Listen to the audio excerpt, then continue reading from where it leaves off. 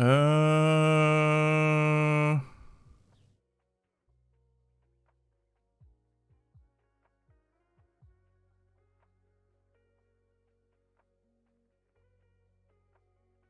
the fuck is this one here?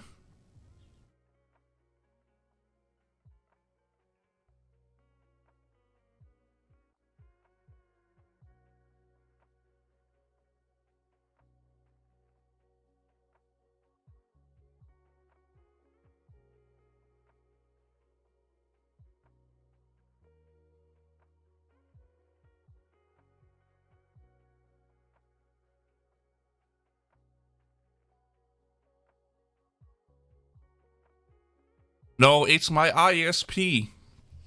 My ISP, I need to fucking bitch to them tomorrow. It's so unstable, it's not even funny.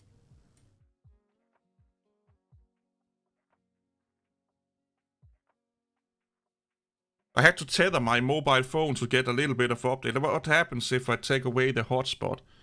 Nope, it was my ISP. It's my ISP.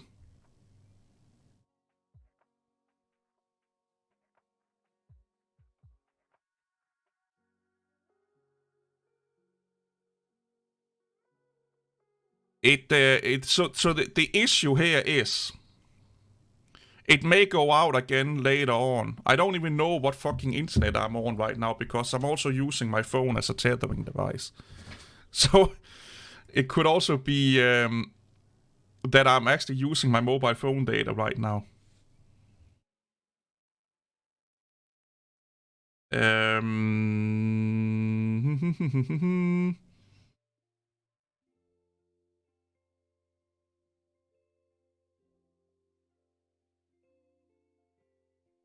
So it's not. I can't speak. Let me try again. It's my ISP that's fucking up. Oh, that's what I want. So I just need to. Nope, I don't have limited data.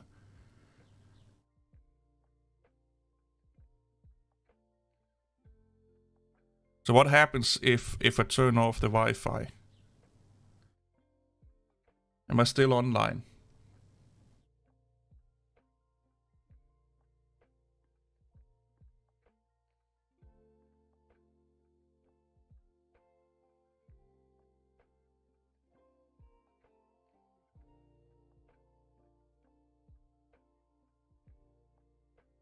No, I think you just pay like a really small amount.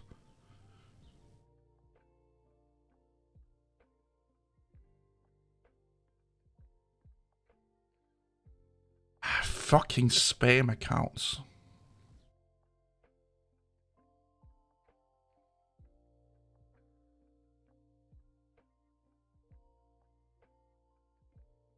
Yeah, it may go down again later on.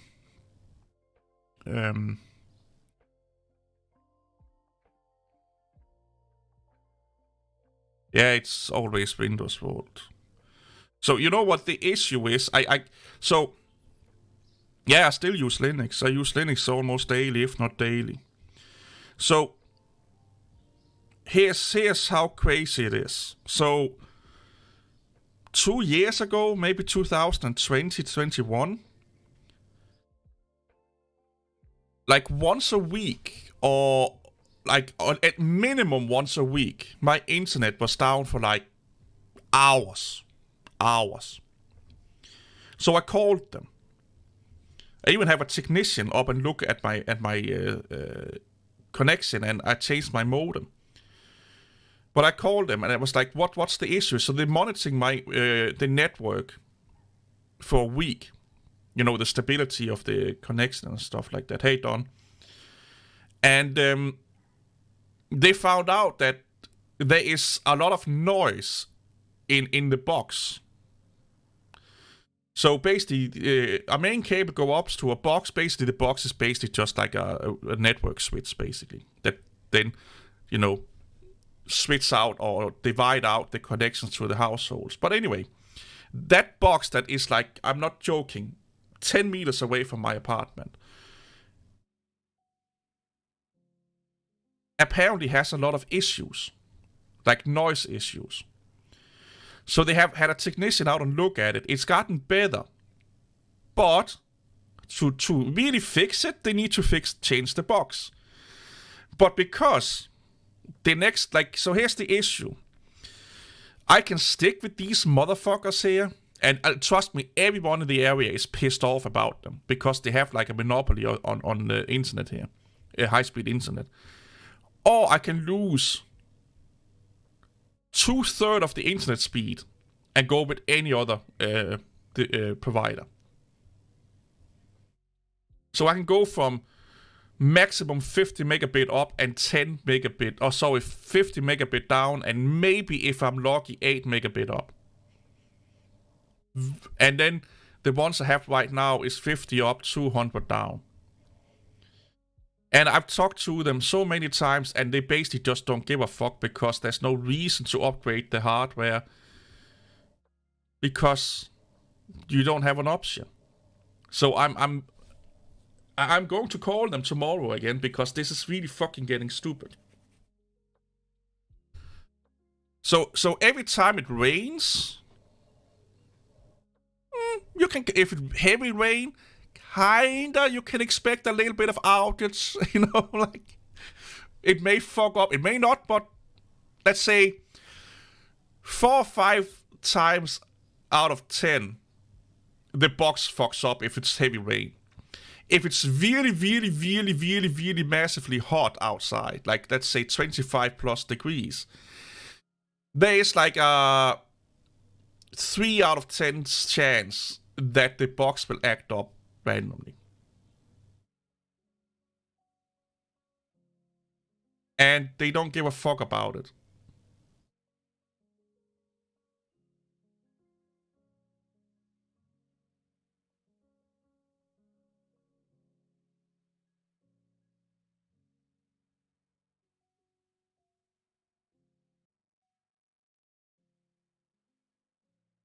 And did I lose internet again? I think I did. Or did I? Oh, we got sound.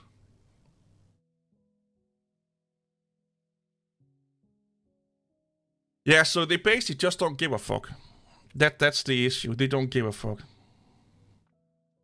It's held up with duct tape and drunk fucking ass people peeing into it, and it's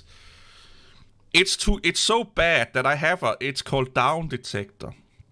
It's an app on my phone, and every time I have internet issues, I go in and check it out.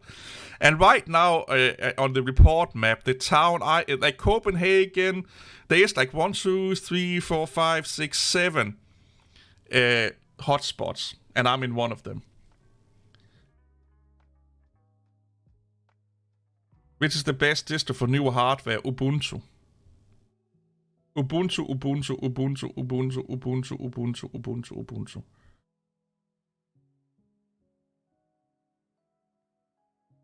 It's so bad that I'm thinking about getting a backup. What is it called? Cellular plan, where I get like 1 gigabyte, or not 1 gigabyte, 1 terabyte of data for about 30, 40 bucks a month. And have that as a backup. And then buy one of those, like SIM card modems.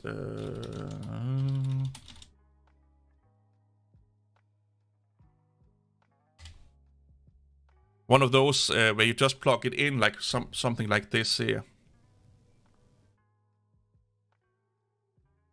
Why is it not working?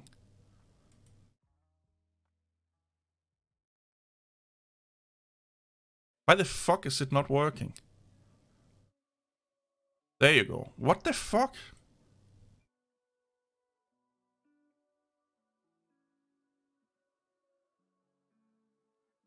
No, Mabel, no. Hardware support don't have almost nothing to do with the kernel because you can backport driver support into the kernel.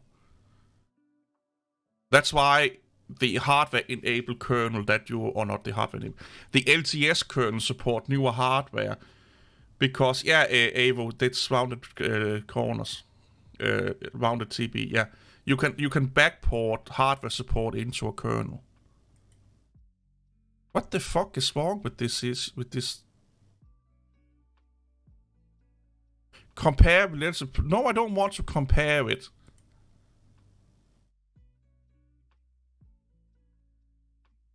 So something like this here.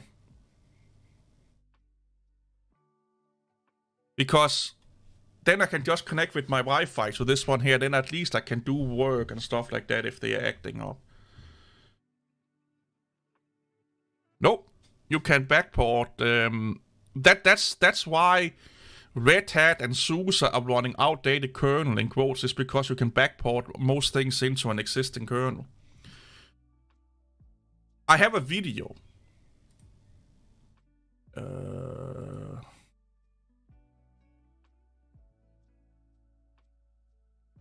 You don't understand package software version numbers, and here's why. Go watch that one. Go watch that one. Because what one distribution called version 1.0 is not the same as another distribution's 1.0. And in it there is actually an explanation taken directly from... Yeah, fuck you. I think I have it linked. Here. Where Red Hat talks about what it means. Upstream, downstream, and blah, blah, blah, blah, blah, blah.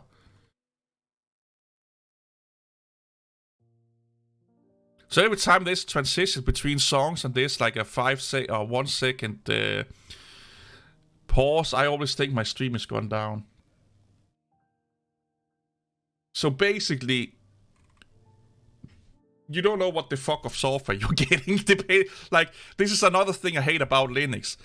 One Linux kernel, like Ubuntu kernel is not the same as a Red Hat kernel, and a Red Hat kernel is not the same as a Fedora kernel, and a Fedora kernel.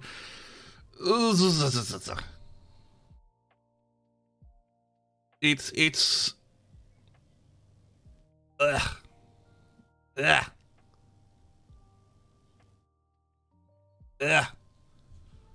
the lack of consistency is just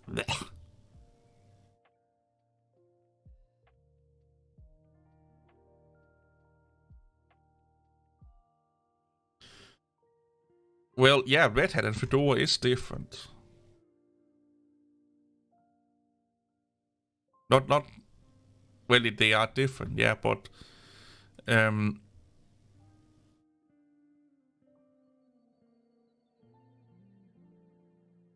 okay, so she's an open source software thing, Meduski. She's from Germany, oh god. She has a TikTok, oh my god.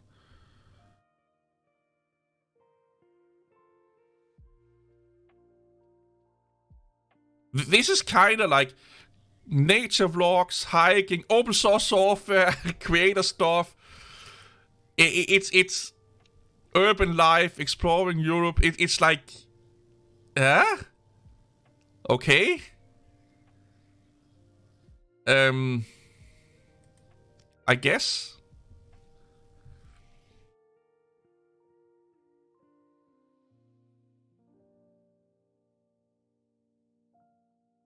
$125 is not bad. Because YouTube don't like you to do all in one chat. So YouTube is really stupid.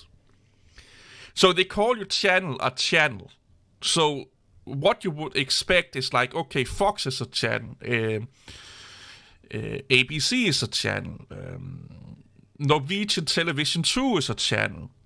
But what YouTube really like, if you really want to advance on YouTube, your channel should not be looked at as a channel, but as a program. So your channel should only do one thing. Or else the algorithm gets confused or something to that nature.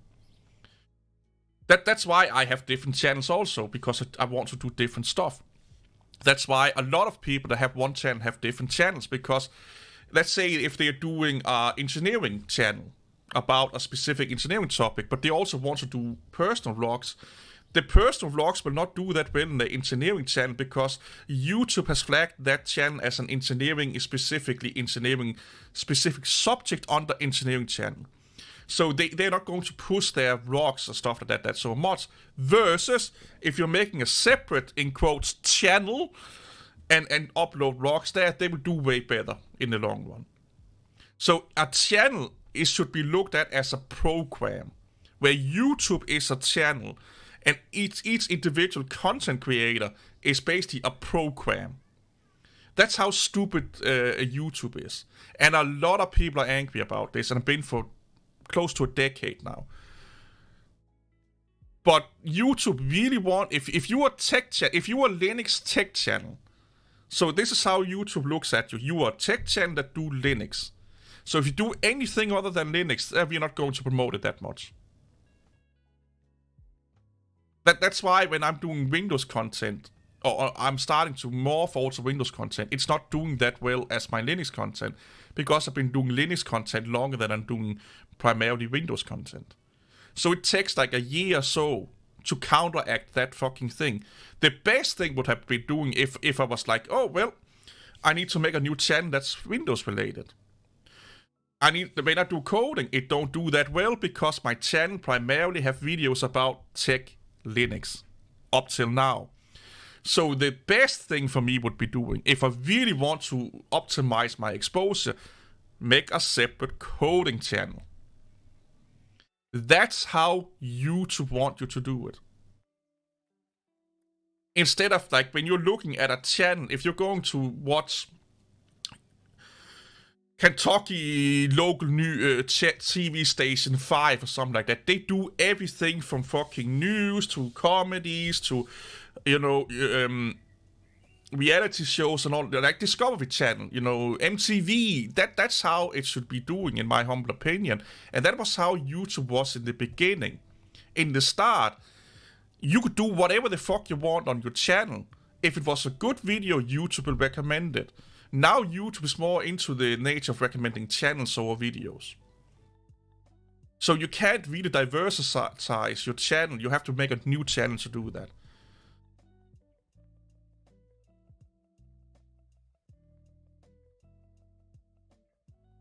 Yeah, you can make no... Yeah, that's why Linus have all those channels. Because that's how you do variety content. So, theoretically, the way YouTube is pushing my channel, I can make a lot of different content if it's tech-related and Linux-related. Anything you can think about tech and Linux will do well on my channel compared to other videos.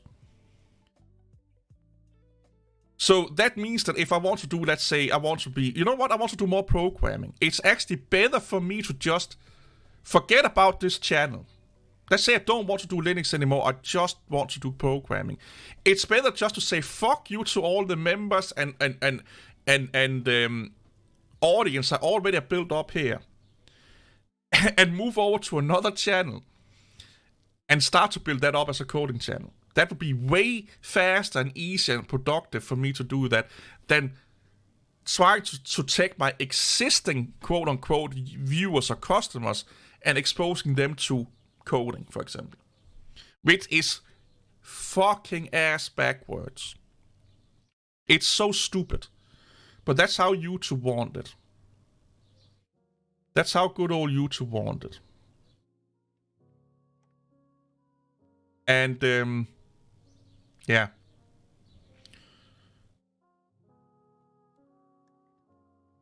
It's fucking stupid.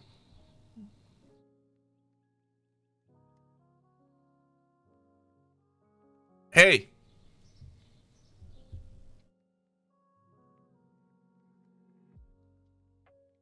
People that use ad blockers. There are legit reason for using ad blockers on some sites. There are many websites What the fuck? One of them is a Linux website. What the fuck is it called? Linux. Let's just search Linux on Google.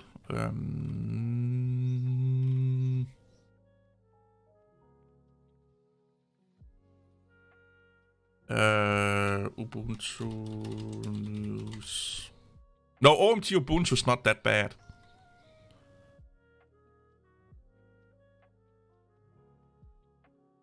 I think this one, Wired, is a really bad one.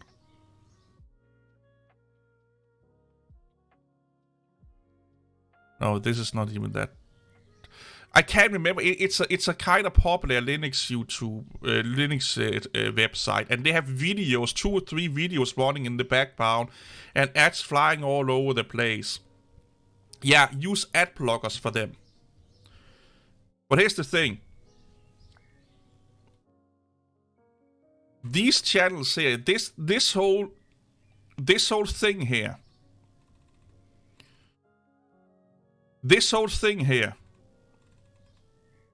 where all of you guys and girls right now is watching on, is that a fucking dildo or a condom? Anyway, this only works. This here will only works if someone is paying at some point. And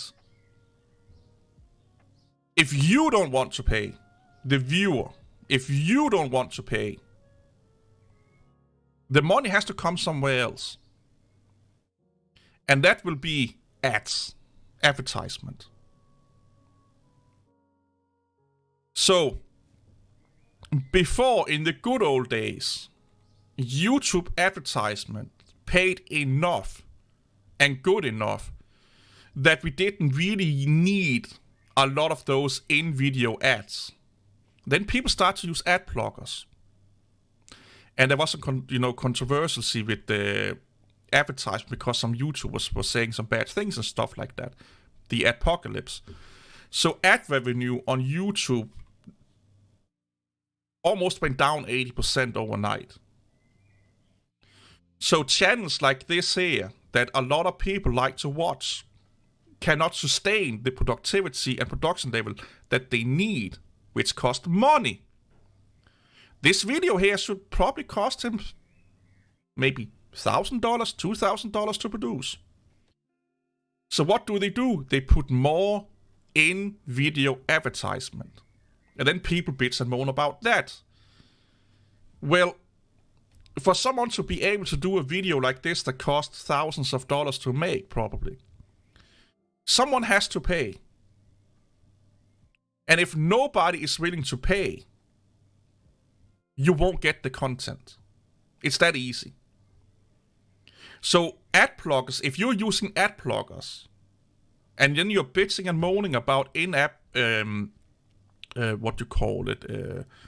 advertisement, and you want to plug that also, you will not have content creators like Jay's 2 Cents, Linus Tech Tips, Tech Hot, blah blah blah, because they cannot justify what they are doing.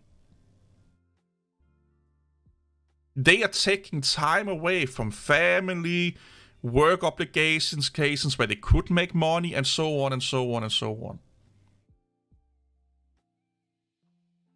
You will not get what you're getting today without someone paying at some point in the chain. So you have the choice. Either you pay up with money, directly supporting them, or you're watching a fucking ad. And yes, there are people abusing ads. I get that, and those channels plug the shit out of them. But people that have, one in the beginning, maybe one every 15 minutes, and one in the end, watch those fucking ads on their videos. That's the least thing you can do. And most ads, like,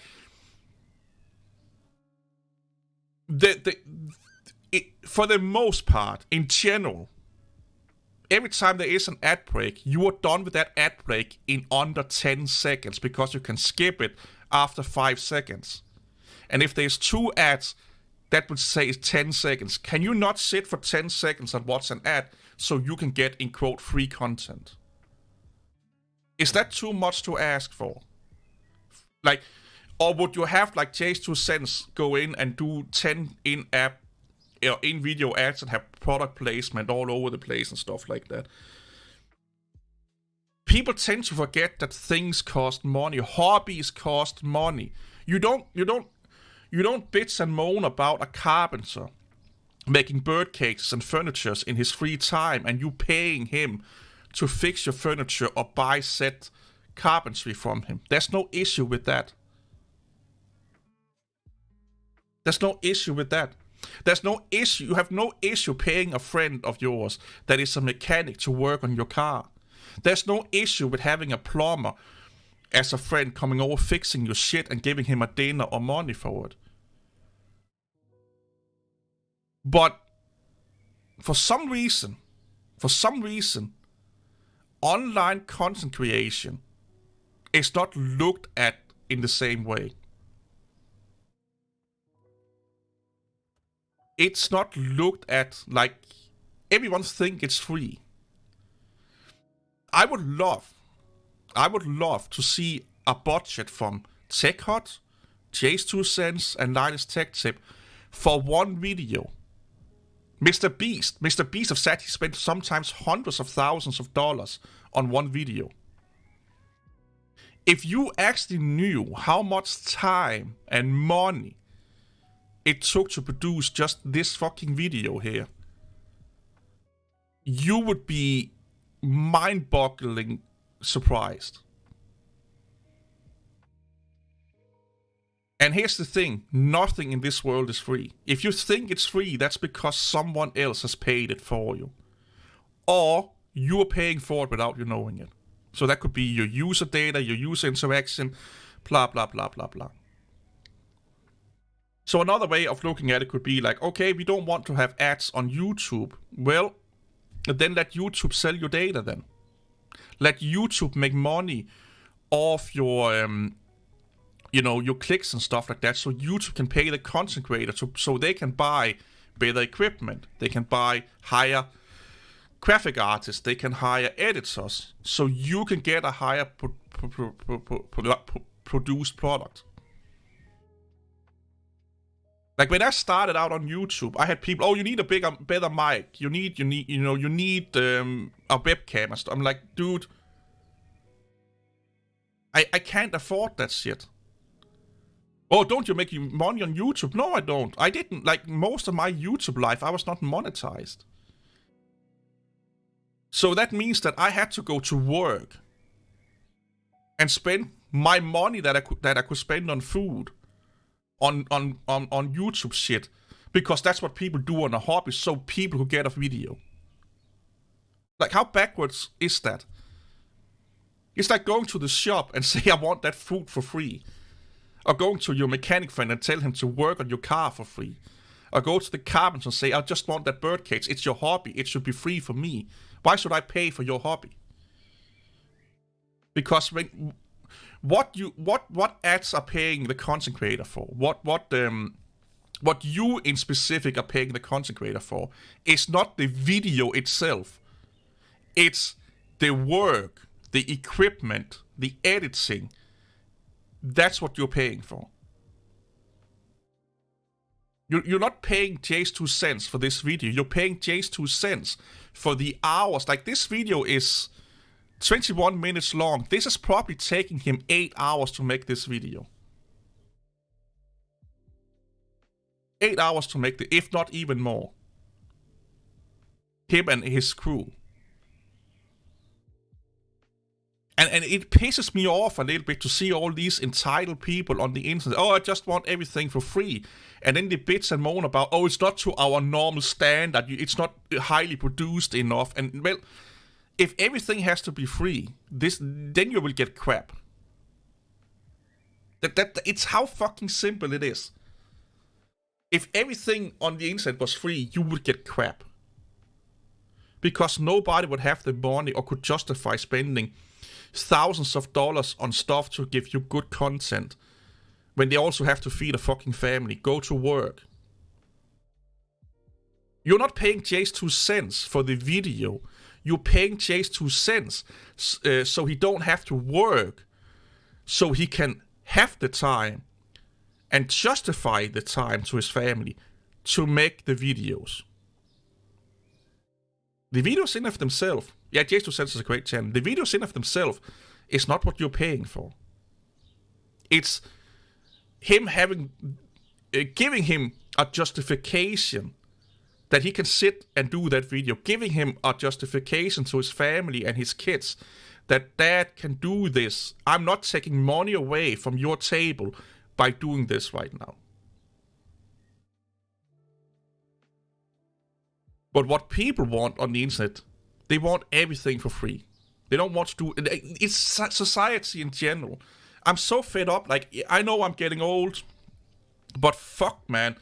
People don't want to do anything for anything anymore. You know? Everyone just wants to fucking get everything dropped in their lap and have to do no effort to get it. Oh yeah, the Linux experiment. Yeah, like I said, Don, there are bad apples out there. Like anything in life, there's always people doing it the wrong way. And those people adblock the living shit out of them. Like, I'm the same, like I said, some websites is overdoing that ad shit. I use ad blockers at work. I know it's hypocritical, but why do I use ad blockers at work? I don't watch YouTube at work. What I do is I do a lot of research. And some of those fucking Indian websites that have really good content, IT research, program research, they have more ads than they have fucking text on the screen that you need to watch. So if they're doing a tutorial about, let's say, printing Hello World in machine code, 90% of the site is ads, you know? So, yeah, I use ad blockers for those sites. I do it. Like I said, you use ad blockers for the crazy people that is abusing the ad system. But don't go and harm people like J2 Sense and all the other content creators out there. Because someone has to pay for him to be able to do that. That's how the world works. The world works on one universal thing called money. Somewhere in the chain of you getting either the videos you want, the products you want, the entertainment you want, there are people getting paid and there are money being needed somewhere in that chain. And if you expect that you should not be part of that and just want everything for free, you are sadly mistaken here. And like I said, there are thousands of ways of paying without actually paying money. So what advertisement is that you are paying with your time. So instead of you spending, let's say, instead of being a member of J2 Sense channel, I don't know what the fuck that is, so you get ad-free videos. Or let's say you are part of YouTube Premium. So instead of putting real life money or money directly from your bank account into it, you now pay by watching an ad. So you pay with your time. Time is also money. And it's 10 seconds every 15 minutes or 20 seconds every 15 minutes or so. Is that much of an issue? For you to get high quality content like J2 Sense, for example. Bitwit. Or Bitwits don't do tech anymore. Paul's Hardware is another good one. Like Linus Tech Tip is also a good channel if you're into that kind of content. Tech Hot, another great channel. Is it really that big of an issue to spend 30 seconds or 10 seconds every 10-15 minutes so you can get that really, really well highly produced content? Is it really that fucking bad? Versus taking money from your bank account and physically putting it into their bank account. I pay for YouTube Premium because I got tired of ads. But I get the light one that only removes ads and don't give me YouTube Music, and it's like, what is it like? YouTube Premium.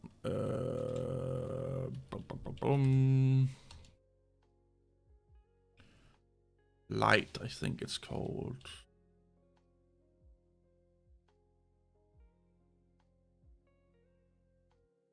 We don't want the Danish one.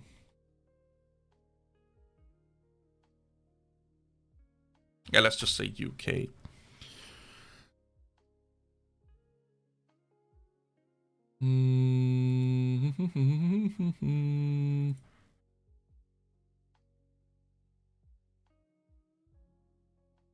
I think I pay like $10 a month or something like that. Yeah, $10, yeah.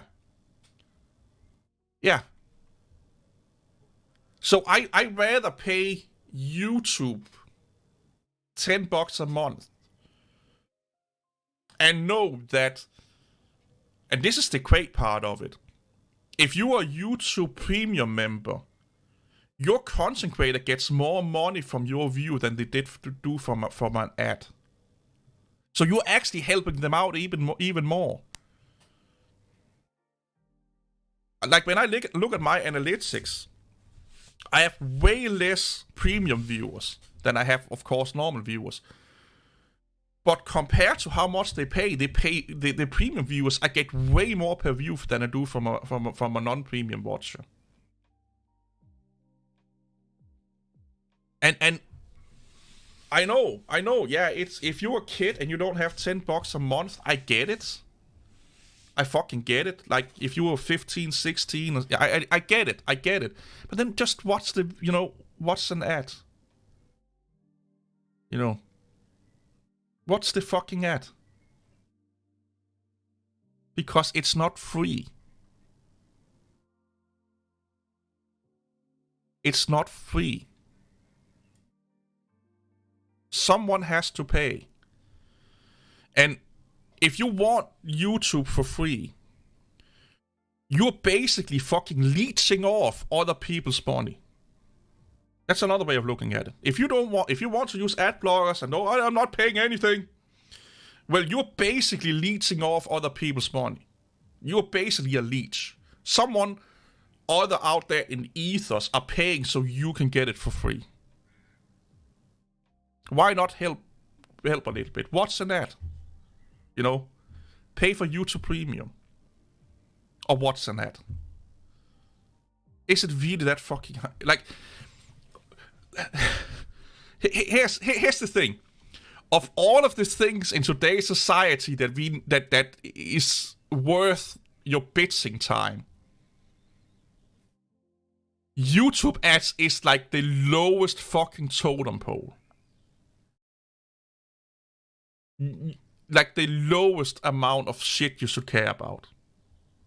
Okay? There are so many fucking issues in this world that is way more important than you wasting, let's say, 1 minute of your time watching a 30-minute video.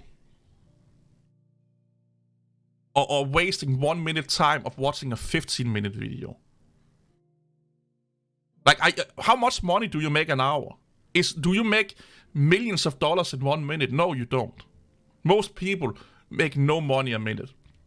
Like, worthwhile money a minute. Meaning, like, a minute for, like, even if you divide my salary up to minute per minute, if I lose 1 minute, it's not even fucking, it would be like pennies I'm throwing out where I could be making money.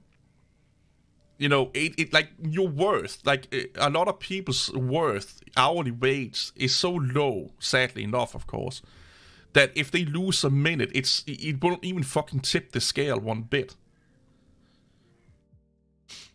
So yeah, if you really want to be the one taking and never giving back, yeah, use ad blockers. Do what the fuck you want. Be the one that don't want to chime in to make sure that this is sustainable. But here's the other thing: if you use ad blockers, you have no right to demand anything from anyone. You cannot demand better quality, subjects, bitch and moan about anything. You have no right to bitch and moan about anything if you're not part of the ecosystem.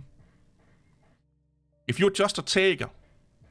It's like going into someone's strange house and eat their food for free without helping with. You just come in, eat their food, and walk away again. You cannot start to demand them making different food to cater your palate, or make it, cook it in a specific way and blah, blah, blah, blah. No. You have no right. If you paid for the dinner, you have right to bitch and moan. If you helped out with household chores, you have right to bitch and moan about the food. If you helped out in some way, shape, or form, in one way, shape, or form, in the production train, or in a way that made that food possible, you have a right to bitch and moan. Ad blockers take you away from the right to bitch and moan about anything on YouTube. If you don't pay for YouTube Premium, if you're not member on a channel, if you use ad blockers, you have no right to bitch and moan about anything on YouTube, because you're not contributing to the ecosystem. You're not part of the ecosystem. You're basically just someone that's coming in, taking what you want, going away again. So again, do it, but don't bitch and moan about anything.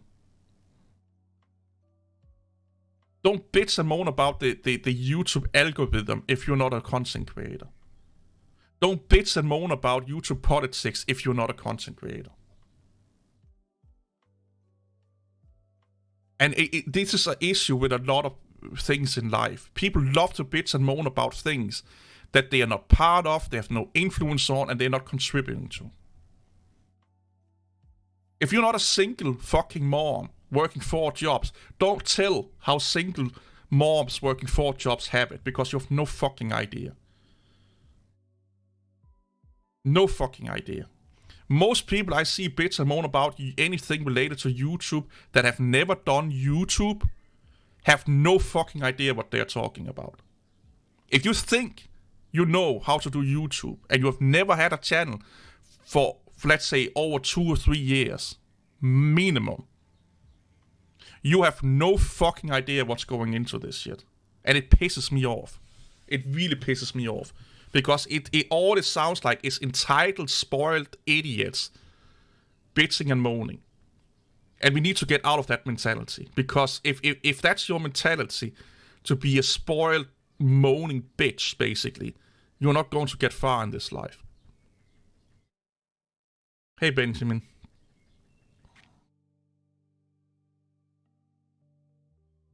It's like... Oh, God.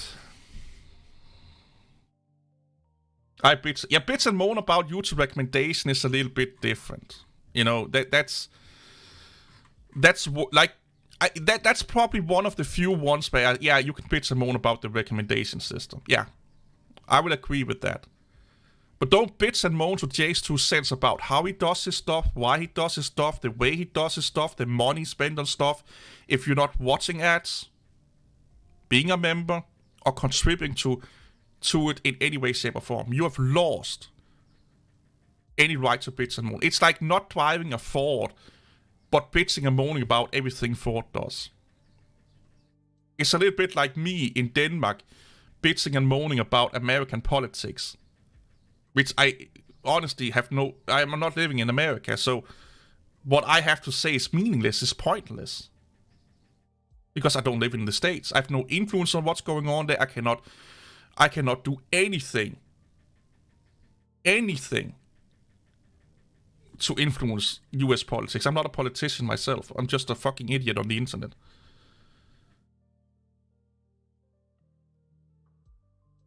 Oh yeah, I watched Jay's 2 cents when he had like 5,000 subscribers or something like that. Oh, Jay's 2 cents did nothing, man. Jay's 2 cents is the best fucking dude on earth. I watched Jay's 2 cents ever since he almost started on YouTube. I don't know if you can see his oldest videos. Oh yeah, we can. They put that back in.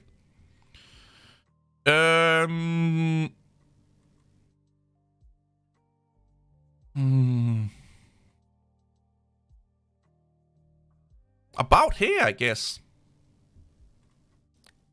Yeah, this was when I started to watch Jay's 2 cents. About here, 10 years ago.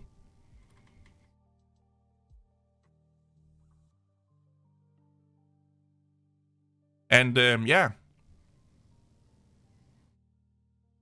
I like his content. He's one of the few non-bullshitter tech channels out there. And he gets a lot of flack for it. But, you know... Oh my god, he actually got Boogie on one of his live streams. I forgot about that. Boogie's a fucking mess, man. Oh my god. If you want an example of someone that should not be on the internet, Boogie should not be on the internet. The same with the Wings of Redemption. Those two should just get away from the fucking internet. Yeah, I like Jay's 2 cents is like, I'm like, I don't agree 1000% with everything he says, but he's one of the most consistent content creators I've watched, and he's not afraid of pissing off a fan base if what he's saying is actually true. Oh, Boogie. So here's the thing. It's easy to pretend to a certain degree, or for a certain time. At one point in time, you cannot pretend anymore. And Boogie tried to be a nice person and pretending to be a nice person, when in reality he's an abusive motherfucking idiot. And that's what his issue was. He was trying to be something he was not. Had Boogie just been Boogie, the manipulative, I can't say that word, abusive, narcissistic asshole that he is in real life, had it just been like that from the day one he was on the internet, nobody would care about it. Nobody would give a fuck. The problem with Boogie is that he wanted to be, or he pretended to be someone he's not. And the sad reality is that's because the person he is in real life is fucking bad, okay? At least Wings of Redemption, I will say, is more or less the same on and off stream. Or YouTube or whatever. He's kind of the same fucking person. He may be a little bit over-exaggerated online, but more or less the same person. So you know that you're getting a batshit crazy southern motherfucker. You know, like, he may be a little bit crazy, maybe a little bit racist and stuff like that, but you know that's him. You know, he's not pretending to be this, oh, I love everyone, I'm so fucking happy, oh, ooh, and then go and fucking threaten suicide to everyone if they don't watch his videos and stuff like that. Boogie is the if you look up covert narcissism or narcissism and people that are manipulating other people in dictionary, Boogie would be the first one there. And the way he's doing it, he's mentally abusing everyone around him. That's why he don't have a lot of friends. Yeah, E-Boss is the best fucking YouTube channel on earth. I don't know what's he up to nowadays. He's still doing the fucking crazy ass shit. Yeah, also, yeah, Bitwit, yeah, he Bitwit don't do tech anymore. Bitwit is doing is it called Super Special podcast?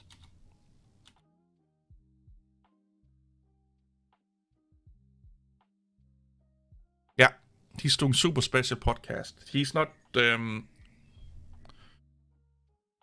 really doing tech anymore. He had like a really bad time the last couple of years. Sadly enough. Oh yeah, the report of the week. Yeah, he's kind of funny.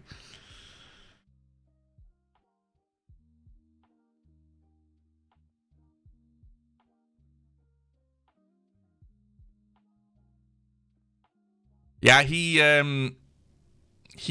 has had some issues, mental. His mental health has not been the best around the whole thing with his wife leaving him and stuff like that. And I'm glad he's working on it and he got it sorted out and he's doing. I just think for me, like, I stopped watching Bitwit like a year before his wife left him. Because it felt like he was not in it. So, like, Bitwit didn't like doing what he was doing. For me, that's how it looked like. What he really liked was when he was with Paul's Hardware and they did that live stream together. that weekly live stream. That was like when I watched Kyle with Paul's Hardware, when they were doing that live stream or tech news live stream and stuff like that, or they were doing anything together. That was when I saw, or at least in my opinion, it looked like that was when he was like, he was there, you know, he wanted to do that, you know. The whole tech thing he was doing and stuff, it just didn't feel like he was in it anymore. So I stopped watching it like a year or so before his wife left him. And, I stopped watching his tech stuff, but I did watch him and Paul's Hardware's tech live streams. I watched those. And, anything else he did, I didn't watch that because it just felt like it was not what it used to be. And then his wife left, and that, you know, it basically just spilled down. It went a little bit sideways. He needed to work on himself, of course. And yeah, I'm glad he's doing this thing that he's doing right now. Because it seems like he wants to do this way more than he wanted to do tech, and that's what you should be doing. But the sad reality is the podcast is getting way too oversaturated.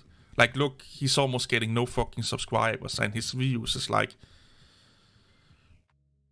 yeah, it's a sad thing. But I think podcast has kind of run its course for a little bit now. If you're not like a massive YouTuber or a massive podcaster, it's really hard to get it because everyone is doing it now. Everyone and their mom has a podcast. And when everyone and their mom has a podcast, that means that it's diluted so much that it's almost, the market is just not there for most people anymore. You need to have you need to build your brand outside of podcasting, where in the start or in the beginning, the start, in the early days, you could build your brand or your name up doing a podcast. Right now, you can't really, you need to be really lucky to do that. Exactly, it's about what blogs is 15 years ago, yeah. And it would not be surprising that podcast will die out in not so long time. And people will still be doing them, but it will not be like this, you know, everyone has to have a podcast. It will just be some would do it like, you know, just because they like it. I need to. I still want to do a podcast, but I want to. It's just time, man. I don't have time for it, sadly enough. Because it makes no. And again, the audience I have, it makes no. It's not justifiable for me to do a podcast alone. I need to have someone to interview. Because it's not doing as well as doing anything else that I do. No, it's TDP. I already have a name for it. I already have like 6 episodes on my podcast. But it just don't make any. I can't justify the time either, time or financial wise. Because my time would be better spent building up my 2 other channels and doing stuff on this channel that's not podcast related, because it do better.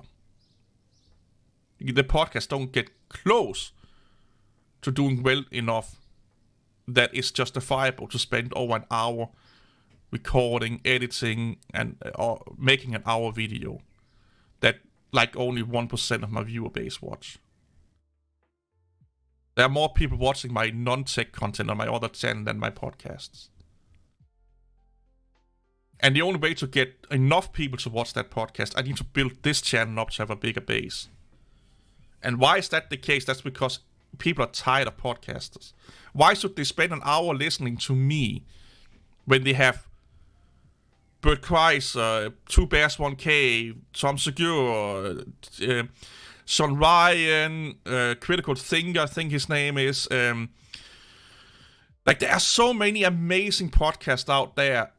So why the fuck should they watch a fat idiot from Denmark talking tech when they can watch all of those fucking amazing podcasts? There's just too much choice right now. You know? Yeah, online content is definitely in a weird spot. And that's because And it comes a little bit down to advertisement. Because people, so here's the thing.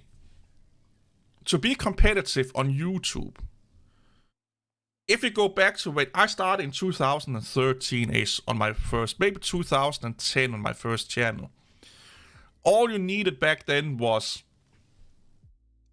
a microphone and some form of virtual, like a gameplay or anything, but a okay microphone. And then if you had the right personality, you can make it.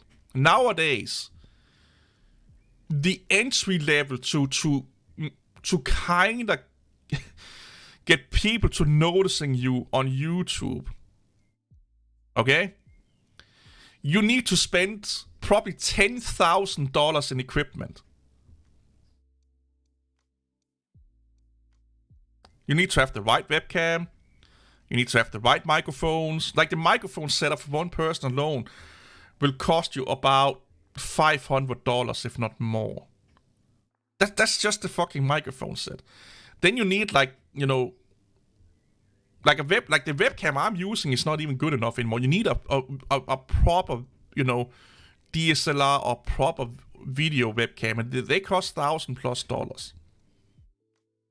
Then you need really good editing software and skills. And how do you get that? Well, you need to take courses. So that's probably investing $500 or $200-300 into editing courses.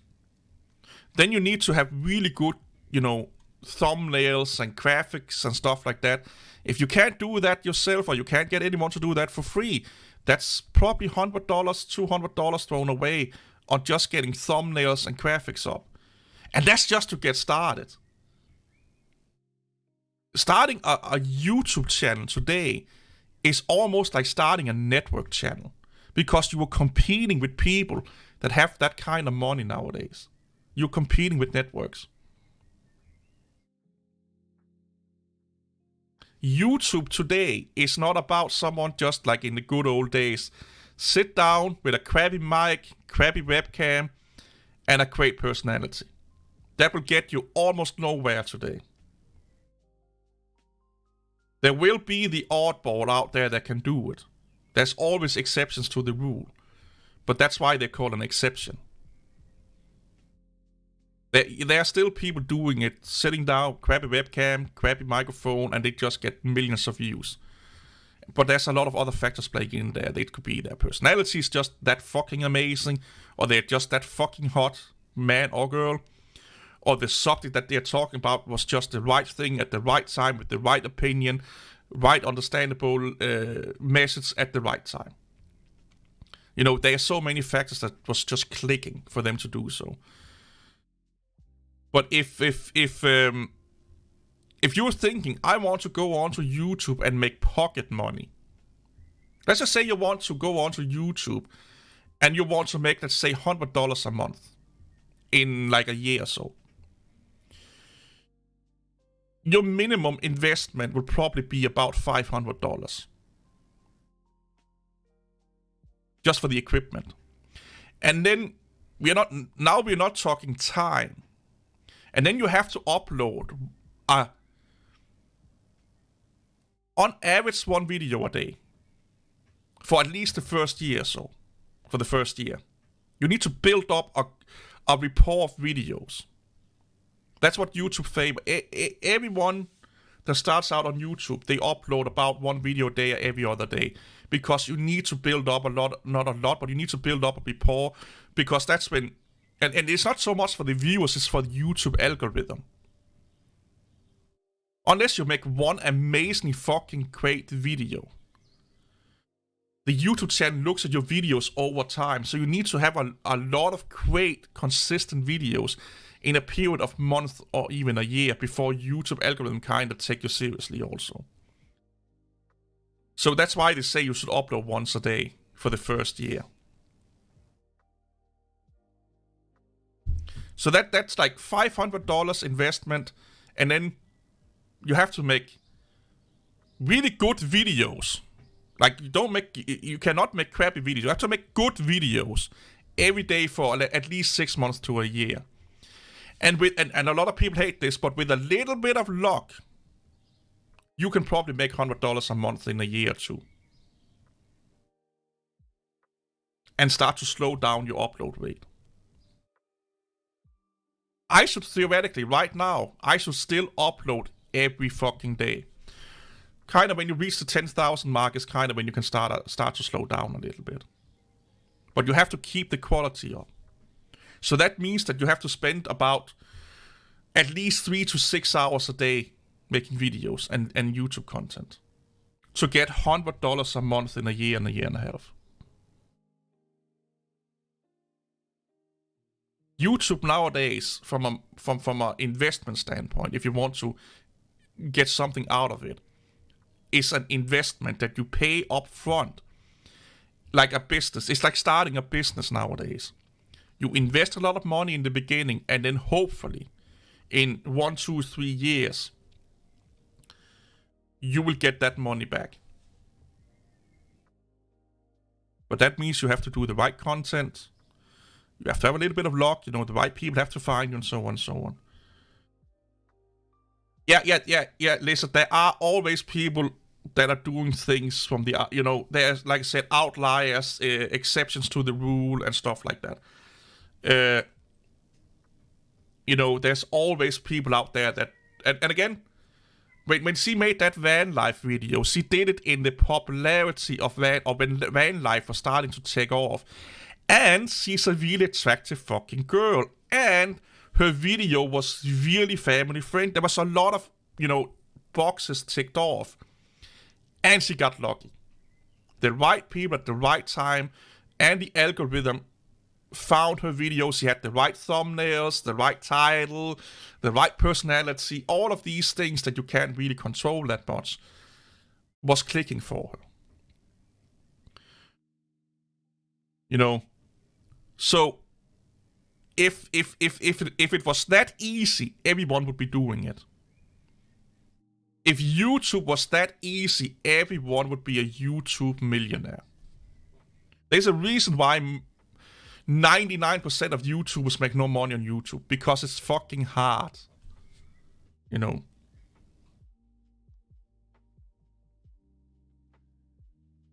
Yeah, you're right, Don. You're right.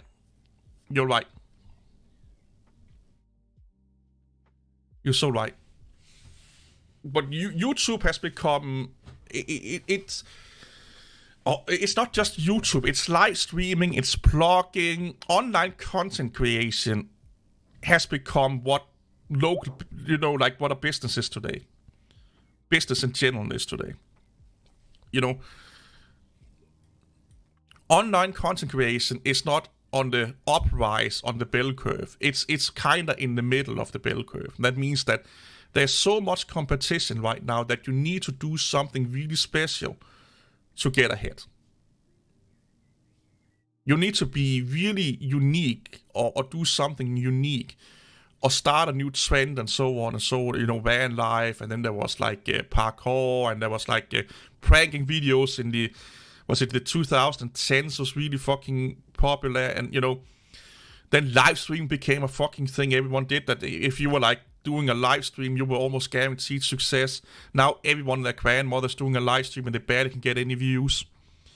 It's just oversaturated. So when a market becomes oversaturated, it becomes harder and cost more to get into the market, because you're competing with people that they may not have the talent, the personality, but they have the money they can throw at it. So they can buy better equipment, they can hire editors. So the content of the video, some will say that's Linus Tech Tip. The meat and potato of the video is not really that good, but the editing, the flashiness is really fucking great. And that will attract a lot of people. There is a lot of content creators out there where the subject of the video is not really that good. The presenter or the person doing it is not really that good at what they're doing, but the production quality is top notch. The The graphical aspect of it is top notch. The CEO is top notch of the setup of the channel and the videos, but the core content, the subject matter, and the presenter is like average. You know, that's kind of where I put Mr. Beast. I don't really like. Mr. Beast is not a personality I like. Mr. Beast is not even like, to me, he's just like he's one of those irritating kids that won't shut up in the background. I don't like his personality that much, and to me he sounds really all the interviews I've seen with him, he sounds massively full of himself and arrogant. I just don't. He's not a personality I like. But his videos is so fucking amazingly well produced, and the subjects are the right subjects, and the thumbnails are the right thumbnails. But his personality is by far the in my humble opinion, is by far the weak point of everything. Is him as a person. But I do watch some of his videos because the subject is interesting, the people he talked to is interesting, or the thumbnail was just interesting. But him, like when I watch interviews with him, like podcasts that he's on, he bores the living shit out of me after 5 minutes. And he think he can make every content creator into the next Mr. Beast because he's so fucking smart. And then everyone he gives fucking advice are not Mr. Beasts. You know, they're not on his level. Do they get more popular? Yes. But they don't get massively more popular.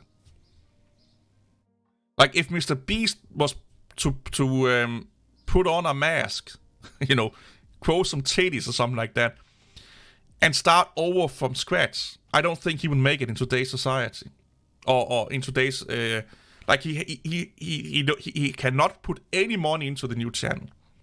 He's going to do it like anyone else. Give him like $100 webcam, $100 microphone. Make a channel without him doing. He cannot hire anyone to do anything for him. He has to do everything himself.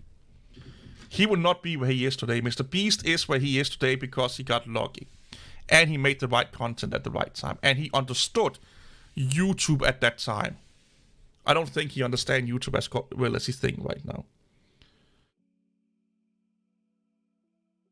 And that's what you get when you become popular. Then you think you understand how it is, and you forget that when you're the topmost, like if you're the most paid singer, you know, the singer that sells most records on earth at this point in time, you forget that alone has so much power behind it that you can almost do anything and make 10 times more money and get 10 times more attention than if someone without that name behind it did it.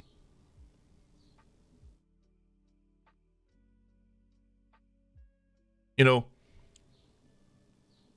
if Mr. Beast made the videos he made today and was called something else, and he was not the face of the thumbnail and stuff like that, they would probably get half the views that they're getting today. A lot of his content is getting views because he's Mr. Beast. It's the brand recognition. And then they think that's because of skill. It is kinda. It takes skills to build up that brand.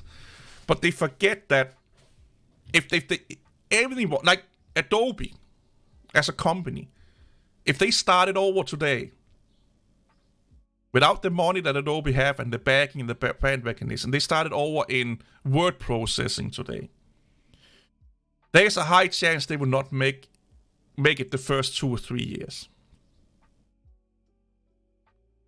Because a lot of Adobe's success is because of the brand name Adobe. It's the same with big YouTubers. A lot of the big YouTubers are still relevant because of their brand. Now it's their brand that are basically carrying them. And they tend to forget that. And I see that a little bit in Mr. Beast. when I hear his interviews. He's like, oh, I can take any channel and make them massively successful. I have no doubt he can make them more successful than they are today. Like, if Mr. Beast was like, hey, Kent, you fat idiot, let me help you out, I would listen to him. And I would do what he was telling me. But I would not expect to become the next Mr. Beast. You know, I would expect to be, you know, my channel to do better. Maybe double or triple the exposure and stuff like that. And the money and all of that shit. Triple everything. Maybe even quadruple everything or something like that. But I would not expect going from getting about 1,000 views per video to 1 million views per video after he's talked to me. That's not, or going from 4,000 subscribers to 4 million subscribers, or 500,000 subscribers after he talked to me. It would probably be a 10, 20, 50% increase. You know? And to me, that's a lot, but it's not like, wow, this is a fucking genius we're talking about here. That's just something that understand YouTube, just like there are hundreds of other people that understand YouTube maybe better than he does. Yeah, I could take Mr. Beast and put him in all my videos, and they would automatically do billion times better than they do right now. And he could just be standing there looking like a fucking drooling idiot. Because it's his name and his brand that are carrying that shit. It's just not sustainable in the long term. Put him in the thumbnail. I should kind of do that. Mr. Beast, don't do tech videos. Because it's not, like, technically it's not a lie.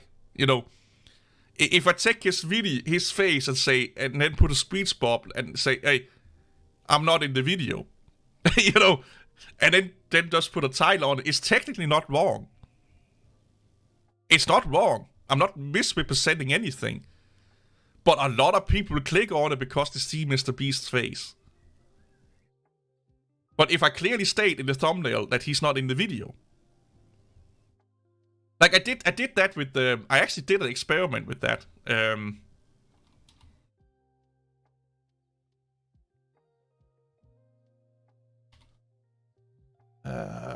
Is it on this video? Or this channel?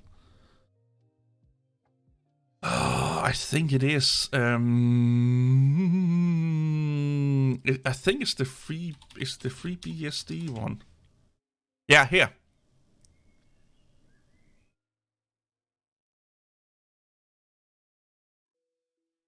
I put a hot girl in the thumbnail. I've done this before. I put girls in thumbnails. Here, for example. And people will click on that fucking video and thinking, like, I have people here yelling at me in the comment section because this girl was not in the video. And nowhere does it state that this girl is going to be in the video. It's like watching a sexy girl using a deodorant. And then when you go to buy that deodorant, thinking that she's coming with the deodorant. It's advertisement.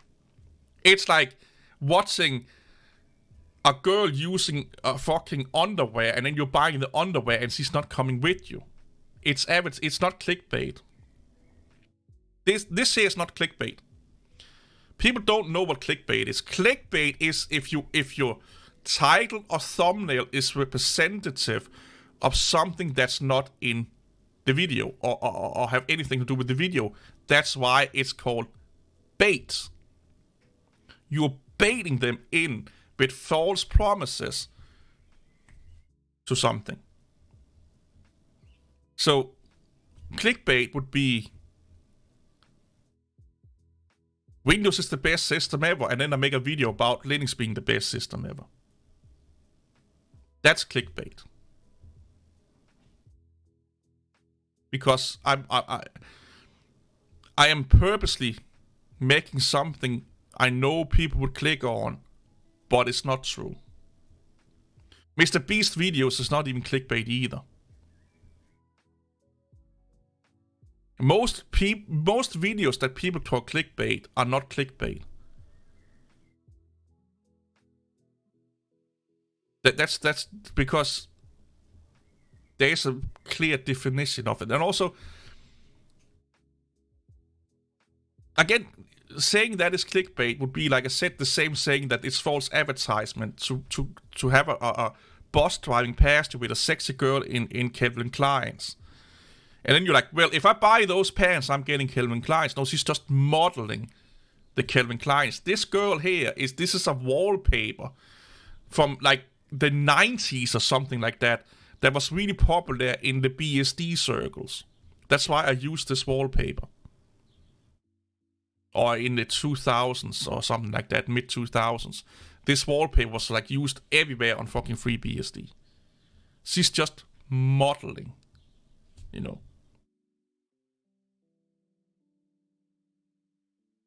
No, if I put him in my thumbnail and I have somewhere in the thumbnail saying that he's not in the video, like I can take his face and make a speech bubble saying I'm not in the video, by the way. That's not clickbait. Because it clearly states he's not in the video. It's obvious that he's not in the video. So it's not clickbait. Clickbait would be like, if I take Mr. B's face and I make a speech bubble, let me show you how to do C#. And he's not nowhere in the video talking about C#. That's clickbait. No, a thumbnail. So here's the thing. This is what people tend to forget about thumbnails. Thumbnails is the equivalent to this.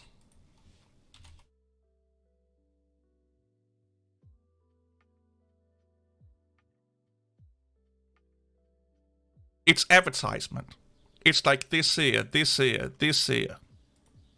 This is what a thumbnail is. It's a advertisement for your video. So clickbait could kind of be looked at as, what is it called when they're advertising some, false advertisement. That's kind of what clickbait is, to some degree. It's false advertisement. But a thumbnail is basically a YouTube video's equivalent to an ad, or a poster, or a billboard that should make you want. So here, this is meant for you to want to buy these sodas, you know, or buy the product, or you know, that's what a thumbnail is meant to be. A thumbnail is to get you in the door. The thumbnail, and the title is about what, theoretically, what the video should be about, of course. But the thumbnail is to get you to click on it. It's an advertisement to get you to click on the video. That's all it is. And as long as the thumbnail has a representation of what's going on in the video, it's just an advertisement. Like I could have like you could put like a waterfall and say why Linux and not BSD. It's still relevant. It's still the same. You could put a fast car in it, or two fast car racing, have one with the FreeBSD logo on it, and one with the Linux logo on it, and say, and again, why Linux and not FreeBSD? The subject is about why is FreeBSD not as popular as Linux. Still relevant. So the representation of one car being further ahead of the other could be further ahead in popularity. There's a lot of wiggle room with thumbnails when you think about it. But what thumbnails really is, they are basically our version of billboards, advertisement, blah, blah, blah. So what billboards and stuff like that is meant you to get in the door of the product or get you interested in the product. What thumbnails is get you interested in clicking them. It's the same dynamic. Get you in the door. You know, buy 3 get 1 for free. That's you know what a thumbnail is for us. It's to get people to click on it. Most people use the thumbnail as an indicator on if they should click on the video or watch the video or not so much the title. That's why when you look at YouTube, what is the most prominent thing you see on YouTube? The thumbnail. Because it's the most important thing to get people to click on your video. The thumbnail. Oh, good old Mr. Beast.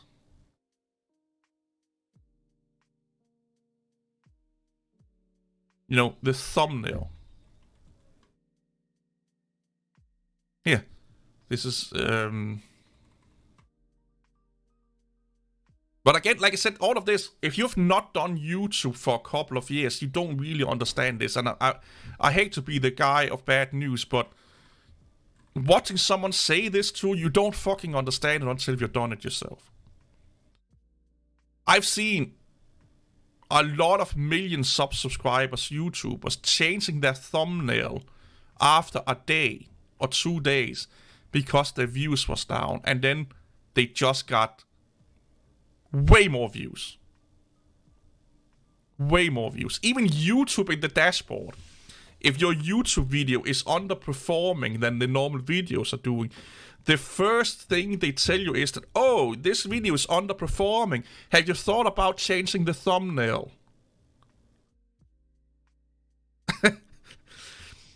This is the most important thing on YouTube, is the thumbnail. Which is also the one that I'm the worst at. But it's the most important thing.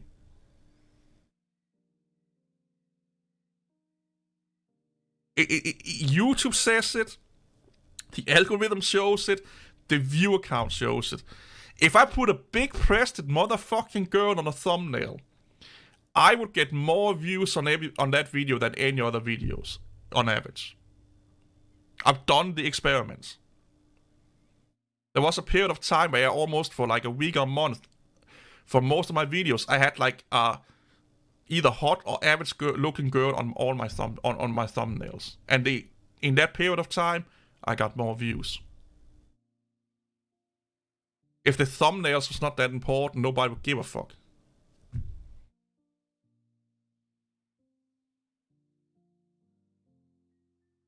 Sadly not, no. It's one thumbnail for one video. But that may change in the future, I don't know. It's actually a really interesting idea if you could have like a thumbnail for under 18, over 18, you know, or Danish people versus American people. It could actually be really interesting. Yeah, because then you could have like also different languages. So let's say you had the video in a primarily Spanish-speaking area. You could have like a thumbnail with Spanish language on it. You know, stuff like that. That could actually be a really interesting idea. That's actually a really good idea. And then it automatically put like this closed captioning on when you see the video. Because the fun thing is, I've been trapped in this a lot, to be honest. When I look at like back reviews and EDC reviews, I see like English titles in thumbnails and on titles here, and then I click the video, and it's like a Spanish or French speaking person. You know, I see that quite often, to be honest, especially with like Philippine or, you know, like Mideast Asia and Spanish speaking areas, where the video title thumbnail is in English, but the person speaking is speaking, you know, Philippines, Malaysia, or Spanish or something like that. Yeah, video titles can be auto-translated, yeah. But it could be like, if you had like a demographic that was like 50-50 between English speaking and Spanish or something, or you had like a high demographics about foreign languages, it could be nice to have like this video here. Could be good to have it like benchmarks in Spanish and French, and that would be it. So we had the English thumbnail, the Spanish thumbnail, and then maybe some other, you know, the third most spoken language or demographic in the thumbnail. And then just depending on where the site is loading for, on it will just serve those thumbnails. That would like. Yeah, I don't understand why the fuck they have not done that. That's actually really stupid. They have not done that before. And it's not that fucking weird. Like, all they need to see is where you, like, when I'm viewing this site right now, they know I'm viewing it from Denmark. It's not difficult to figure out where you're viewing the site from. They know where you're viewing, what country you're viewing it from. So it's just a matter of, oh, you're viewing it from this country. Is there a country appropriate or language appropriate thumbnail? Oh, there is. Let's serve that instead.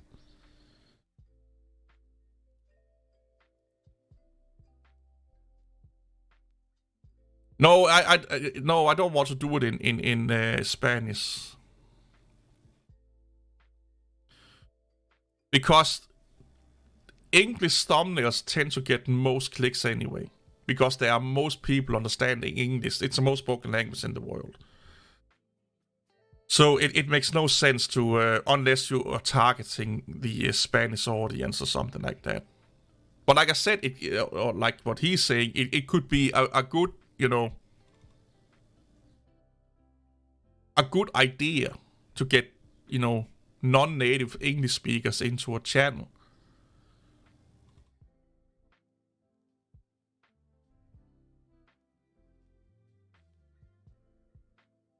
Oh, that's a Be Quiet. I kind of like them.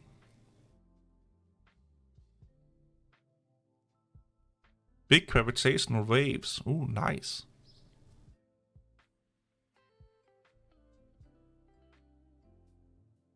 It's not even a troll experiment.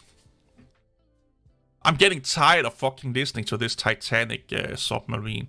Or Titan submarine.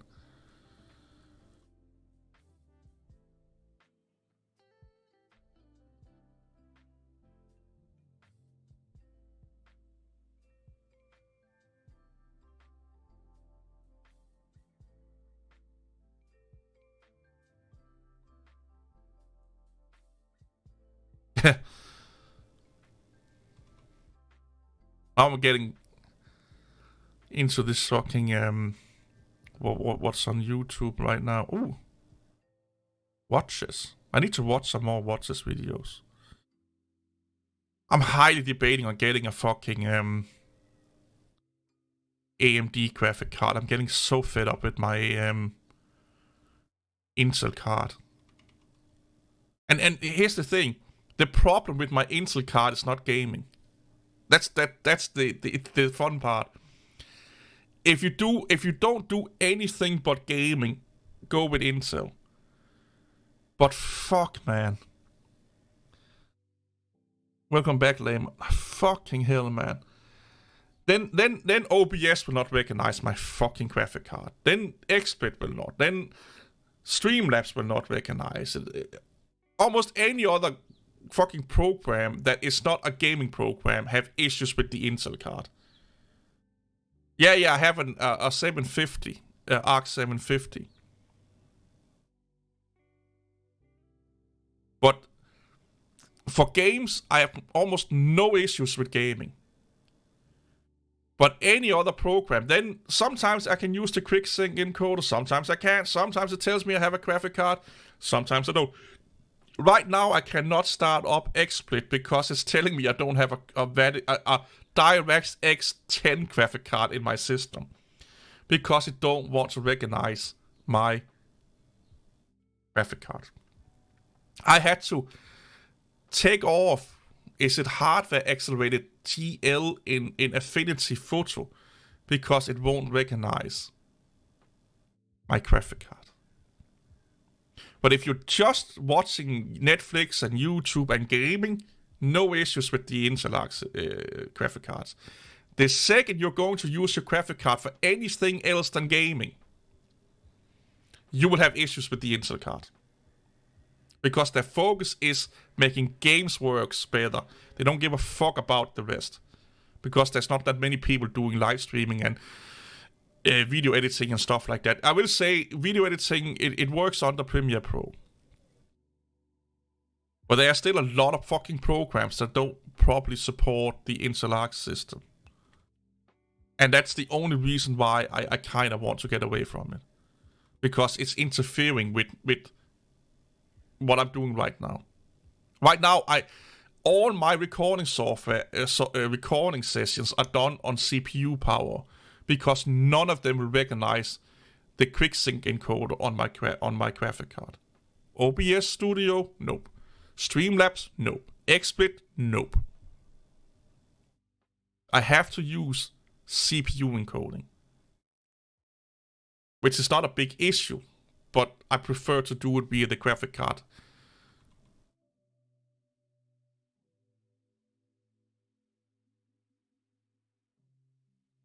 It's just mind-boggling how bad the productivity side of the Intel cards are. It's really bad.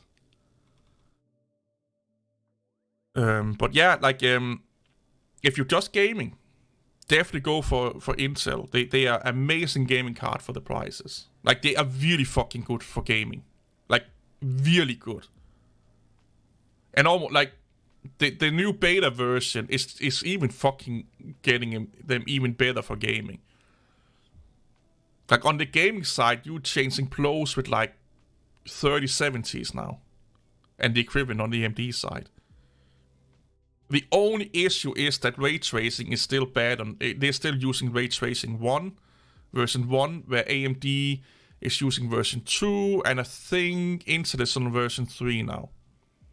So if you're big into ray tracing, don't get Intel cards. But if you're not into ray tracing, like for the price that you're getting the Intel cards for, and that they're changing close with like 3070s and 460s and stuff like that, and 460 Ti sometimes, or not far behind for the amount of money that you're paying for them. Yeah, it's yeah. I can definitely recommend them. But if you're doing live streaming, video production, any productivity thing, I would stay away from the Intel card. But if you're just a gamer, go for it. I hope so, Lamer. I hope so.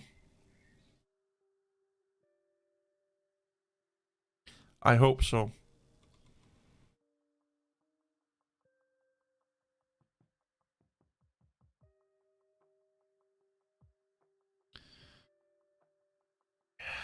What is it, Apple costing now? It's still up there.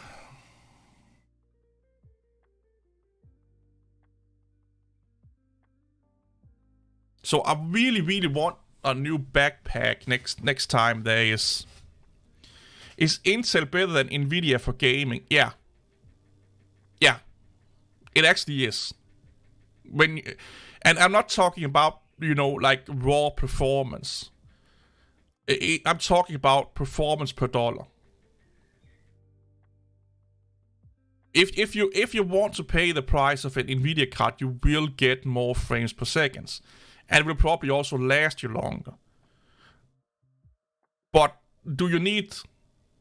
Let's say you have a 60 FPS screen. Anything over that is more or less useless. So if Intel could give you a gaming performance equivalent to the hardware that you have, go for it. If you're gaming over 4K, or if you're gaming 4K, I would probably not go with the Intel. I would probably go with Nvidia or AMD. But 1440p and 1080p, I would go Intel. And here's the thing, I would not get the 770. Well, I kind of would get the 770 because it has more RAM. If you're doing 1440p, it could probably be a good idea to get the 770 because of the more RAM that it has. If you're 1080, stick with the 750 and save the money. Like it's like you will have no issue playing most, if not all, 1080p games on max, and also with an Intel card, and it is almost half the fucking price. If you go up to like the 770, you're now competing sometimes with the fucking 3080 and stuff like that. From a gaming aspect, I don't regret buying the card.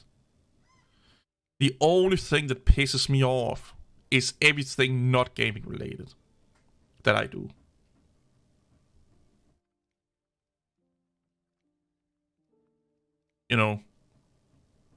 But Nvidia is better than Intel. So if you take like a 4060 versus a 750, you get more frames out of 4060 in some cases. But the 750 is only like 5 or 10 frames behind it. You know? Like, how much more frames are you getting for, 30 or 40% more price increase? That's what you should look at. And if you're only gaming and you're not into ray tracing, it makes no sense to go with Nvidia 4000 series. It don't. If you only care about gaming and you don't care about anything productivity and you don't care about ray tracing, Intel or AMD is where it should be at, because the way that Nvidia is butt fucking its customers and expecting them to pay for the fucking session is unbelievably stupid that people allow them to do that. Like, people that support Nvidia in the 4000 series, they are so fucking... I don't know how I can say it in a nice way, but they are basically getting abused and used by Nvidia. But people have been brainwashed with marketing and what have you, not to just automatically Nvidia is the thing to go for. And if you are on the productivity side, Nvidia is king. Nvidia is king for everything productivity. Everything productivity, Nvidia is king. But if you only care about gaming and you don't care about ray tracing, and let's say you're 1440p and down, I would go with the Intel Arc cards. I would. I really would. Unless I could get a really good deal on a really, really high-end AMD card.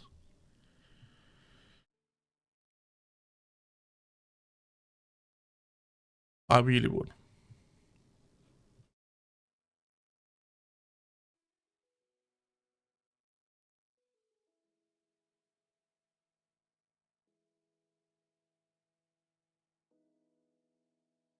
No, Nvidia is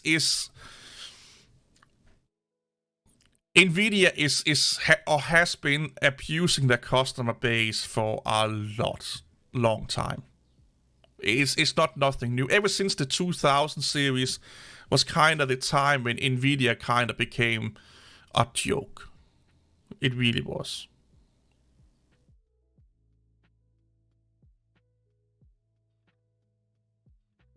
Yeah, mine's just one hell of a bug, yeah.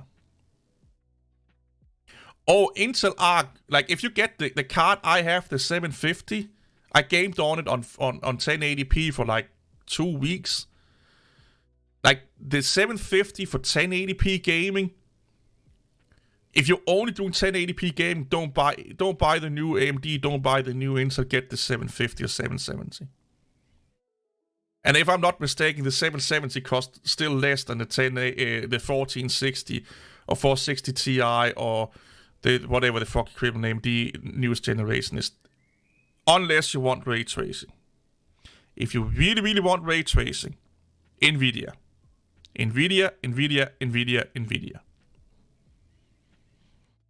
But if you're a 1080p gamer, go with the Intel. 750 would be more than enough for you.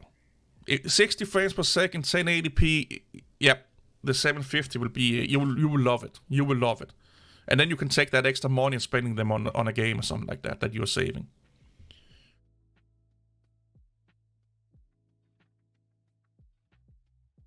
Ray tracing on Linux. I don't know how good ray tracing is on Linux. Don't get the new... So here's another thing. People, don't buy the 7000 series AMD CPUs, okay? Don't. I am so regretting not getting an Intel system.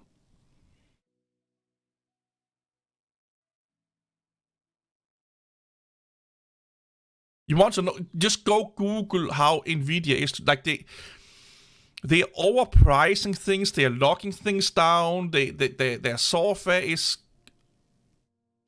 crazy. they it's just there's so many fucking issues. The quality of their products have decreased over the years. They're just not built right. They are massively bullshitting their third-party vendors. Like, you want to know why Nvidia is bad? EVGA stopped making graphic cards because of Nvidia. They are so bad towards the third-party board vendors and tech reviewers that it's not even funny. No, humans, that's not why Nvidia said fuck Nvidia. Most people don't understand why he did that. Linus Torvalds don't like Nvidia because Nvidia don't like GPL. And it makes them really hard to work with if you're a GPL product. That's the only reason why he hates Nvidia. Because Nvidia, because they're the big dogs, they don't want to bend over and say, yes, I see that 1% of the market really want that. Let's waste a shit ton of money to satisfy 1%. That's why Linus Torvalds don't like Nvidia. Because they're not just bending over and saying, yep, yes sir, GPL and open source is the best thing ever. Yes sir. And they are now, but back then, they almost never cared about Linux at all. When he made that comment, they didn't give a fuck about Linux. They do now. But back then they didn't. And he wanted to work with Nvidia, and they did not want to work with him. That's why he made that statement. It was because they didn't want to work with him, he wanted to work with them. And the way that the arrogancy and the whole like, oh, blah, blah, blah, and all that fucking shit that is typically Nvidia just didn't fare well with Linus. But the way that the Nvidia is with Linux and open source today is totally different. Totally fucking different. That meme that fuck you Nvidia has been outdated the last 5 or 6 years. And has no base in what's going on with Nvidia and Linux right now.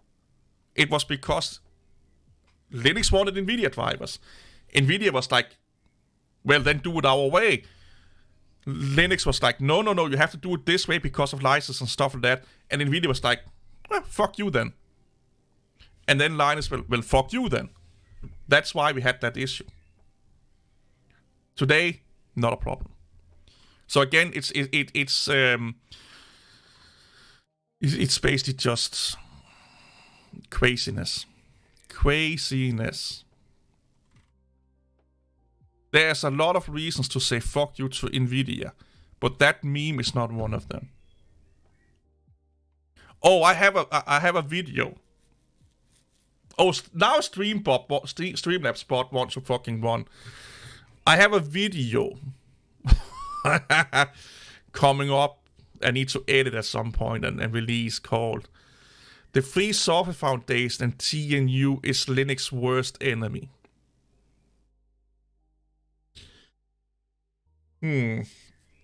It's basically me shitting. And the video on record is over 40 minutes long. It's basically just me talking about all of the fucking shit that the Free Software Foundation TNU has done to Linux the last 30 years.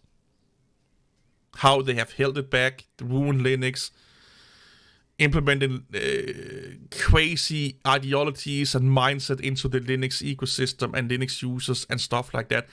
I call the Free Software Foundation TNU ISIS at some point.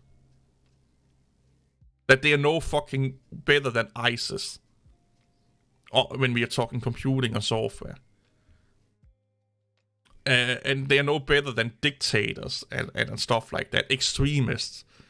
I think I call them almost every bad word on Earth. I call them extremist fanatics, ISIS, like dictatorship, like for all you Free Software Foundation and TNU lovers out there, you're getting a rude awakening. Because the Free Software Foundation and TNU, they don't give a fuck about software. They are political activist group. They're basically Antifa for computing. That's the only thing they care about. The only thing they care about.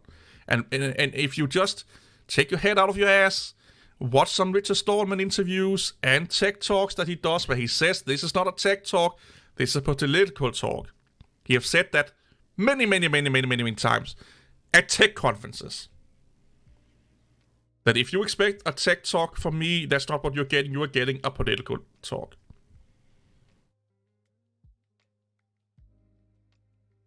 The sad reality is that we are just using a lot of GNU tools in Linux. So therefore people think that, well, that must make them the good guys. Just like we are using a lot of Google shit on Linux. So that must make them the good guys. Well, if you are having a printer system right now running on Linux, you're more likely using Crop. That is an Apple product, an Apple project. So if you have to be a good guy, or if you are a good guy, if you do good things for Linux, Apple is a good guy.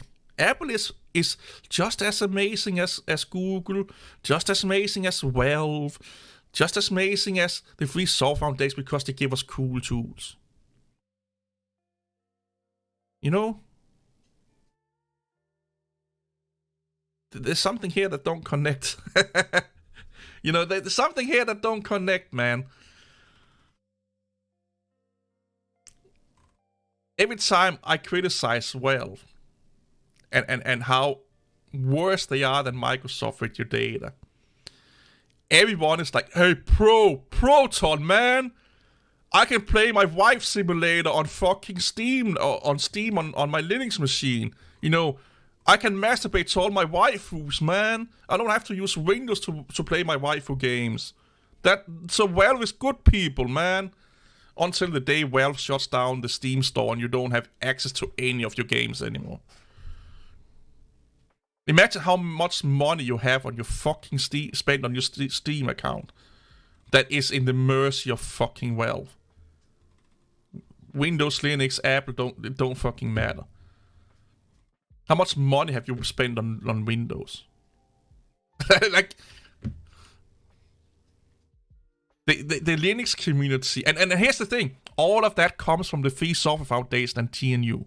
Okay, they're the one that have fostered that mentality into those users. They have infested that clueless mindset into a lot of people. Nothing beats physical media. Depends on what you're talking about.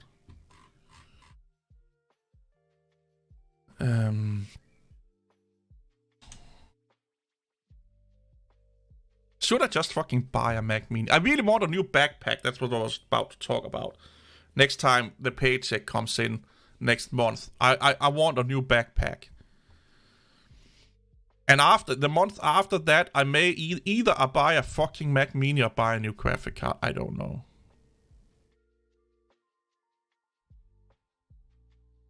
Exactly, Lamer. Exactly. If Windows gave us DirectX 12, Microsoft is a good guy. Microsoft is amazing. Microsoft is our pals, man. There were still people defending Red Hat in my video about big businesses will ruin Linux for the about what I was just saying right now. But they give us amazing software. Well, then don't be a righteous freedom or whatever the fuck it is that you believe in, or anti-big business and anti-this and that, if you're then like, well, as long as you give us cool shit, we don't care what you're doing to us. You can't have it both ways, man. You cannot call Microsoft evil and bad because they're doing X, Y, and Z, and then because the other companies are giving you cool shit on Linux, it's okay if they do it. Either you're consistent and all companies are bad for doing the same shit, or you're not. You cannot be angry at Microsoft for doing telemetry and data collection, but not at Google because Google use Android and contribute to Linux, or not at Valve because you can play your games on Linux. That logic is so fucking Like, it's not even logic there. I don't know how you can, like, it's showing an obvious bias. That's so obvious that their opinion makes no sense.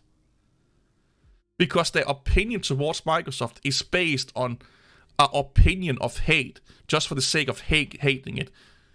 Where Valve is doing the same shit, Google is doing the same. Again, I say this a lot. If you are angry for what Microsoft is doing, who is Microsoft trying to be?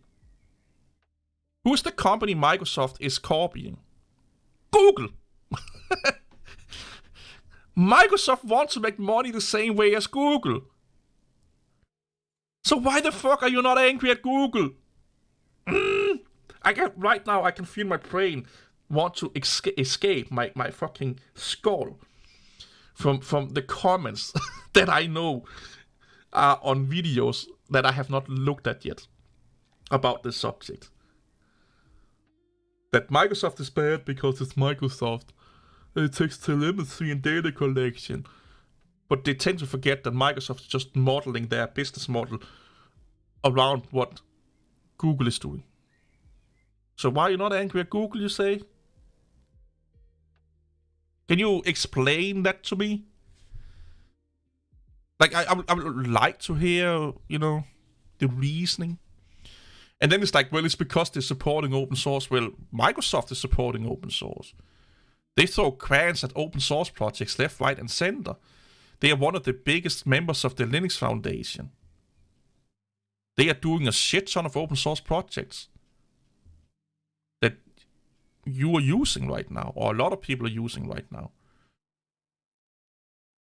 And again, all of this comes from the Free Software Foundation hating Microsoft and proprietary software.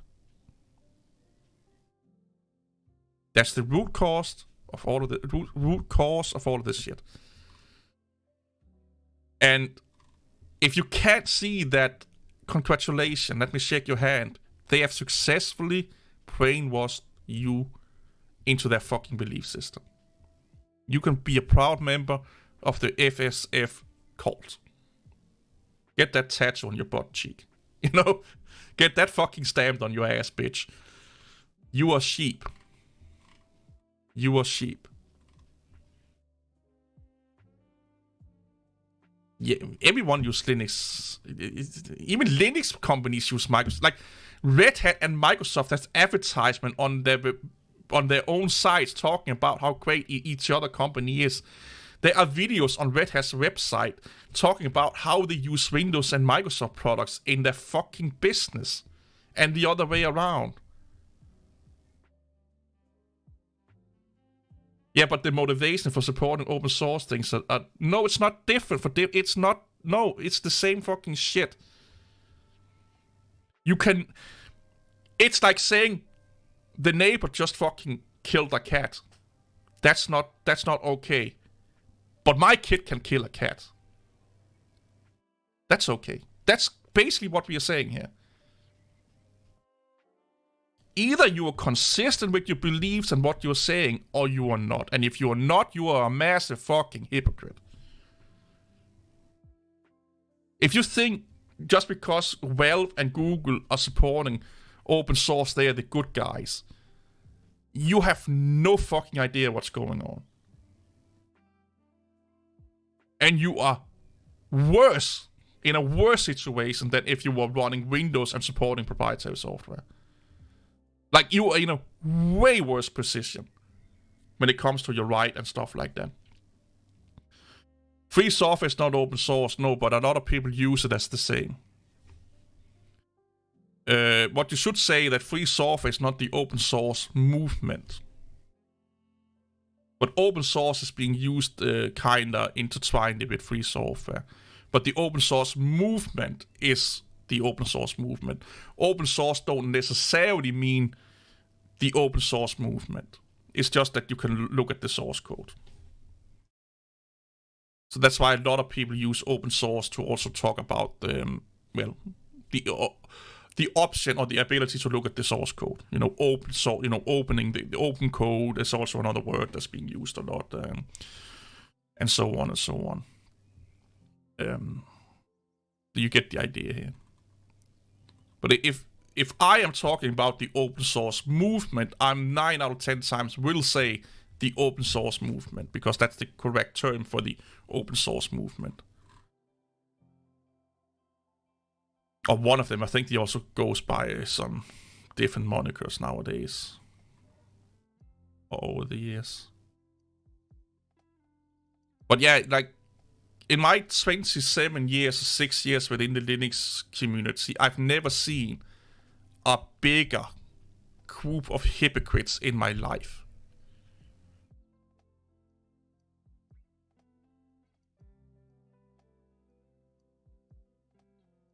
No, I'm not talking about politics, because the open source movement is not a political movement.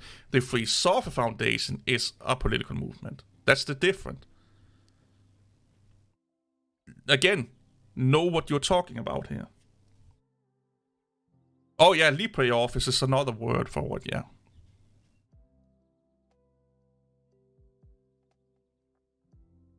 The open source movement is they actually made the open source movement because they were tired of the political aspect of the Free Software Foundation. So the open source movement is about getting shit done. The Free Software Foundation is about politics. They could be further from from each other. And they also made the open source movement because people misunderstood free software in the term of they thought it was, it didn't cost money. So they made the term open source movement, so people could understand that didn't mean that you didn't have to pay for this, or you had to pay for the software. Because a lot of people are looking, it's free software, so I don't have to pay for it. Well, you have to. What is that? What do you mean by free software then? Well, you can freely dispute it, you can look at the source code, you can freely alter it, and so on and so on.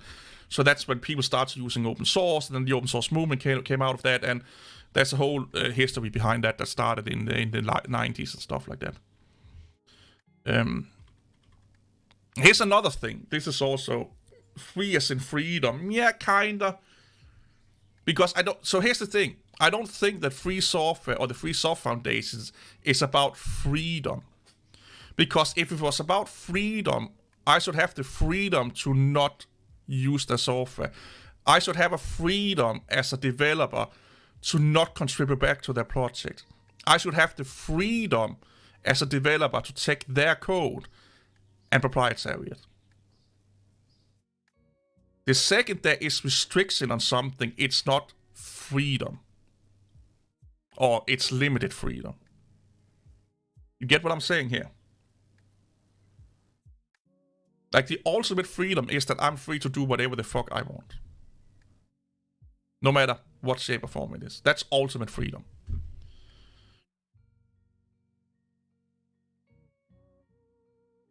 Oh, what I was about to say is that a lot of the Free Software Foundation nutheads. If you're using Linux and open source, it's because you're making a political statement, okay? No, it's not. No, it's not. It's only a political statement if I choose to make it a political statement. If you tell me that's a political statement, that's your opinion, but not mine, and it's not why I'm doing it.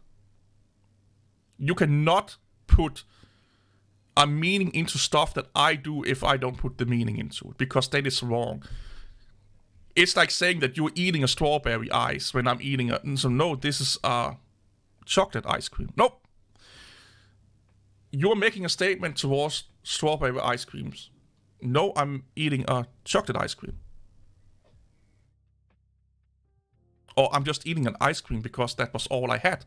No. This is a strawberry ice cream, so therefore you're making a political statement towards strawberry ice cream. No, it was the only thing that was left in the fridge, and I wanted an ice cream. So just took what was left. I'm not trying to make a political statement. I'm just eating a fucking ice cream. Not everything you do is a political statement. It can be if you want it to be. But you should be the defining factor if it is or not. I'm so fed up with other people telling me what I'm doing with my life because they wanted to fit into their narrative. No. Yes, indirectly giving support to something, but that don't mean it's a political statement. That don't mean that it's because giving support for a project don't mean that you agree with their political statement. It just means that you're giving support for their product. So if I'm using OpenOffice or LibreOffice, if they had if let's say one was Republican and one was Democrat, that don't mean that by using one of those two software that I'm now aligning with the Democratic Party or the Republican Party. What I am doing is that I'm supporting their product, but not their political movement. Imagine every time you use the product, let's say VLC, you have to okay, what is your political leaning? Okay, I'm using VLC. I am now, right now, me, Kent, I am now signing a paper saying that because I'm using VLC, I'm also now supporting the political leaning of the VLC developers and product and company. You have to do that with each and every fucking product that you're using, then. It's so fucking stupid. It's you can use a product without supporting their political movement. You can watch an actor or movie without agreeing with the politics of all of the actors and movie makers. Just because you watch a movie that is made by a batshit crazy social justice warrior, that don't mean that now, I must be a social justice warrior right now because the director of this movie is a social justice warrior. One of the actors is a Republican. The other one is a libertarian. So I'm fucking everything right now. Fuck that, man. I must be agreeing with everything right now. That's what you're telling me right now. Or that's what they are trying to want you to think. That makes no fucking sense. You right now, if you're using open source software, there are probably people from all over the world with all different kind of political leaning that have done or have their fingers in that software, with code or anything like that. So if everything is political, you now are agreeing with all of those political statements. It's what?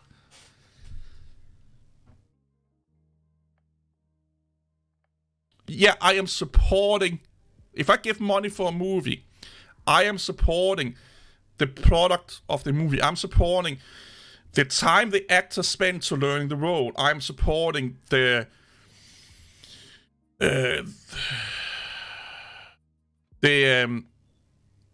director's what is it called? Creative vision of the movie. I am supporting the story of the movie to some degree. I'm not supporting that political movement or leaning. That's optional.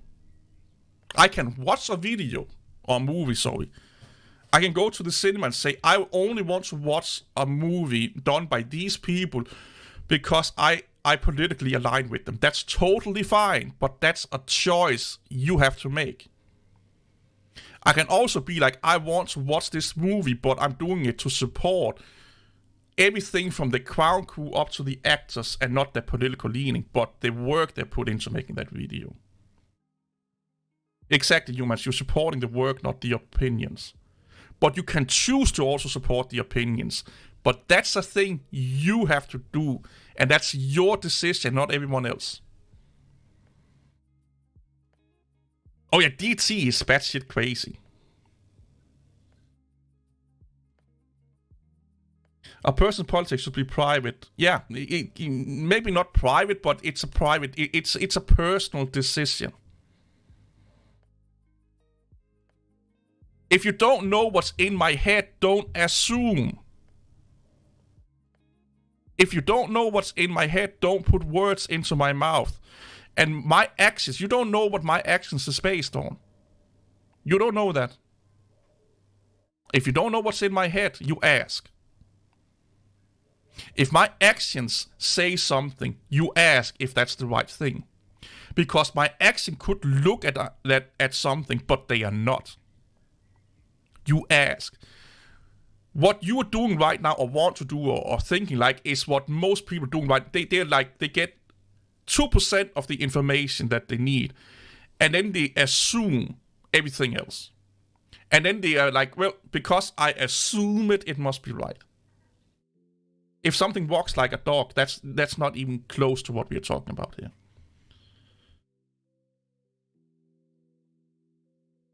So again, you are assuming that I'm doing everything a person is doing is politically motivated.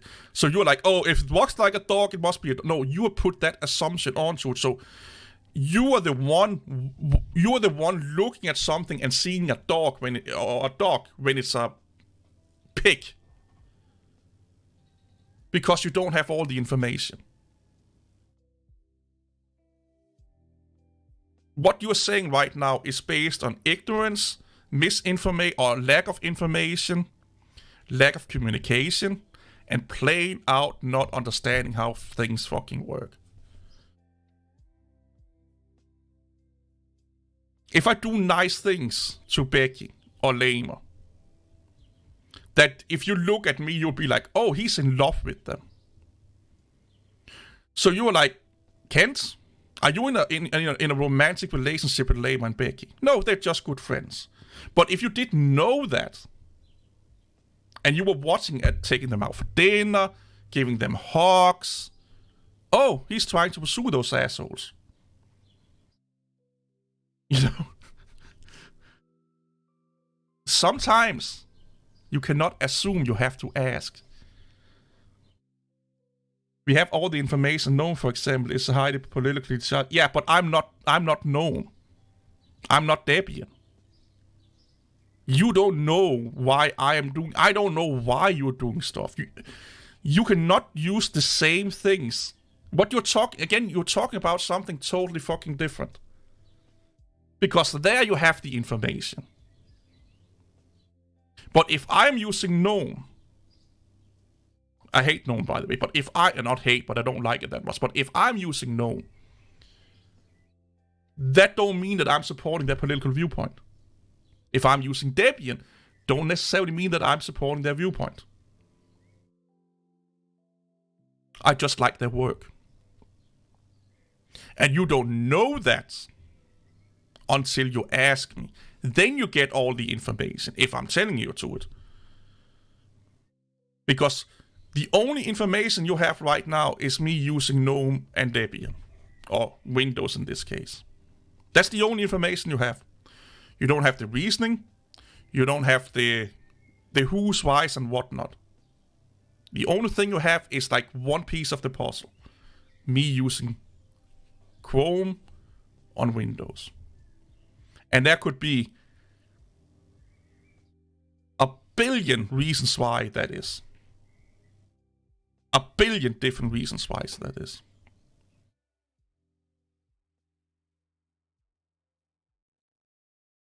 Yeah, I'm supporting their work. I'm not supporting their political movement.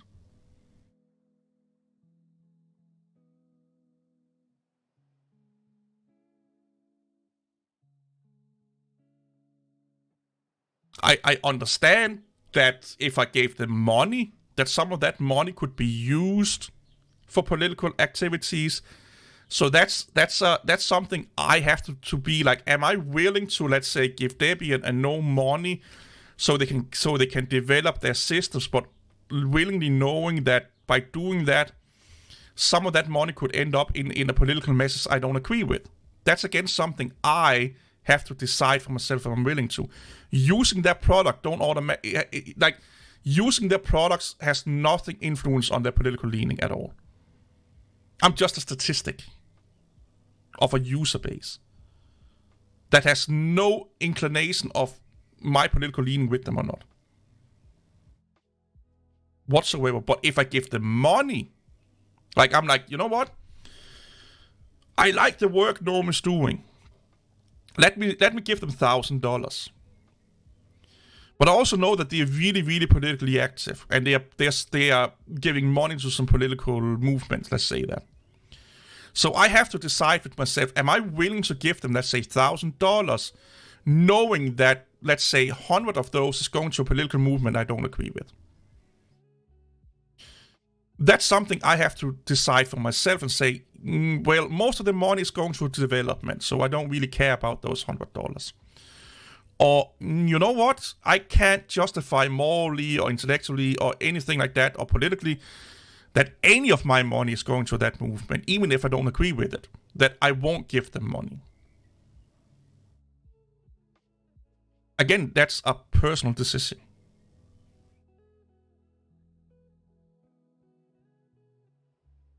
I have given a lot of people support that I don't agree with a lot.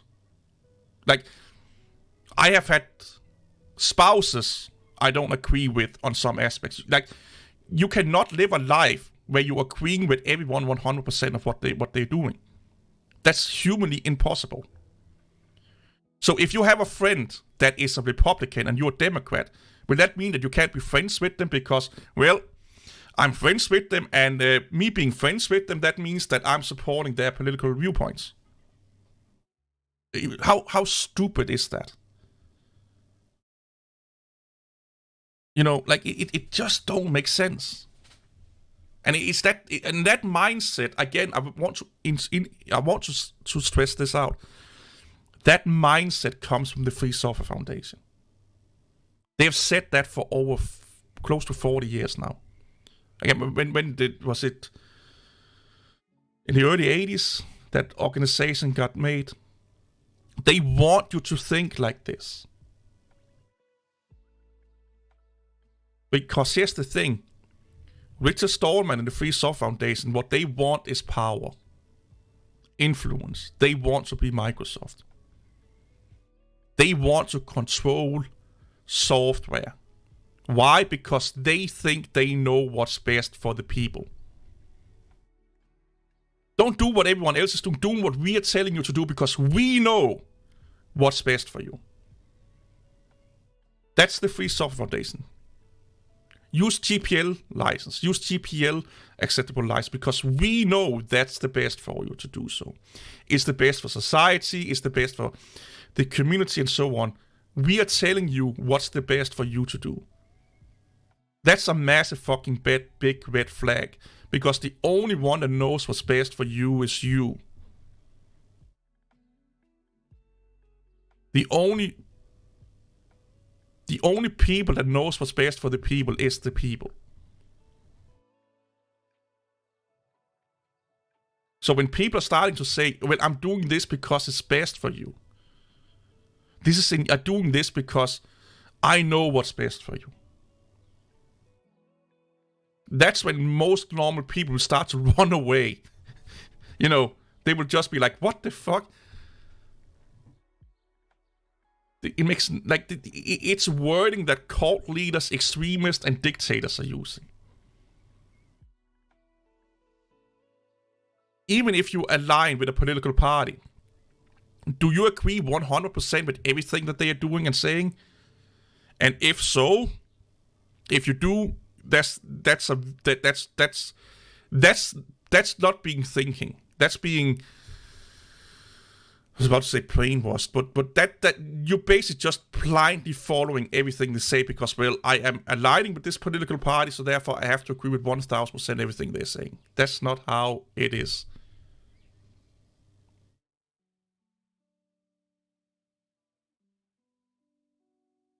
My mindset is not wrong. You telling me my mindset is wrong is exactly what I'm talking about right now. I am wrong for not agreeing with you and having my own opinions and my own viewpoint. You're taking my freedom away by calling me wrong for not agreeing with you. And giving you example that in the human history, it has never been the case that everything is political.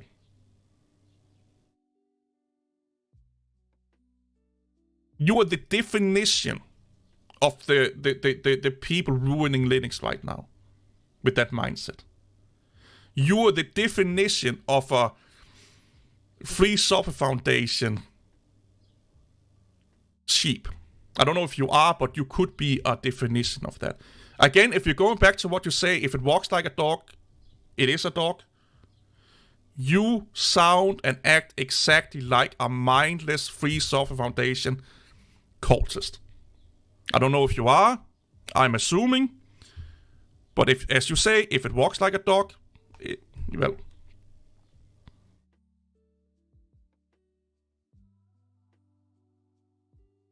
And like I said, ever since there's been human, well, before politics, what before politics? If everything was political, if every action you did was political, what about before politics? When we were cavemen? When I went over to Becky and slapped her in the face with a fucking bat and took her into a cave because I want to make babies with her, was that a political statement? Or Laura, or whoever fucking girl name you can think of. Was I making a political statement? Like, if in the hunter-gathering, you know, swipe, if I was picking blueberries instead of strawberries, what political statement was I making there? Maybe I have a poster of Luke Smith on my wall. If you do that, oh my god. You need to reevaluate your life a little bit. So here's the thing. There is so many other people in this life, or so many people in this life that's worth looking up to.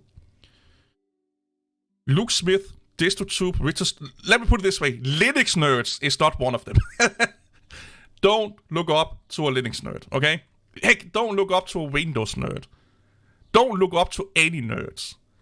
Don't look at a nerd that don't go outside much, can't talk to other people, is alone most of the time in front of a screen, spending 90% of their time working on some code that is meaningless in 5 or 10 years.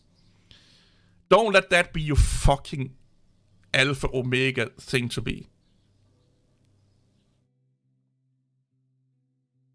Like, don't look up to that. Nobody's goal in life should be an antisocial hobbit living in an apartment alone, and only talking and seeing other people when they're going for their fucking Hot Pockets and Pepsi Max or Coca-Cola or Mountain Dew. Don't let that be your fucking, this is what I want to be. Like, of all of the people to look up to, don't. Just don't. Just, that's not a future you want. It's not a future anyone wants. Hey, Ronaldinho. Well, I can't get Hot Pockets in Denmark, so I don't like them. I never had a Hot Pocket. I really want... So, if I should get a Hot Pocket, I'm going to pay like 5 times the price, or 2 times, or 3 times the price as you're paying in the States. And I just don't want to spend that kind of money. But dude, like, every time I see someone being like, oh my god, I want to be like Sheldon, or I want to be, the way that Hollywood and YouTubers and streamers have glorified being a nerd, that's like, they are not really nerds. Okay? Like a YouTuber that's really popular or live stream, they're not nerds. Okay? They are entertainers. They know how to fucking be social. They know how to navigate all of this human fucking bullshit. Okay? They probably know a little bit about coding or whatever, gaming and what you're into. But they are not really, nerds. Nerd has kind of been manufactured into this, like... What a nerd is in most people's eyes right now is a normal, everyday, successful human that has a special interest in one tech thing. Gaming or coding and stuff like that. But most of that time is being spent doing the same shit as the quarterback is doing, the hit cheerleader is doing, and stuff like that. What is the future you want? Everything good about Linux was made by nerds. No.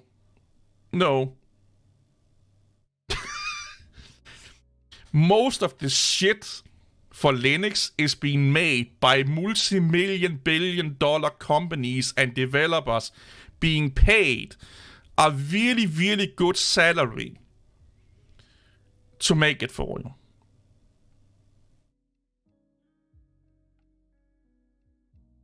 Linux is no different than Microsoft and Windows, or Windows and Mac OS.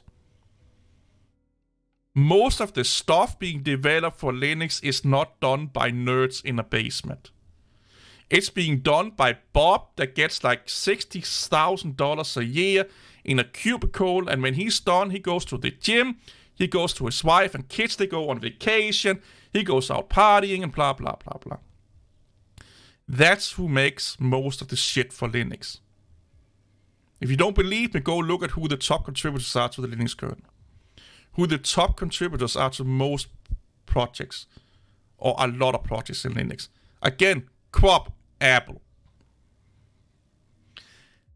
Huawei, Intel, like the top 10, probably more than the top 10 contributors to Linux, but the top most contributors to Linux are all $1 million+ companies that are submitting that code. Linux would not exist without companies and paid developers.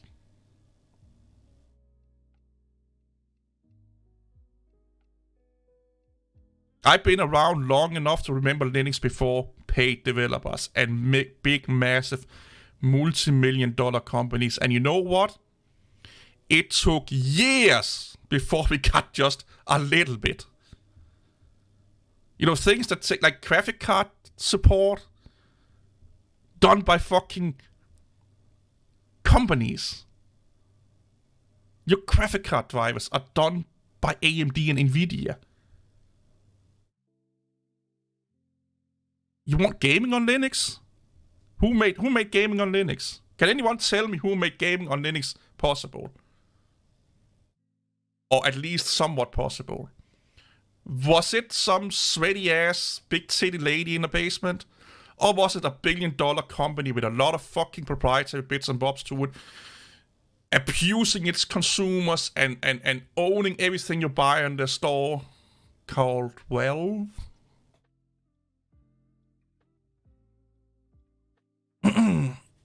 What about GNOME? Who used to be the biggest contributor to GNOME for the longest time? Red Hat. What is Red Hat? Big multi-million-dollar company. Then Canonical. What is Canonical? A big multi-million-dollar company. SUSE. Multi-million-dollar company.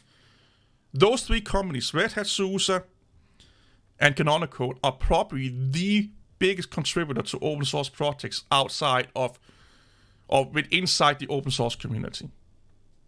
And they are all multi-million-dollar companies that are paying developers to do that for you. Red Hat's not violating TPL now, right? No, they're not violating it. They're just they're just being dickheads. They're not technically violating it. They're just being dickheads.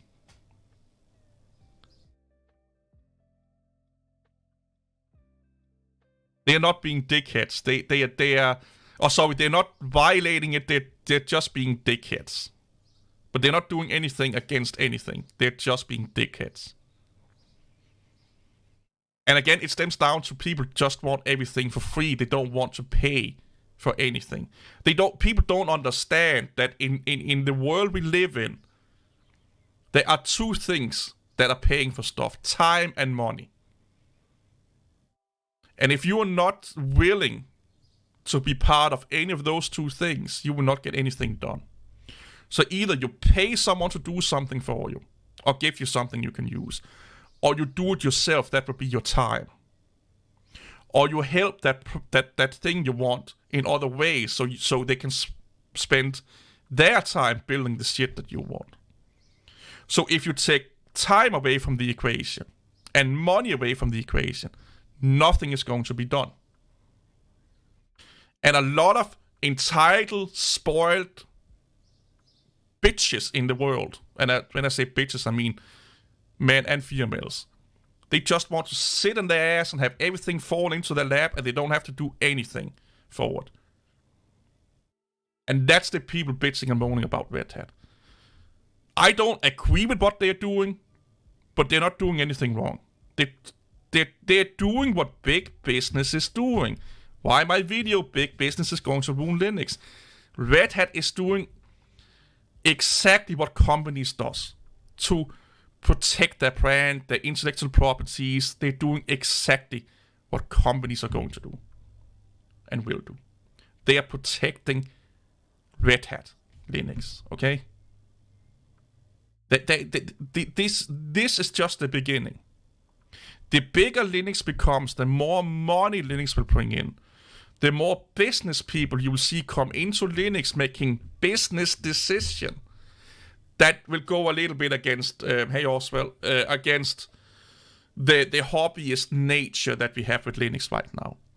Linux is not an enthusiast or hobbyist OS. It was that in the 90s and early 2000s. Ever since Canonical came into the market, Linux has kind of become just like Windows and Mac OS. Linux is not, I will stress this again, look at who is contributing and submitting code to projects. And not, if you want to be really pedant, like really anal, like if you want to be really anal, let's just look at the Linux kernel. You know, go on to the Linux kernel. Oh, that is kernel.org, not Linux kernel. Where is it?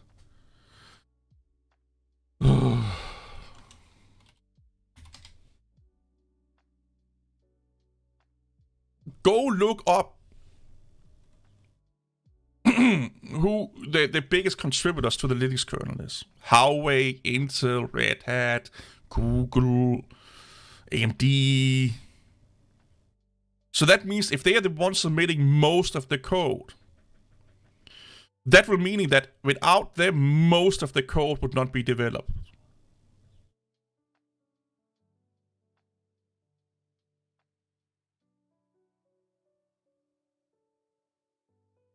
I am old Linux crowd. I probably used Linux before you came out of your dad's penis. I started to use Linux in the 90s. I am the old Linux crowd. I'm probably... So here's the thing. DJ Ware, Esnick, and me, we are probably the one on YouTube that have used Linux longer than any other Linux content creator. That I know of course. I don't know about anyone else. We have all used Linux for over 20 years. Well, over 23 years now. I am the old Linux. I'm bashing the old... I'm not bashing anyone. I'm just saying the reality. Like, come on, dude. I love this. I love that. People tend to forget that I've been using Linux probably longer than most people watching this shit have been alive.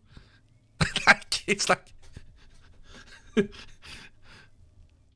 Well, I think my demographic is 30 years old plus, most of it. So, probably not than most of it. Oh, I don't know. I know Wayland did. The BTIFS was done independently, I think. It was an offshoot from a Solaris system, if I'm not mistaken. Pipewire, I think, is Red Hat, yeah. Wayland started as a Red Hat project. SUSE and Canonical has also done a lot of, like, AppArmor is a Canonical project. I'm just going out of my memory right now because it's a long time since I looked at who made what. Network Manager, or what the fuck is called, used to be Red Hat, then it was is Canonical now? Or something like that. So the issue here is that a lot of project maintainers shift over the years. So it may start out as a Red Hat project, then it becomes a SUSE project for some years. Then it becomes independent, meaning that the community is maintaining it for some years. Then another company is taking it over. So it can be a little bit difficult to remember all of, people being involved. But like from like, let's say 2000 to 2008, like Red Hat probably maintained most Linux, or sorry, not Linux, most GNOME code. If there was a program with GNOME, there was a Red Hat developer in there. And then when Canonical came into the market and become more and more popular, that started to be changed to a Canonical developer. And when you see someone have Red Hat or Canonical or SUSE or Intel or some big company in their name as a maintainer, that means that they're not doing it for their own free. They probably do it because they like it, but they're doing it because they're getting paid for it. So would they be doing it if they didn't get paid for it? Maybe, we don't know. But they will not do it as much because they have to go make money somewhere else then.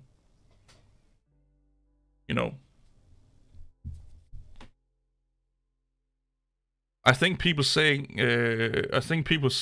who are saying this is new here. No, it's a defense mechanism a lot of people use within the Linux circles. Is that if you are saying something they don't like, they are like, you must be new to Linux because you don't understand Linux. When in reality, I probably understand Linux more than most people. Like, I know it sounds arrogant and shit like that, and it kinda is a little bit arrogant. But I don't mean that I'm smarter than anyone else. It's just I've been using Linux for longer than most. So there are things about Linux and the Linux history that I've been part of that people don't even know because they have forgotten it. I tend to say it in this way. I probably used distributions from the DistroWatch page that you've never heard of because they no longer exist. That's how long I've been using Linux. I've used system, and other people like me, it's not just me, but other people like me, we have used Linux and distros that if I said the name, you were like, what the fuck are you talking about? GNOME 1? What is that? KDE 1? What?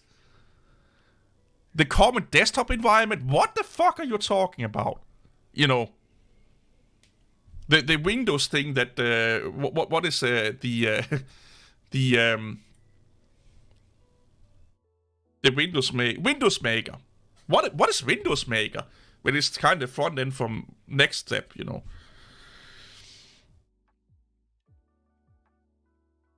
Like people that have been in Linux as long as I have, we have used and forgotten more things about Linux than most people that make Linux videos and are Linux advocate today have learned up to this point.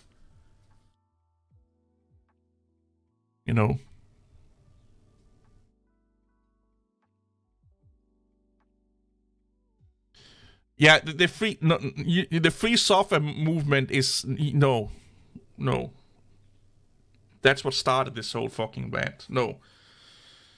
The Free Software Foundation don't give a shit about you.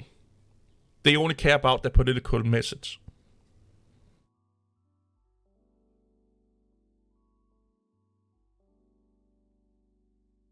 And here's another thing. Nobody gives a fuck about seeing the source code other than developers. So unless you are a developer, being able to see the source code is meaningless to you. It means nothing to you. It means nothing.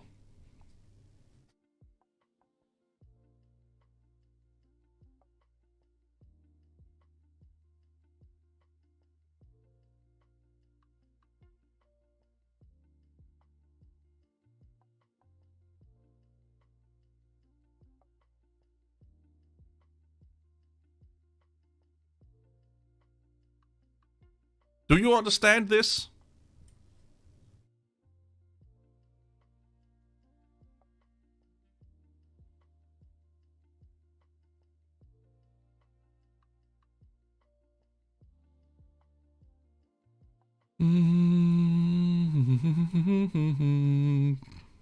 Let's see if I can find more code.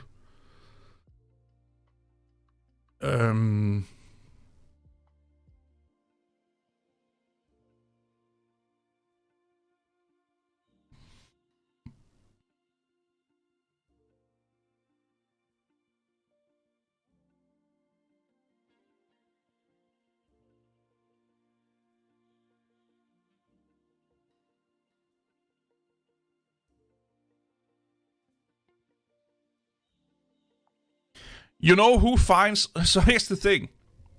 You know who finds all of the security problems in open source software? Or not all, but most of them. 8 or 9 out of 10... Let me try again. 8 or 9 out of 10 security issues is being found by massive companies which job is to find security problems and bugs in software. If you go look at security issues within Linux, most of them is being found not by the community, not by someone in their free time is looking at the source code, but professional bug hunters, professional security hunters, those are the ones finding it. The source code is just part of the freedom, and that's what you don't know. Okay, then explain to me what freedom is. What is software freedom? Educate me, Mr. Sovereign Citizen. Educate me about what freedom is in software. And then I can dick slap you in the face and tell you you're wrong. But educate me, Mr. Sovereign Citizen.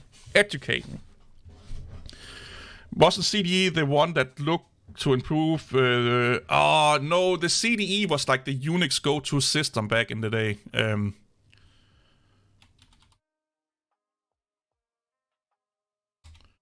The common desktop environment. It started out on Unix and Solaris and stuff like that. Made its way into Linux and what have you not. But it's basically just this little outdated thing here. The one you're thinking about with 95 is FWM. I think it's called. I think it's FWM. No, that's not it. Yeah, no, CDE was also used on you again. I'm oh God. Don't talk. Explain to me the freedom part of software. Don't say anything else. Your task right now. Put all your 10,000 IQ points into this here. Explain to me freedom in software. What that means. Go nuts. Go nuts. Go nuts. Go nuts. Don't comment on anything else. Your job right now. The freedom thing. Is it FWM 95? I can't fucking remember what it was called. Yeah. This is the one. This is the one I think you're thinking about.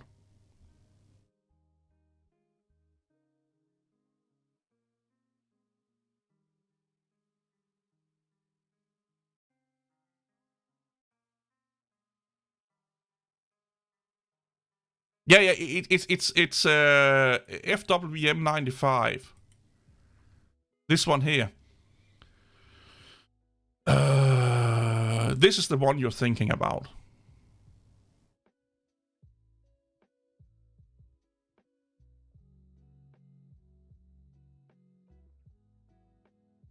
I think you can still get it in Linux though. It is based on FWM2.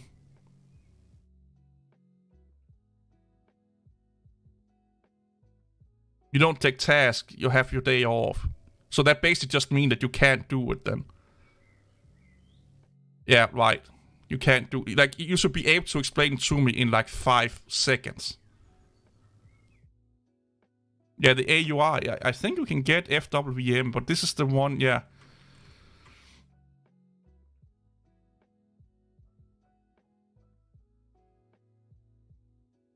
Yeah, yeah, no, I get you. I get confused about it also. But this is the one that you can still get. Yeah, there's still people using this. They have a version 3 now. So 2 days ago, 4 months ago, 2 days ago. It's still being developed. It's just called, it's version 3 now.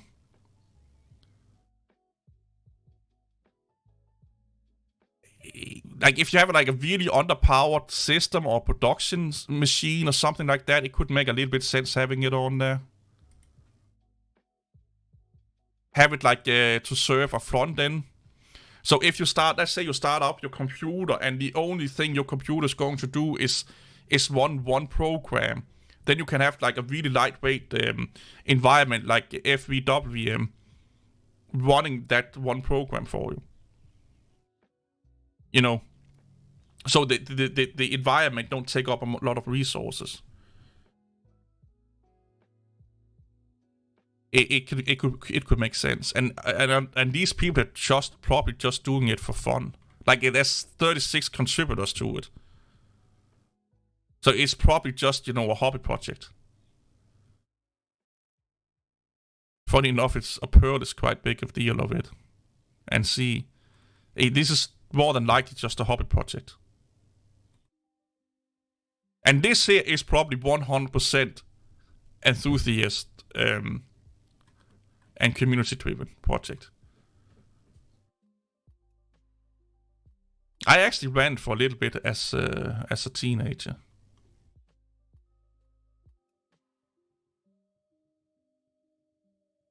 Yeah, you can have GUI tools on anything.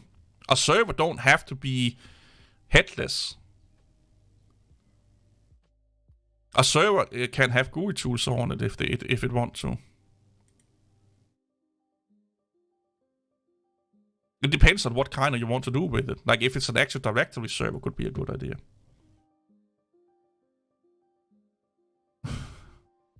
You are so cute. You know that? Google IceVM. Do you think... I'm flexing a little bit here. Do you think I've been using Linux for almost 30 years and have no clue about IceVM? So,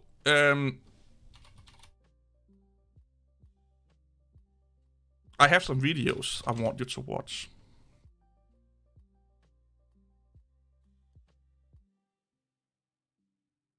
Here.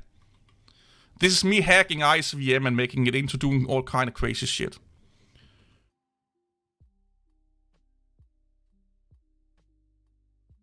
IceVM with XFCE component, with Tint and Plank. Yeah.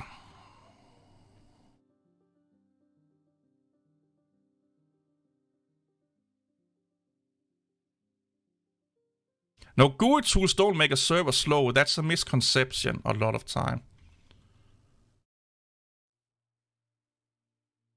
That's a like.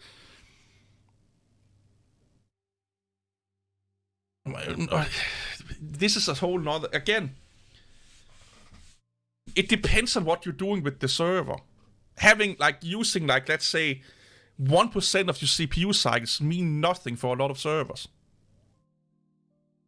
Like it's not like when you're running a GUI tool, you're using 90% of your CPU powers. Look at your computer right now.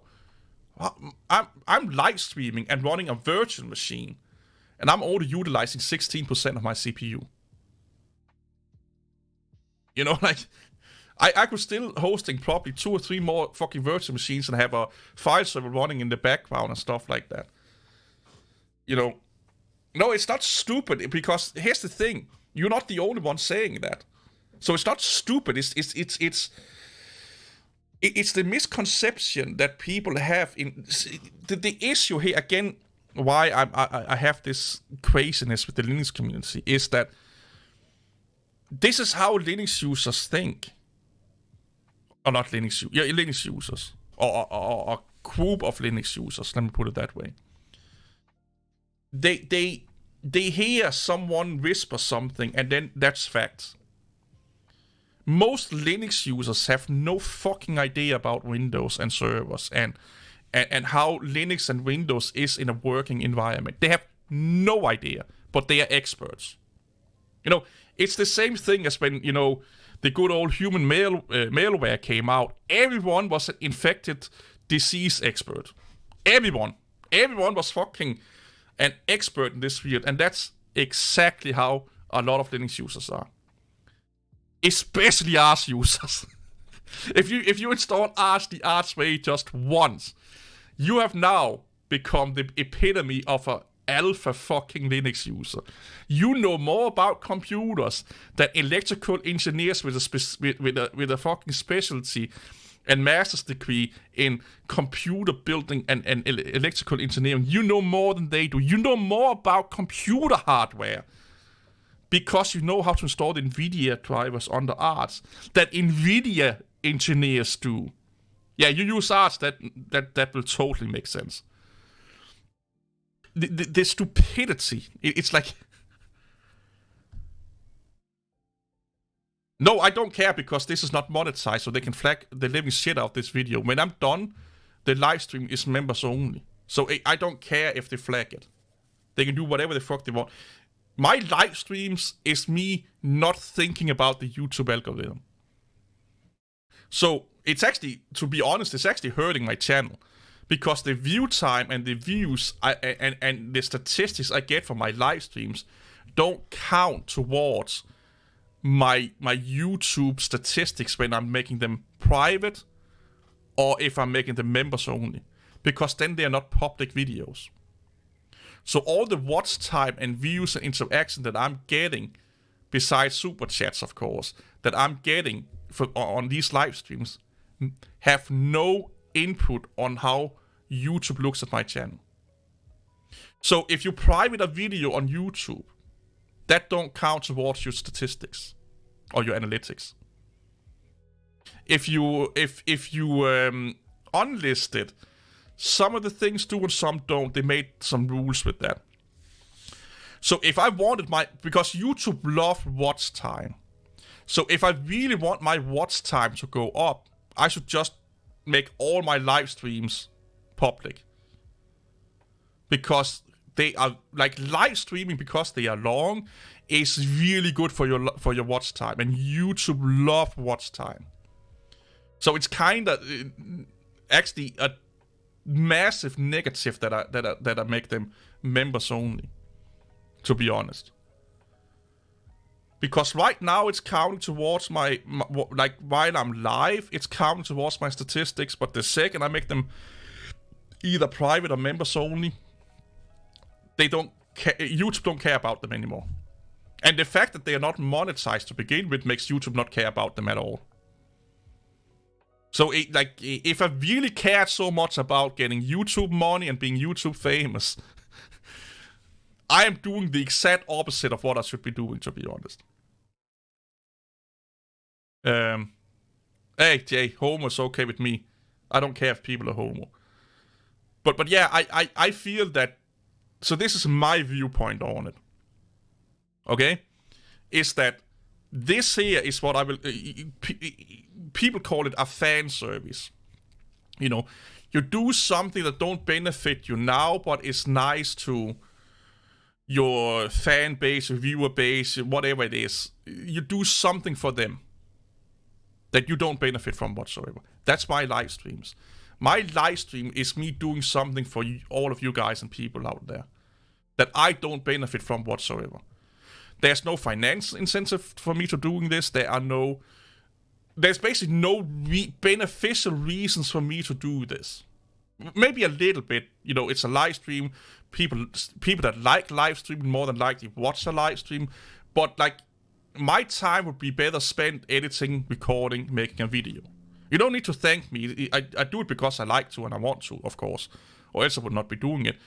But it is more or less something that is it's something that the way that I do it makes no sense for my channel whatsoever.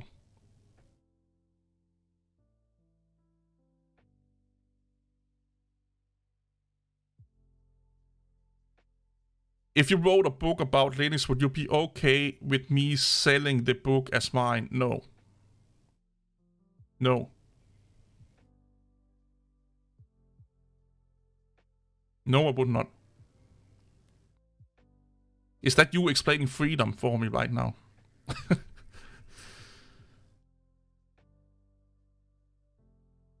No, so here's the thing. If I did it only for the money, my live streams would be monetized, and there would probably be advertisement put into it, so I will find sponsors for the live streams or something like that. And I think with YouTube, you can also put manually ad breaks into your live streams, if I'm not mistaken.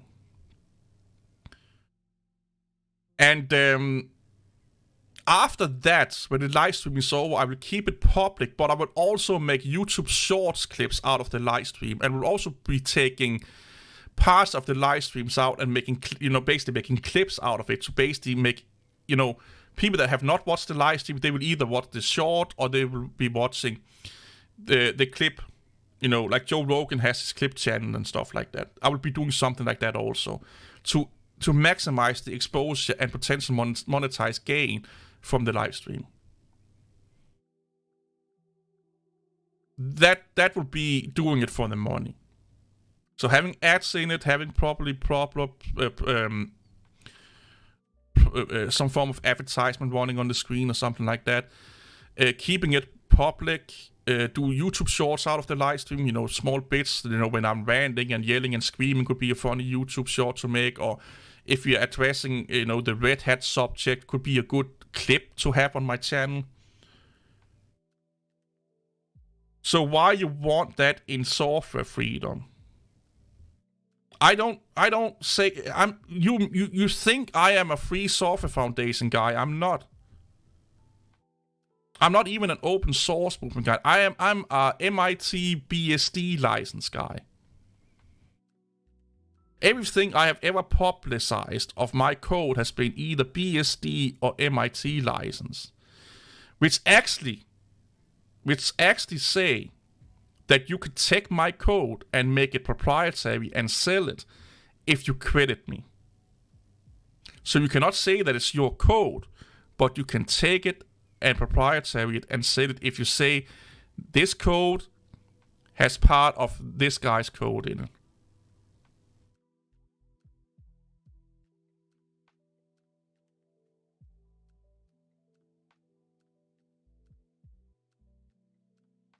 Exactly, a freedom for me, I can do whatever I want, yeah.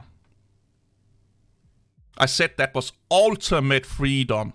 Not freedom, but ultimate freedom. Okay? There's different type of freedom.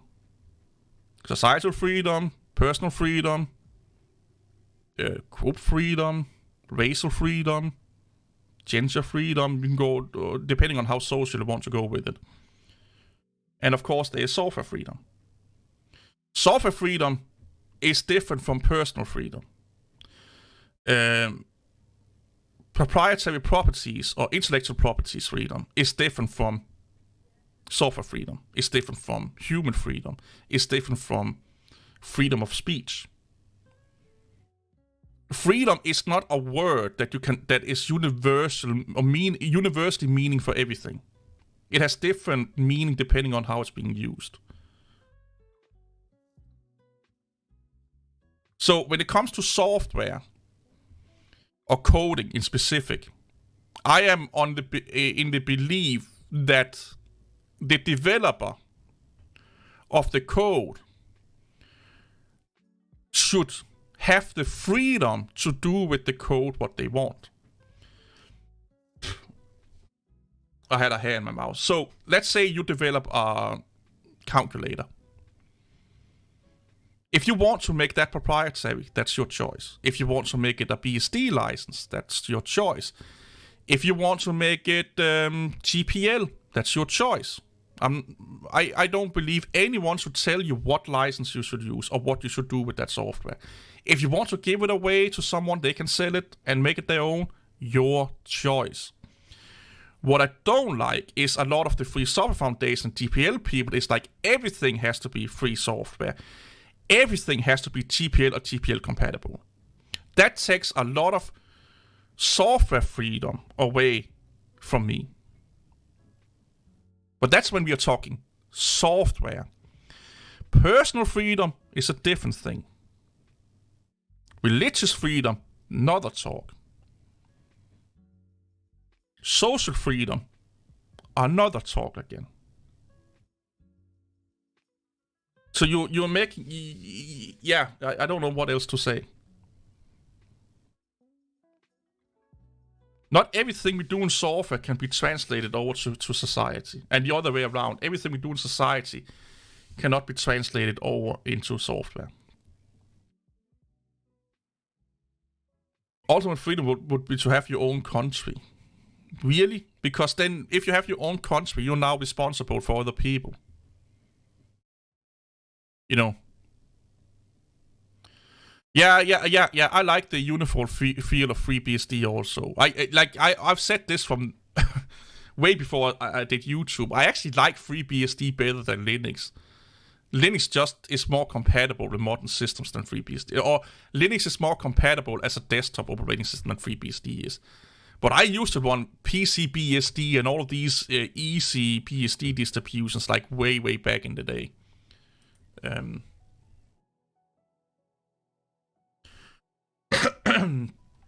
It's called TrueOS now, I guess. Well, it is. I can't remember it, but yeah, I used to run these this distribution here. When is it from?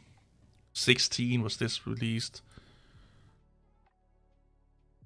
But this was basically, they were trying to. It was the Ubuntu of BSD, and they had like a really interesting package manager because the software was self-contained. So it was basically snap packages and flat packages before flat packages and snap packages, and it worked a lot like here. The .pbi contained all the unlike FreeBSD and Linux, let's start here. FreeBSD, PCBSD used the .pbi packages. The packages manager allowed you to install packages with dependencies as well. Unlike FreeBSD and Linux, the .pbd packages contain all the libraries needed to run the program. So the manager installed each one separately. The advantage of this policy is ease of installing packages. The disadvantage of is the large size. So they basically had snap packages and flat packages before they were made.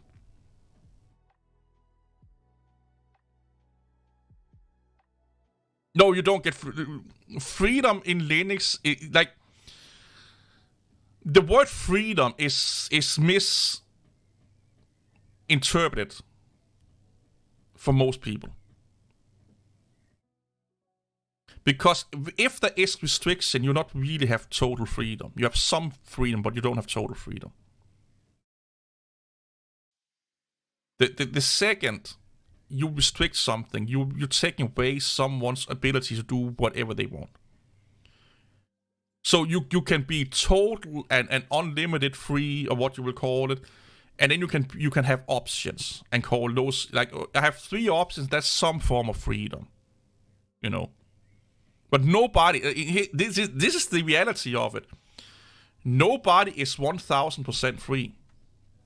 There are things I can't do and you can't do, but we have all agreed as a society that those things are not okay to do. So crimes and stuff like that, because that makes a worse society and makes it a worse place to live in for people in general. So we all agree to follow some rules and blah blah blah blah blah blah for the greater good of society and everyone else. That's how the Free Software Foundation looks at freedom. They want to take that societal thing that we're making, like rules, and this is like how to live, you know, a better life in society. They try to do that with software. How to live a better software life. It just don't work that way, because software is not society. Software is not, like, my calculator is not a person. The code of a calculator is not a living, thinking, organic being. It's a product.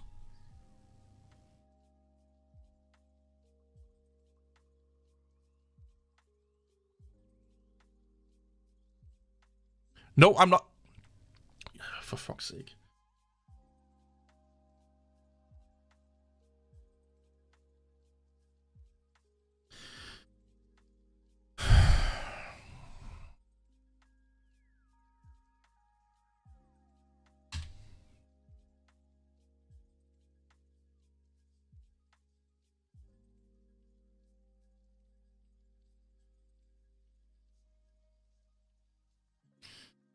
Where's that definition?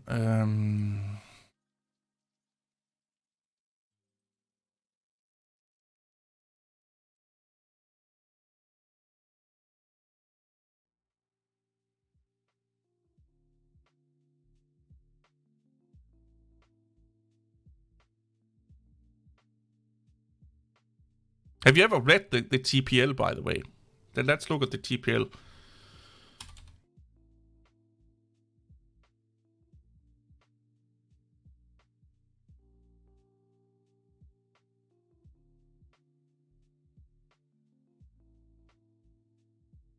Here. When we speak of free software, we're referring to freedom, not price. Our TPL are designed to make sure that you have the freedom to distribute copies of free software and charge for them if you wish. That you receive source code or can get it if you want to. That you can change the software or use pieces of it in new free programs. And that you know you can do these things. When I'm talking about, no, too long, so don't educate me about the TPL if you never read the TPL. You're unqualified. Your IQ level just dropped to minus 2,000. I am opposed. I'm not opposed this here. I am opposed that the Free Software Foundation want everything to be this. As I said before. I think it should be the developer's decision to use what license they want. According to the Free Software Foundation, in the name of freedom and what is best for the developer world and the humans, they want everything to be TPL or TPL compatible. That is what I'm against. I'm not so much against this. This is an okay thing. But if I want to not have this in my license, that should be okay. That's not okay according to the Free Software Foundation. Because that will be anti-freedom. Where I'm like, no.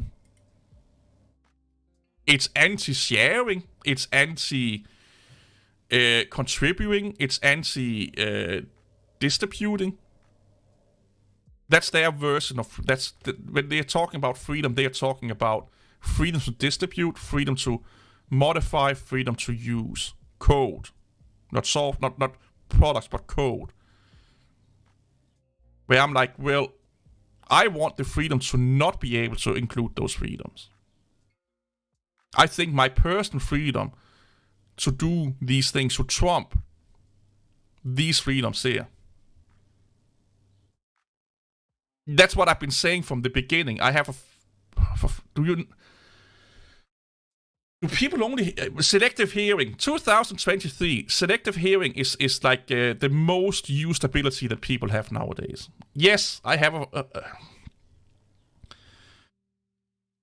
I have a problem with the TPL. I don't have a problem with this. This sentence here, I don't like it. I don't dislike it. It's okay. It's fine. If that's what you want to do with your code, that's what you do with your code. My issue is the Free Software Foundation want to force TPL and TPL compatible software in the name of freedom onto all other projects and all other programming, all other developers' method of doing things. That's my issue. But this here, if you read all of this here is almost meaningless compared to all of this fucking shit here.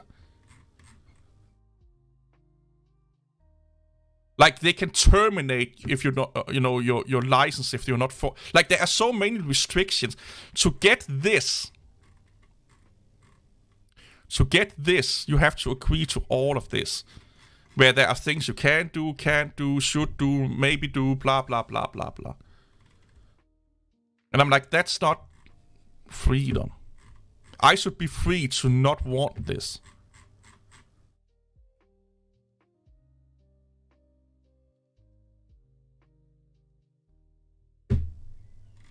It's like.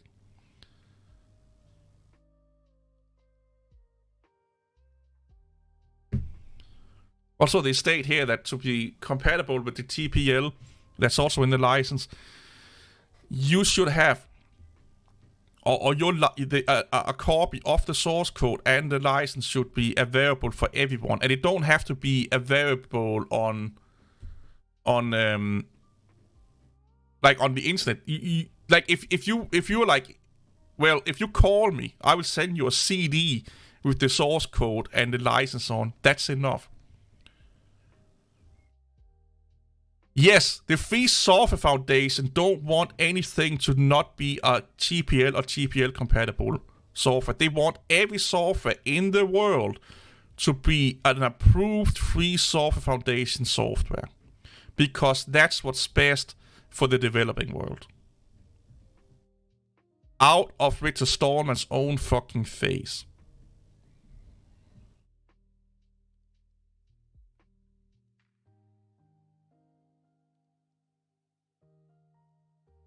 No, the BSD license is not more suitable for free software. So freedom and free software, the best suitable license in the Free Software Foundation's eyes is the TPL. Like in their eyes, that's the best suitable license, because what the BSD, not all BSD, there's like 4 or 5 BSD licenses, but one of them is not really that good. But what most of the BSD license is giving people is individual personal freedom,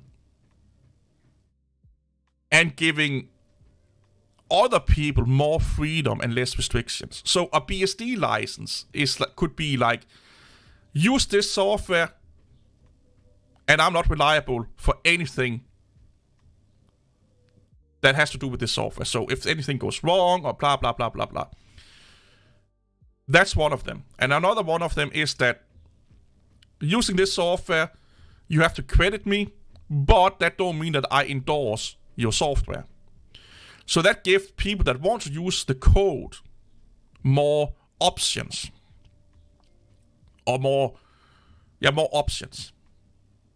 Where the TPL gives people less options.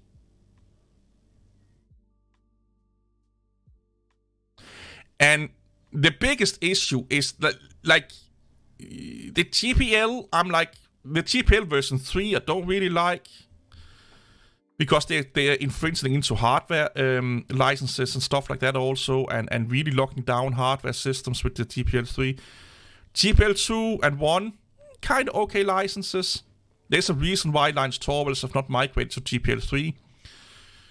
My biggest issue is the whole Free Software Foundation is a political movement that want to control software development.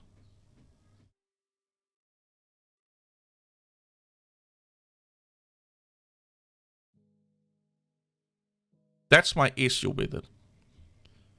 That they want to control software development.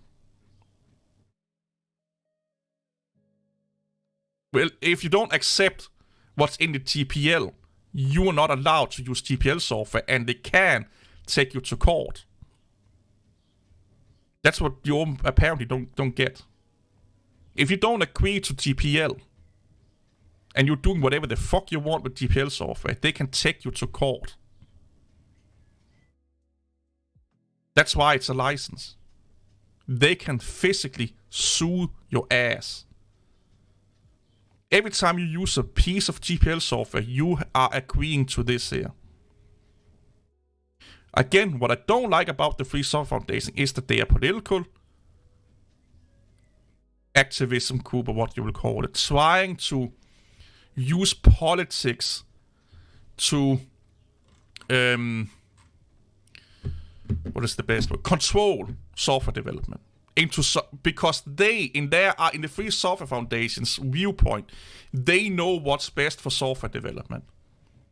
They think or know that the GPL and GPL and or free software, open software licenses is the way to go for software development and how every software development should be doing.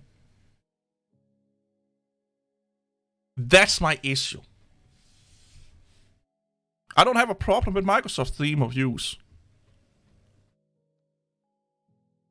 I know what I'm signing up for.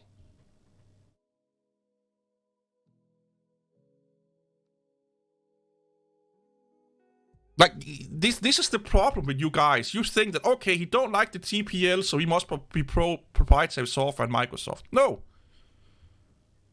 I'm not. They also have issues. Like, it's not like, okay, you're not on this fucking horse, so you must like this horse. No, I'm not. They're both batshit crazy. In the perfect world, there would be no licenses on software. In my humble opinion. Watch my own video then. When have I said that I'm pro proprietary software and I'm pro Microsoft? I just don't have an issue with proprietary software. When have I said that proprietary software is better than open source software? I've said that some proprietary programs works better than open source programs. I will still say this. There's a lot of proprietary software that fucking beat the ass of open source software. But that's because they have a shit ton of funding behind them, of course, and developers.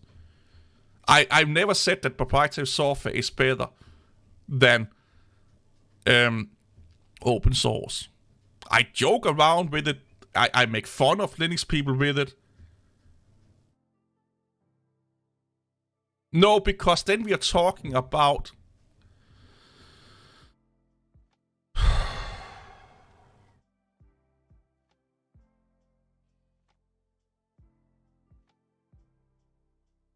literature and coding is not the same thing. That's why there is laws about literature. Laws about literature, not about coding. Other than licenses, of course, but you get what I'm coming at here.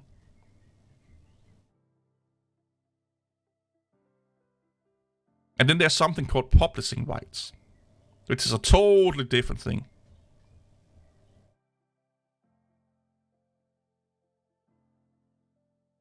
Yeah, I have a video. I have recorded a video called "I Am in Love with Windows." Here's the thing: sarcasm. For fuck's sake, people, look it up. Sarcasm. I like Windows. I love running Windows. That don't mean I agree with the license.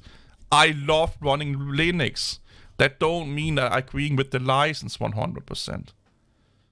I am an operating system enthusiast. I love operating systems. I love the idea about operating systems, what they do.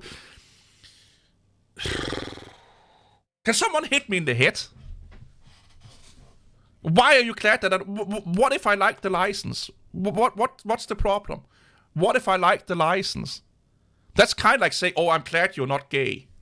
That's kind of the same fucking thing here. What if I like the license? That's my personal choice to like the license. No, I don't. Are you like 5 years old or something like that?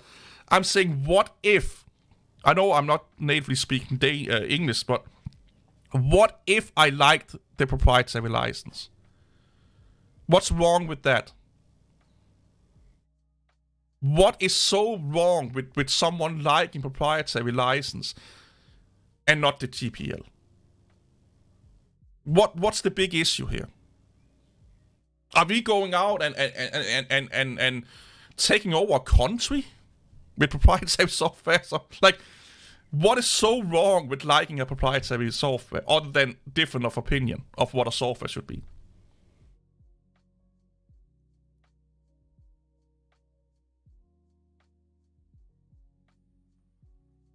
Oh, you don't have a problem with it. Why are you asking if I like it or not? If you don't have a problem with it, you should not care if I like it or not. You know. It's that simple. Where's my mouse? There it is. To me, licenses. So here. You can't follow my logic. That's because in your world, I have to make a stance on a software license. Because that's the only thing that makes sense to you. Because you're so married to the license, the idea of the license, the ethos and the philosophy of the license, that's the most important thing to you is the license. No, that's actually a lie. Once upon a time, everything was open source. Or let me put it this way, everything was a non-license. Okay? Many of the first codes that were being written, most of them by girls, by the way, just to piss some other people off, had no license affiliated to them. There was not a thing like license for many years.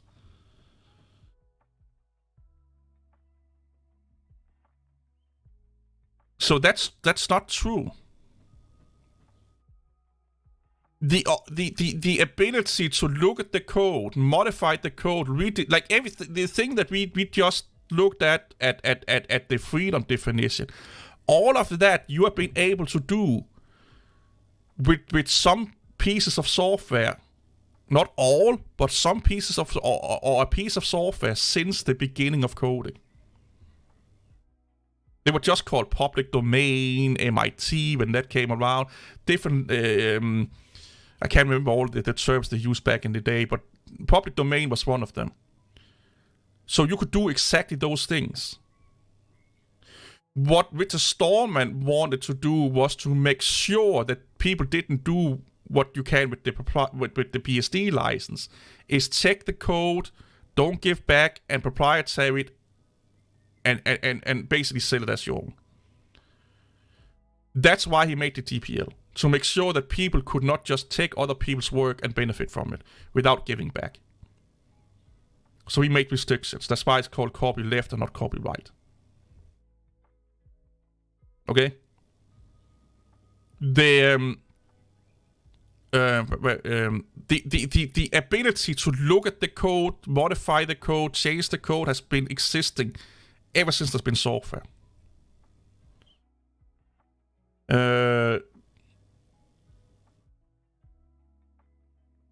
Then don't be personal to me and tell me stuff like that. You can't have it both ways. It's only a conversation. Like I said, the way you talk, you want me to make a stance. Why can I not use an operating system and don't care about the license? Like what I was about to say here, licenses for me is personal decisions with the developers making the software. I'm not going as a non-developer, or at least not developing the software that I'm using. I will not go and tell them what license they should use or not. That's their prerogative. They can do whatever they want. And whatever they choose, that's fine with me. I'm not going to say that they are wrong, they should not be doing it, and stuff like that. I would gladly use a proprietary software if it's the best software for the tool for the job. I would gladly use an open source software or GPL software if it's the best tool for the job. I gladly use a Creative Commons software if it's the best tool for the job. Okay? For me, the license is not that important. Why are you getting so fucking defensive over me saying that you sound like you want me to make a decision? Get out of your fucking ass, man. No. There's a lot of companies that are making open source projects on company time. Red Hat, Canonical, Microsoft, Apple, Intel, AMD, Huawei, a shit sort of Chinese companies. They all watch your... Hey, fuck off, man. You're not my fucking dad, okay? I can talk exactly the fuck I want. If you don't like the way I talk, get off the fucking floor. Man, come over yourself. Mr. Big Guy, come on, man. What about you grow up, man? Get some fucking hair on your chest. Instead of being a fucking internet fucking wannabe. Just fuck off, man. I love people like this. Well, at least type so I can read you, okay? Am I sick? Yeah, I'm really sick. I'm really sick. Yeah, I know it. You want a hug? Should we all give you a hug? Like, come on, man. You want people to take you seriously? Come on, man. I love pissing people off. Yeah, that's a big boy in the kitchen, yeah. Like, we are living in the 1930s, man. Come on. Oh, I'm having so much fun also, right? Don't get me wrong. Yeah, when people come with that, like, watch your mouth, young man, I'm like, fucking, I just go 10,000 miles an hour. Like, I could, like, yeah, if we were sitting in a church or something like that, yeah, I get it. This is the fucking internet, man, come on. It's just people that can't fucking handle being slapped in the face with reality. I'm sorry to say it, but yeah. There's a lot of people developing open source or non-proprietary code on company time. There's a lot. Like most of the opens, like we talked about before, that probably most or a big portion of the open source code is being developed on company time. Which is, again, what a lot of Linux users don't really recognize. Sadly enough.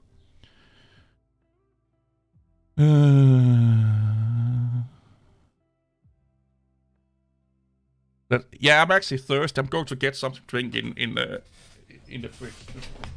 Talk amongst yourself. Talk about penises.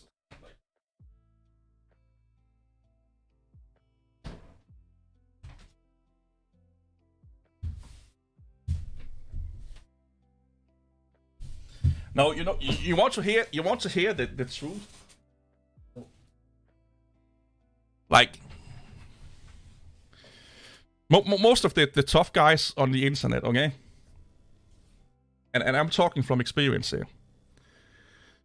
Most of these, like, developers and nerds and geeks here, if I took them to my old workplaces, okay? They will not last 5 minutes without having a nervous breakdown because someone said something mean to them. Okay? This whole, like, you have to talk nice to me because it's mean words. Yeah.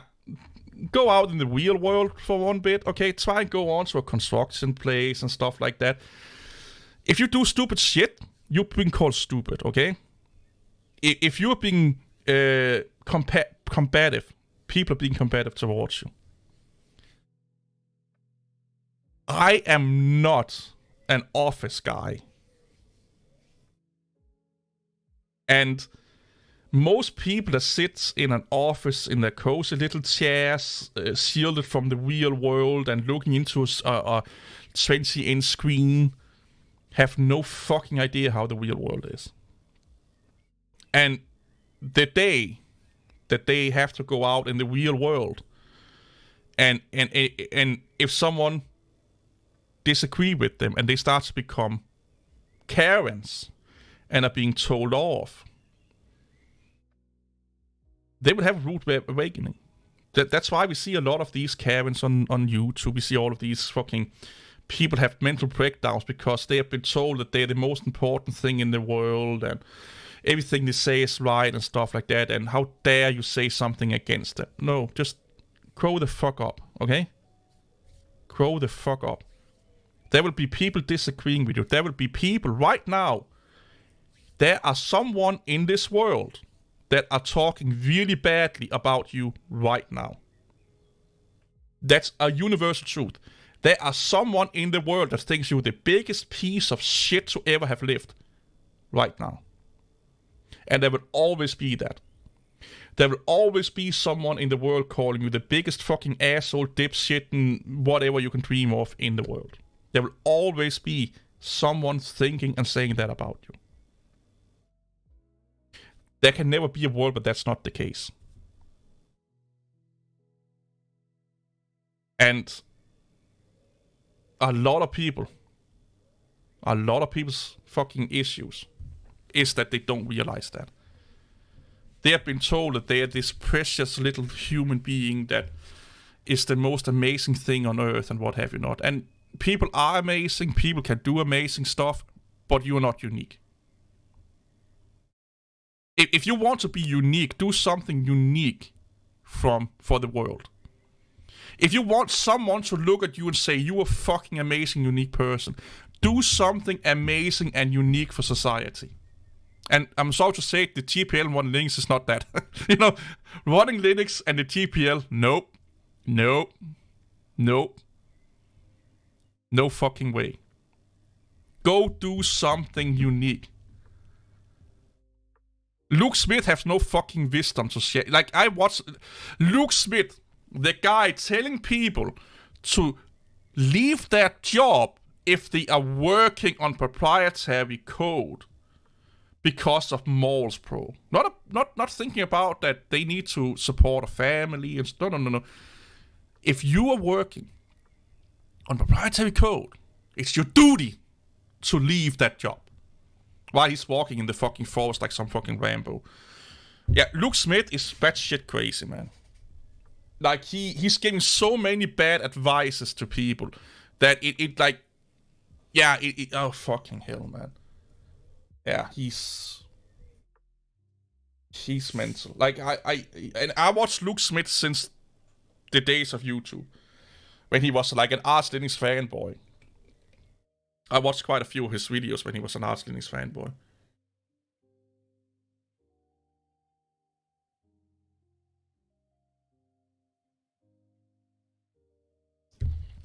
But listen, I'm not saying that he sometimes hit, jackpot, applied squirrels finds and nuts once in a while, but dude, like, a lot of the things that Luke Smith says is batshit crazy, man. He's... yeah.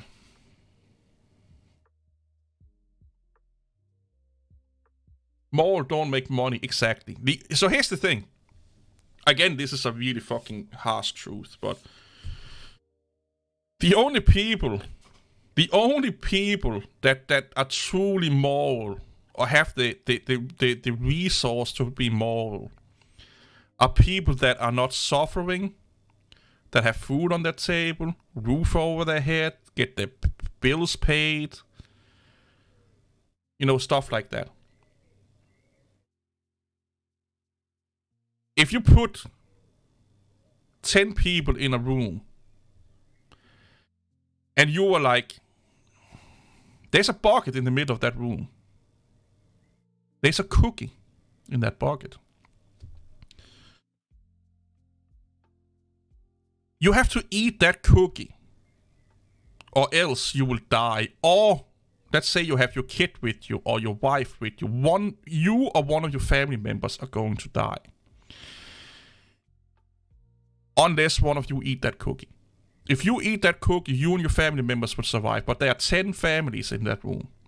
Everyone would go after that cookie like fucking ravages. There may be one family, maybe, if you're lucky, that will be like, yeah, we will gladly just die so you can get the cookie. I don't think so, but that's just for the sake of argument, the sake of statistics. There will probably be one, like in the law of averages and stuff like that, there will be one saying like, yeah, I'm not going to a piss day, I'm just going to die because the chances of me getting the cookie is slim anyway. But people are going to go at... If you don't believe me, what happens when there is rioting going on? What happens when the infrastructure in a place shuts down? People got killed over toilet paper in 2020. Toilet paper. Okay?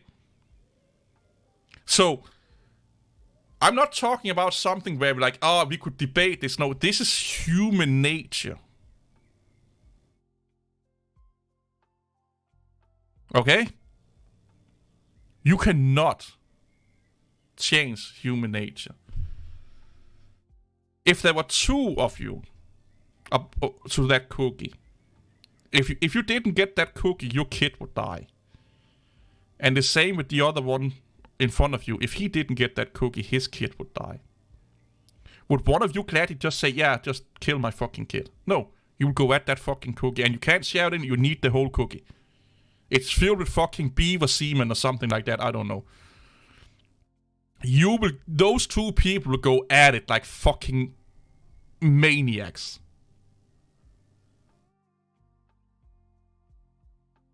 And you see that every time that's really something desperately going on.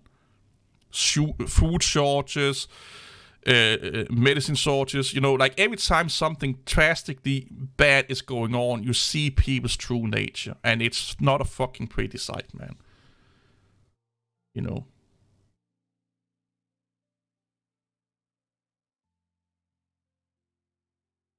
But yeah, people that oh, I'm so moral and so stuff like that, those are people that have nothing. They have everything they need, or they have most of what they need.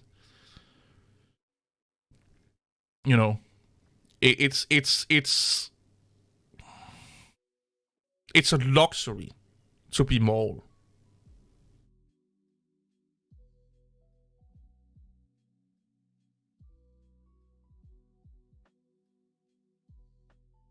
I will miss them for the short period of time while enjoying the cookie. Yeah.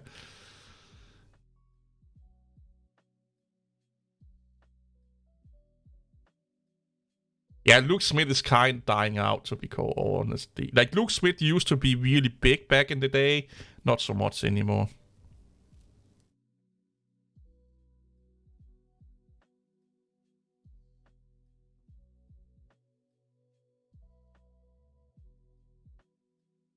Luke Smith is not really that big in the Linux community. Like, this to Chris Titus Tech, the Linux Experiment, there's so many other people that learn Linux TV. They're way bigger than he is and get way more views. Like, Luke Smith is kind of become like a niche little fragmentation of the Linux community. I would even say Mental Outlaw is probably more known and viewed at by the Linux community than Luke Smith. Luke Smith kind of faded out a little bit over the years. He's not really... He's not what he used to be. Like, Luke Smith used to be, like, one of the guys. Not anymore. He's kind of just, like...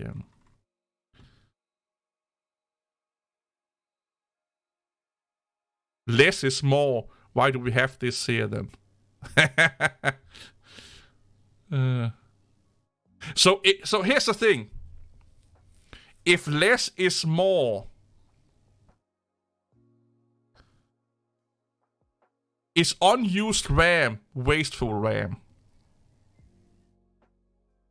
Yeah, Mental Out. Yeah, I will agree with that. Mental Outlaw is probably the new Luke Smith. Yeah. Yep. I guess I will agree. Yeah, I haven't seen his video about Red Hat yet, no.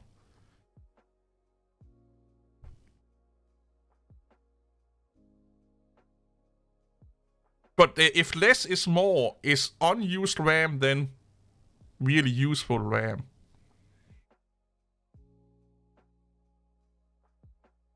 I should really clip the fucking bit where I go off that fucking idiot. What is his name? Mr. Albert. He's either 5 years old or like 60. Well, 2014. Damn.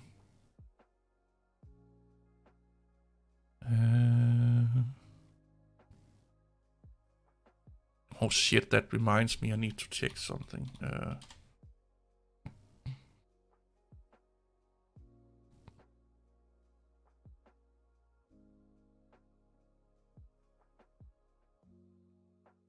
I'm helping a friend get affiliated on Twitch.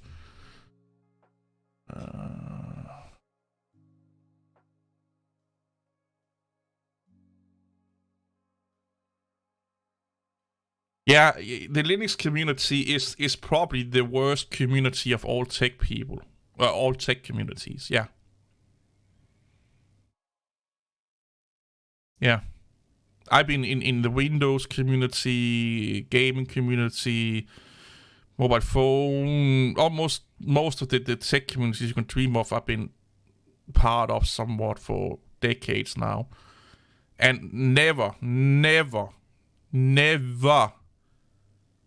have I had so much headaches as with the Linux community. Like, a really good example, I had a gaming channel for almost 7 years.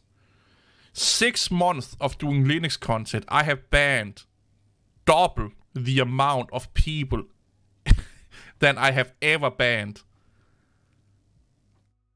7 years doing gaming channel. And gamers is notorious for being toxic people. But in 6 months, just doing bad shit, low effort, bad Linux videos, I had to ban more people than I did doing the same shit on a gaming channel. And I did not have a lot of popular opinions on gaming either. What distinguishes BSD from Linux as an operating system? Unification. So BSD is like, it's the kernel and user land, where Linux is only the kernel. And then the user land is mostly GNU tools and systemd and stuff like that. But everything, the core system of an operating system, the core operating system is all done in BSD. And they have one package manager and all of that fucking shit. So it's like a more unified system. So if you're running, just like I say, a headless FreeBSD install, you're mostly running just FreeBSD. If you're running a headless Linux install, you're running the Linux kernel with like thousands of other people's software and projects on top of that. So one aspect of the user land could be done by this group of people, another aspect could be done by another group of people, the package manager by the distribution. The development effort is so all over the place, where in BSD, most of it is just done by the community. The sad reality is that the BSD community is really small. It's not getting the attention that Linux gets. And that comes down to timing, basically. Had BSD not been in a lawsuit when Linux kind of took off, BSD would have been Linux today. Because the vacuum that needed to be filled, that BSD could not fill up because of the lawsuit and stuff like that, well, Linux just swooped in and took that over. So we can kind of, thank a lawsuit for the success of Linux. Would that 100% have been the case? I don't know. But there's a really strong indicator that was the case because everyone was hyped about BSD or FreeBSD. They just didn't know if they could get sued by using BSD or FreeBSD because of the BSD, Berkeley software distribution. So it was kind of like a hot potato. Had it not been a hot potato, there is like a massive chance that Linux would not have been anything today. Or at least been basically FreeBSD, and FreeBSD would have been Linux. There's a high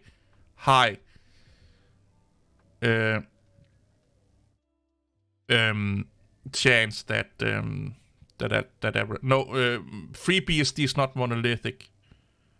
You need to understand what monolithic means. Both kernels, the FreeBSD and the Linux kernel, is monolithic by design, by the way. What FreeBSD is unified.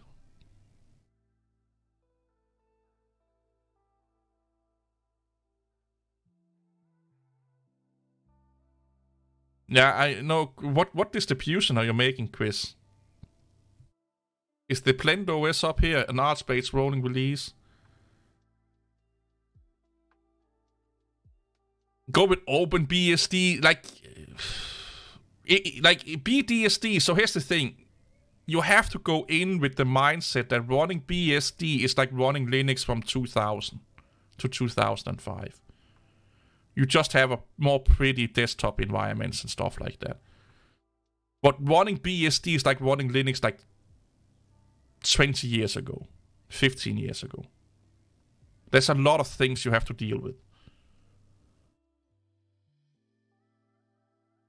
Nah, then just do what you do, Chris. I stick with like what the fuck do I have right now? I just downloaded Solus and Debian. Ubuntu and Tumbleweed is basically what I'm messing with. I run either Ubuntu or Tumbleweed, and I want to test out Debian. I know. So I have Ubuntu, Fedora, Tumbleweed, and Debian. And those four I almost always have in a VM somewhere. But mostly I'm running Ubuntu and Tumbleweed. But I kind of want to check out Solus a little bit here. To see what they are doing right now. Ghost BSD is also a good one, yeah. NetBSD is also okay. Dragonfly BSD is an interesting project with the Hammer file system and stuff like that. Like BSD have a lot of advantages over Linux, by the way. Like if you look aside from the hardware compatibility and stuff like that, and the software availability on FreeBSD, FreeBSD have a lot of like file systems and technologies that are way ahead of Linux. But they are mostly server is focused. FreeBSD is still being regarded as one of the best file server systems with their file systems and stuff like that.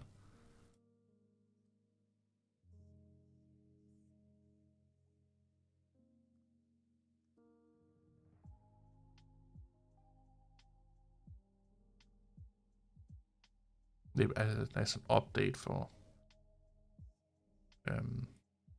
Do I have anything I need to uninstall?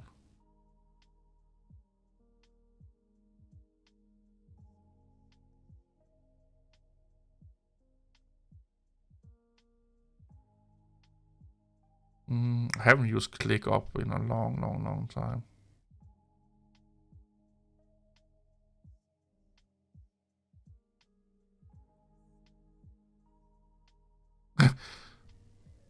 Can I use Robo uninstaller to uninstall?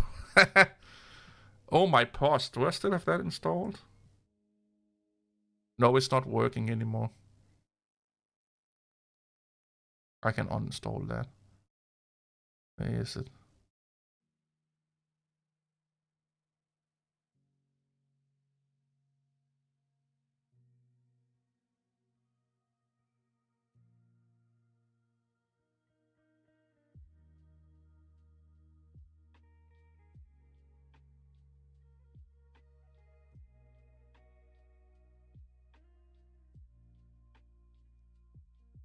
Oh, DistroWatch is not accurate at all. At all. At fucking all.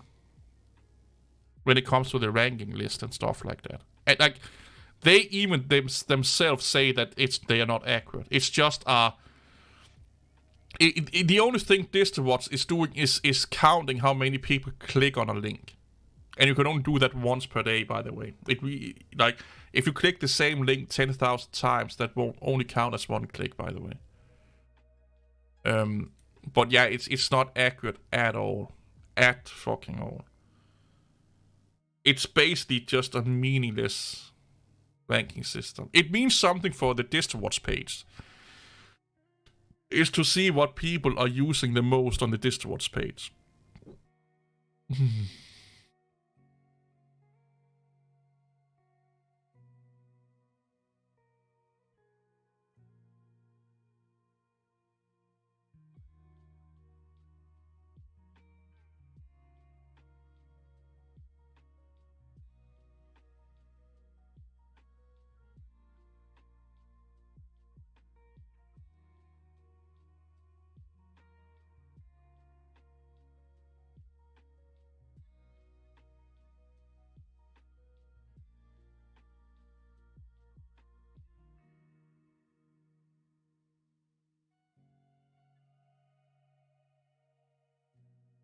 It's kind of simple.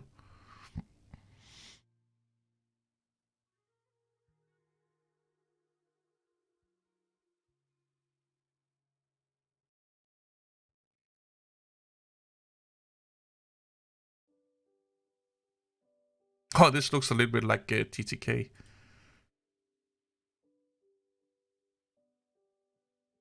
Ooh. I like that one.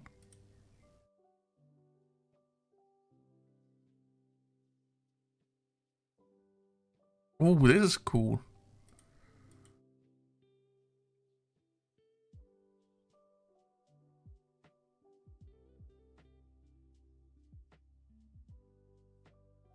Like, the more I do stuff with Windows technologies, the more I realize how badly documented anything on Linux is.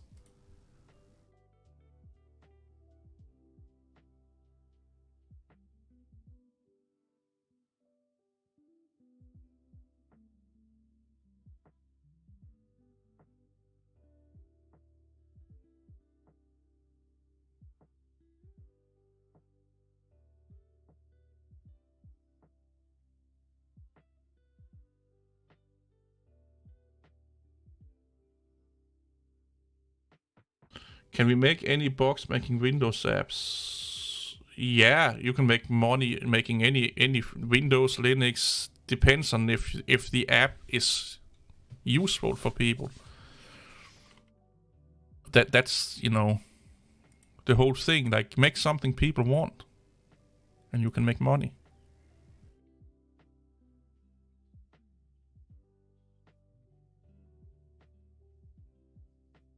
You can sell it on the Microsoft Store. You can make your own website and sell it.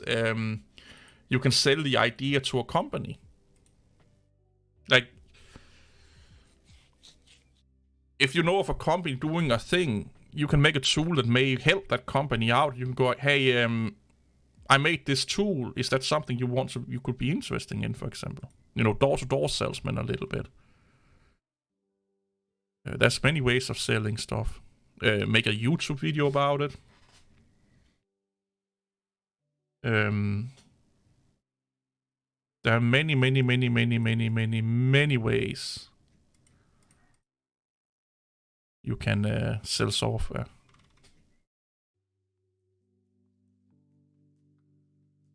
It's so easy to download YouTube videos nowadays. Just get a fucking plugin on your web browser. I have it on Firefox for when I'm downloading my own videos, if I need to re-edit them into another video.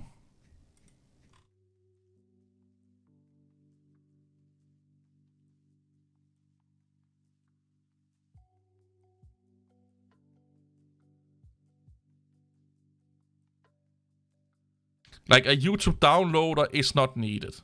Like, forget about that shit. There are thousands of plugins for your web browser.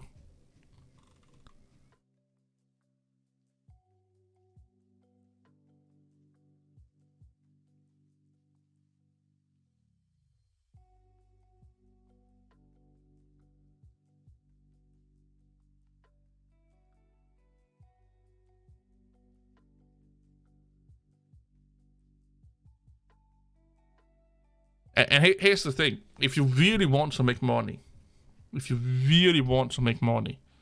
don't develop programs for consumers. Make programs for companies. Like, make programs for corporations, because they will pay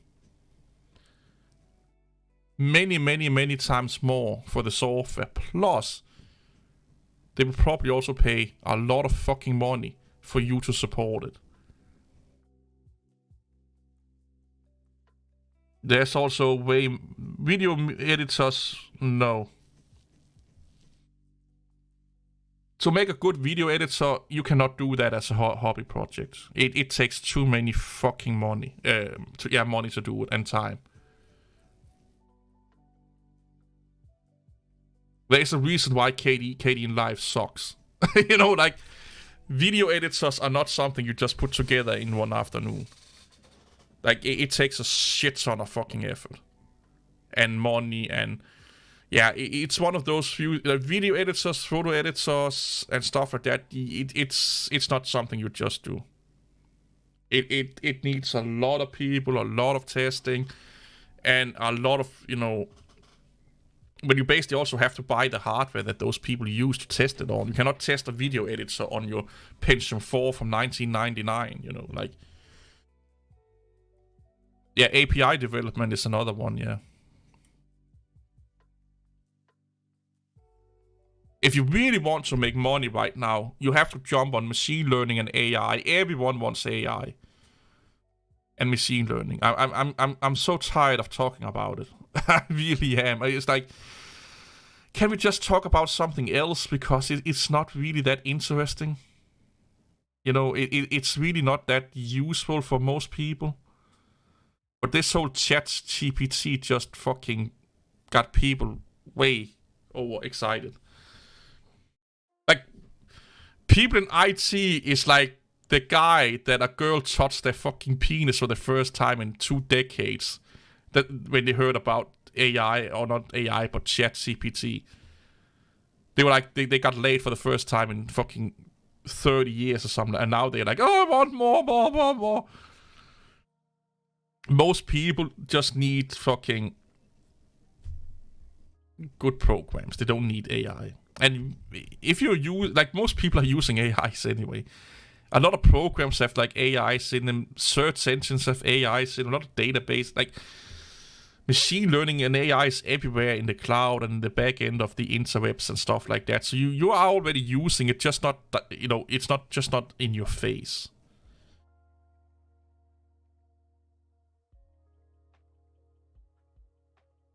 But yeah, it's the new thing. I'm looking into getting see if I can get my boss to get me an Azure account. Well, they do have it. I just need to be activated on it, and then give me access to Azure connective vision, or what the fuck it's called. The OCR and machine learning and image recognition, face recognition side of Azure. That's fucking amazing. It's actually better than Google's, if you ask me, and faster. And it's really easy to work with in C# for training and AI and stuff like that. Cognitive vision, I think it's called.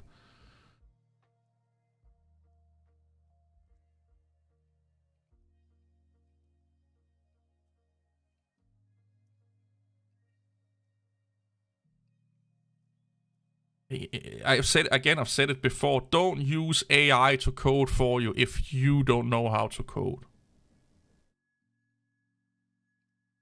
because then you are a slave to the AI. You're just a copy paster. And then the day the AI has a hissy fit or something is going wrong, you have no fucking idea what to do.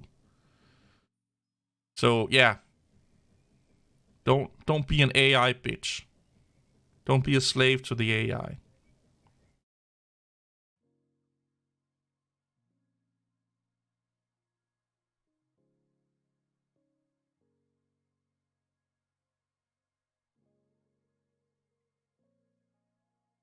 That's like the worst thing you can do.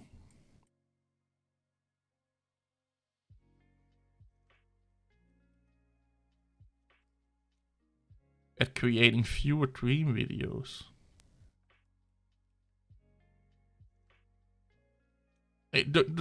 If you don't know how to code, learn to code first. And then you can use AI as a assistant.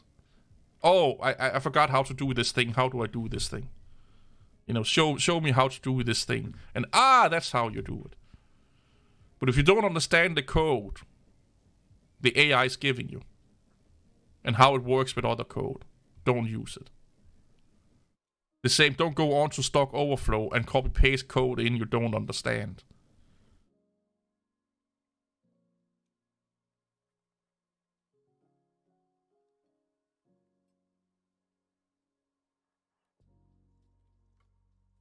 But here's the thing with syntax errors and stuff and best practices and stuff, that a lot of times that's also independent of the company.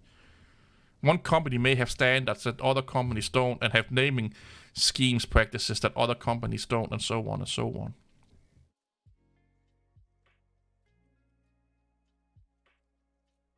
A shark eating spaghetti. Yeah. It is cool and stuff, but I'm just like, are we getting so lazy we don't even want to make our own fucking videos anymore? I don't know.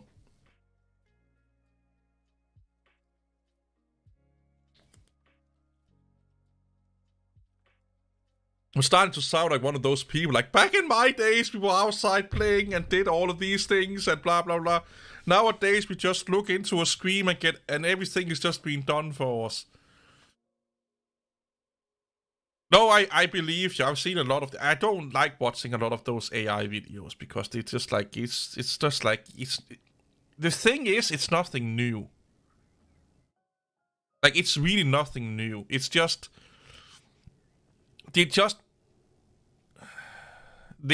been able to make the populace attention guide towards it. But it's nothing new. They just made it able to do cool shit that average people, not average people, the populace are interesting in. Cool pictures, cool, this and that, and have a chatbot that talks to you like things that will fascinate a lot of people that really don't care much about IT and stuff like that. But it's not really that new, the things they are doing. It's basically it's like a trailer for a movie or a trailer for a game. That's what AI, like what we see in the news media and stuff like that. That's how it is for them. They don't really know how to really use it in real life scenarios, other than for search engines and stuff like that. And I was thinking about using AI like a search, like ChatGPT for search, queries, asking the questions. But the thing is, it's too slow. If you can hard code or code in the, let's say you want to know, like, let's say this was some information you needed to get. If you can hard code in to get this information here, this here, if you can code that in with a web scrap or something like that, that is 1,000 times faster than any AI. So a lot of times it would even be slower to actually use AI to do stuff for you than you can do in code.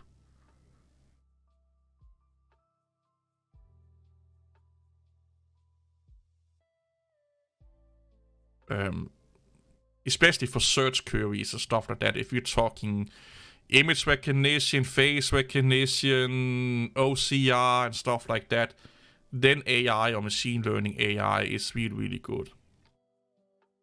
But how many of you coders out there are going to use face recognition, object recognition, OCR, and stuff like that in your day-to-day programming?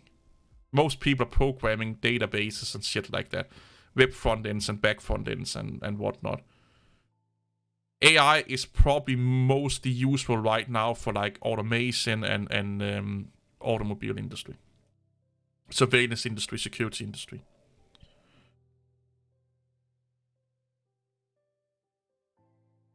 Yeah, so you have no use for AI then. Unless you're using an OCR to recognize text. And that AI is actually really, really limited also. It's basically just machine learning, which is also AI, but yeah.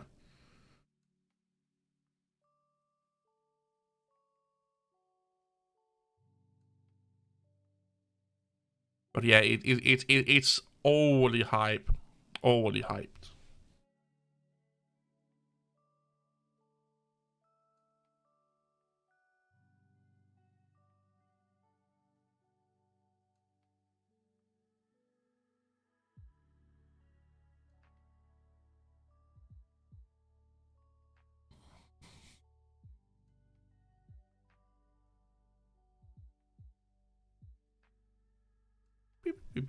I have a lot of fucking... What extent...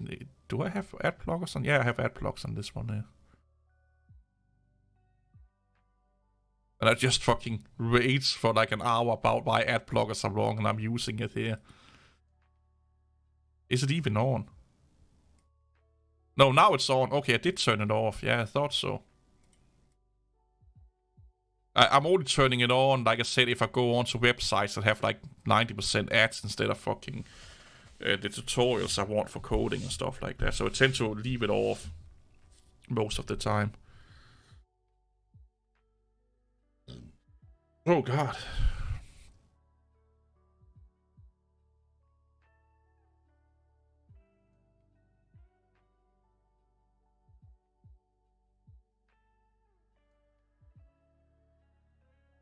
I really like this website here.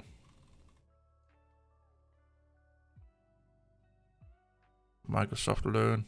I wonder how much money they put into this whole fucking educational system here.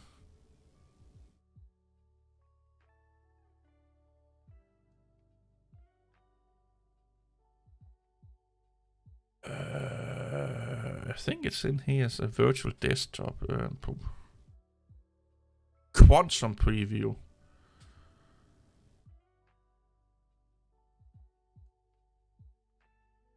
This is the language more. Yeah, cognitive services. Here it is. Make decision making, vision, OpenAI, computer vision, OCR, get started, cultivate Microsoft Learning training.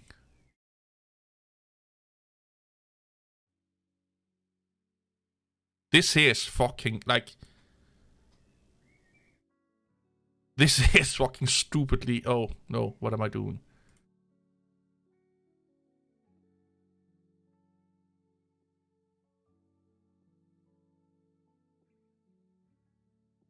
Yeah, this one here is stupidly fast. And you can just upload a picture and then just keep getting it. It's really fucking fast. And you can just talk like the API and it like fucking fast, man. I will see if I can get this to work at work. When I can, I just need to basically have a subscription. And you don't pay almost anything for it, to be honest. You just need to be logged in and have like a subscription enabled, and it's a free subscription. But they just basically what they need your bank details. So if you are using stuff that cost money, they can bill you.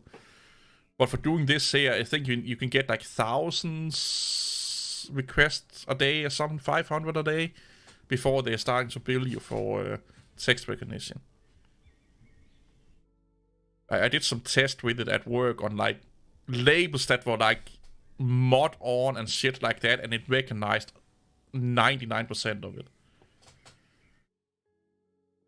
Or where some letters were scrapped out on a label and stuff like that, it still fucking got it. It just got it. It was fucking amazing. And I took the picture with an old webcam. That's the, like, if you need image text extraction, use this fucking API here. It's one of the best I've seen ever. It's way better than Tesseract and Open CV, Open Computer. Because Open Computer Vision, you have to do a lot of fucking tweaking to get it right. And you need a lot of... you basically need to train a model. Where here it's pre-trained, so... with language training and stuff like that. Because the models that they're using in Open Computer Vision is really, really bad, in my opinion. You can't do it and you can get it accurately, but here, if... You also, so here's another thing you have to think about. How much time am I spending getting things to work versus paying, money up front, and then it's working like within an hour and I can start making money. And a lot of times, if it's already made, it makes financial sense to use what's already made. Because then you can start to make money faster. Like, you could probably do OpenCV and Tesseract and stuff like that that's as good as this here, but you'll probably spend like weeks or months to get it to that point. That's weeks and months the company's not making money then. And then you have to test it and blah, blah, blah, blah, blah. Where here, you don't have to test the AI part of it, or the image recognition part of it, or OCR part of it. You only have to test the front end that you're developing. Because all of this is already working. So that means that you can get to a working state faster by, depending on how many requests you're going to make, are paying for that upfront. It's not a lot. I can't remember the price. I know Google is something like $1 per 1,000 requests or something like that. If even that. Like, it's almost nothing for their OCR tool. It's stupidly cheap. And let's say if it's items that you are taking like data labels off, if you're scanning 1,000 or 500 items for like $1 or $10 or even $50, that's way, those 500 items you can probably sell, depending on what it is of course, but there's probably for like thousands plus of dollars in those 500 items. So it's really easily justifiable to write it off.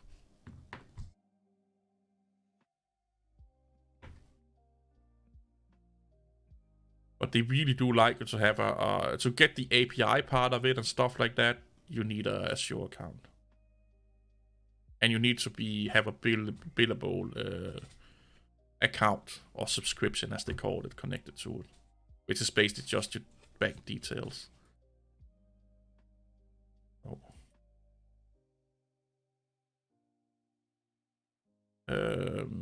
Create resources. That's the one where they need your. No, they need this. What the fuck are they called it? Also endpoint. Yeah, subscription key. That is so if you go over the limit that they can bill you.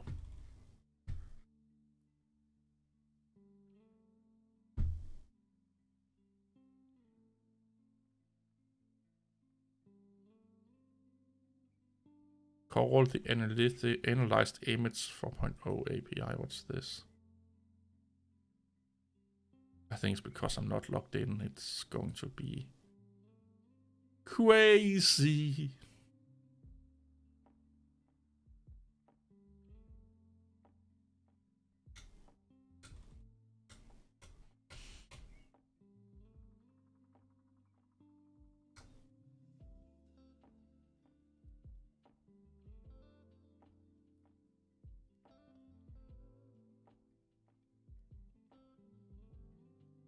I kind of want to try and train my own neural network for something. I don't know why.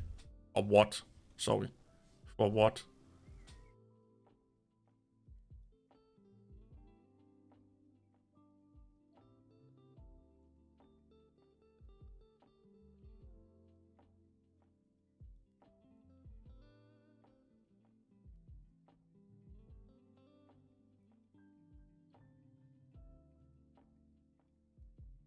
Interesting, interesting, interesting. Computer vision documentation.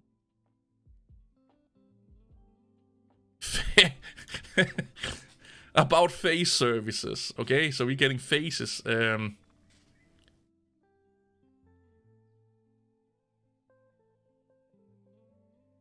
Oh! On June 11, 2020, Microsoft announced that it will not sell facial recognition technologies to police departments in the United States until strong regulations grounded in human rights has been incited.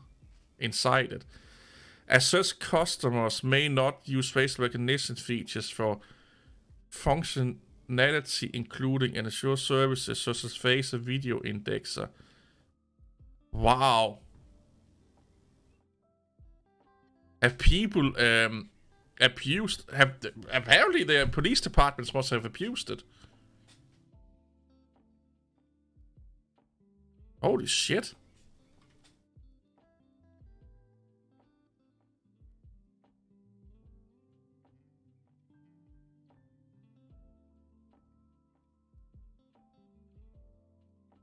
This is actually really funny.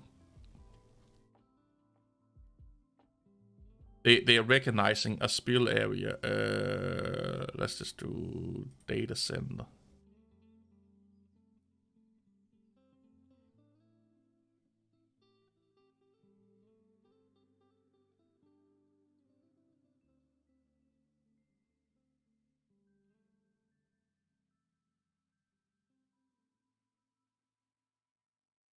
The fuck are they doing?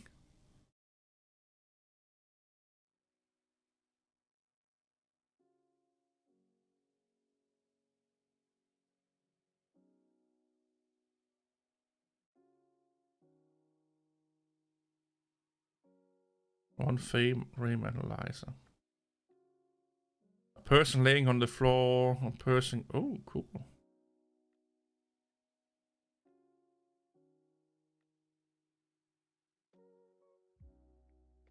Just imagine this, like in the future, where there will be cams all over the fucking place. So if people pass out, you know, we can get people coming. Or the emergency services can come. What do we have in factory?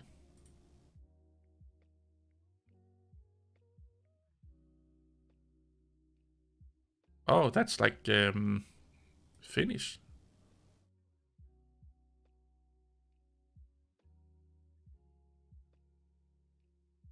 Everything is 100%. I feel this is a little bit staged. Maybe a little bit staged.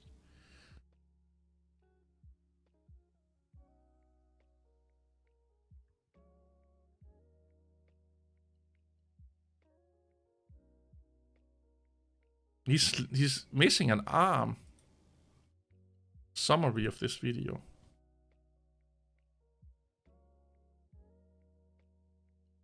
It's kind of fast.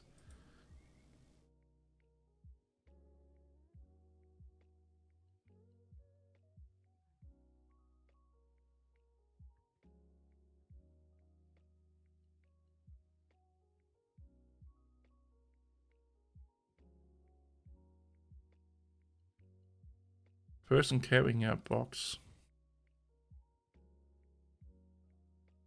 Ah!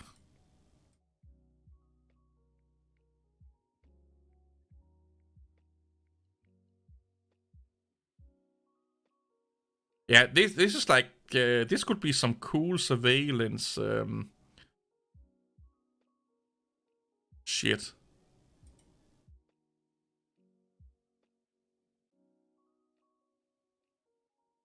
Yeah, everything is 100%.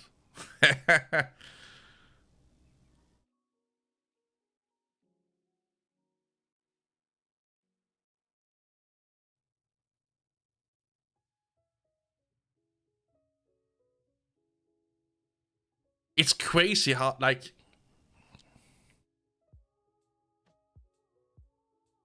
It's crazy how you can do all of these crazy things. How much in can we zoom? Rup, butthole. You can't really detect these things over here, I guess. I have a sneaky suspicion this pre-coded into the software.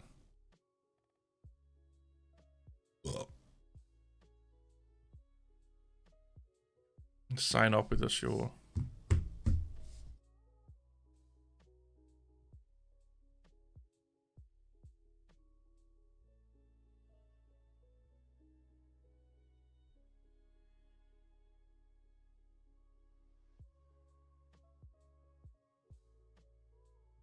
Why is it not detecting the CNC machine there?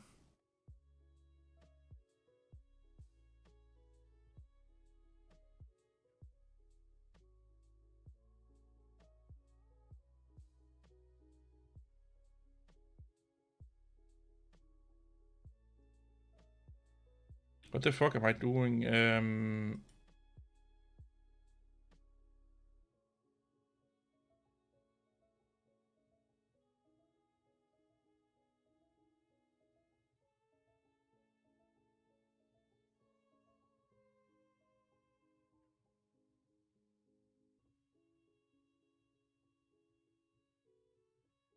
Apparently I've been on Adobe's website here. Let's go to the United States.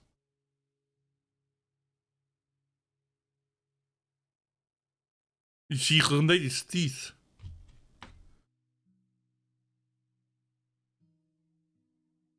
Can you get like a fake student pass and use that maybe?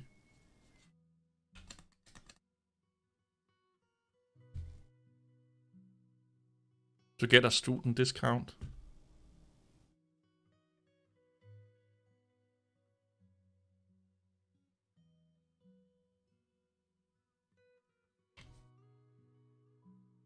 There must be a way to fake a student discount.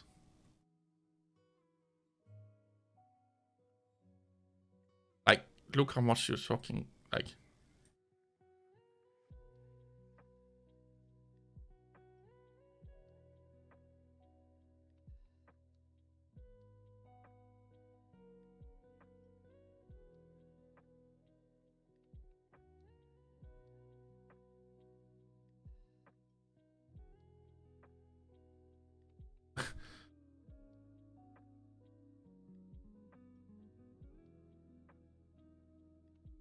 How do I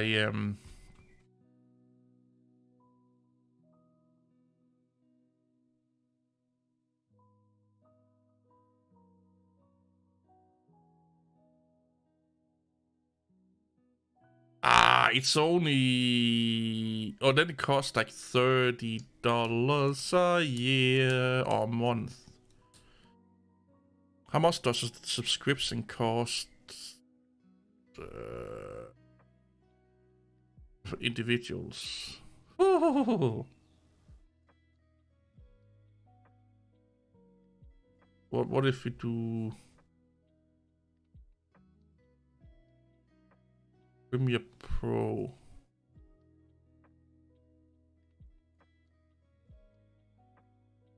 And it's actually really worth paying it for a year, to be honest. But they used to have like or they have like one where it's like you get 2 apps.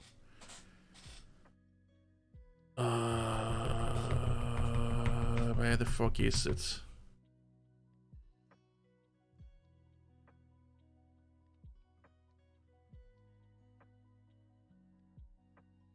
So if you do like, what if you do this one here?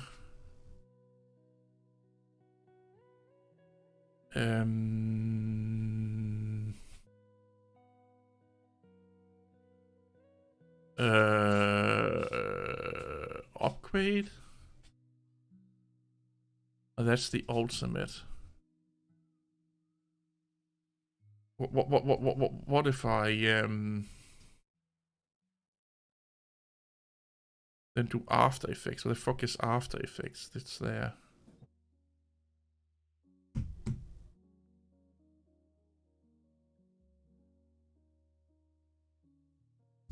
I can get Photoshop, but I don't want Photoshop.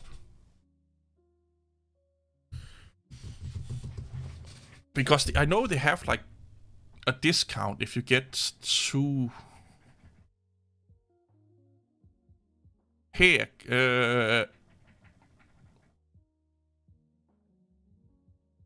biggest subscription. Yeah, I've used After Effects before. I used to be quite okay with After Effects. It's just been like 3 or 4 years since I used it the last time. Is it compare plans? I need to go pee, just give me a second.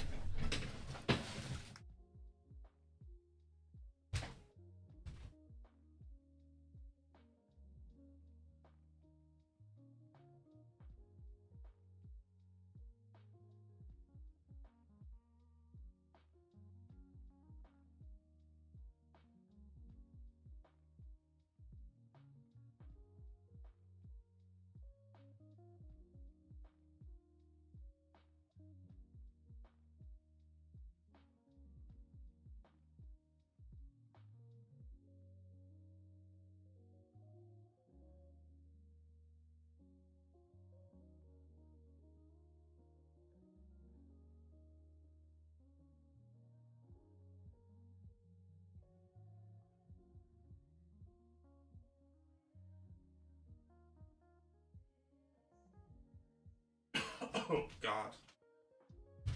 Oh. Ugh.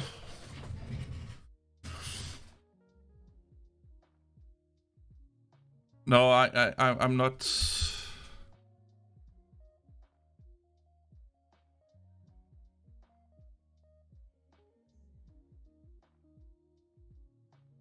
I'm whatever.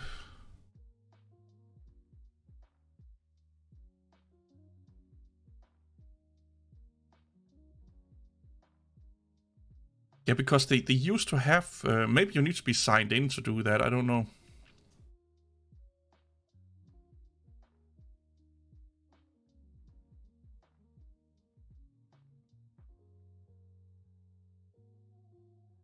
You can get a bundle where you get like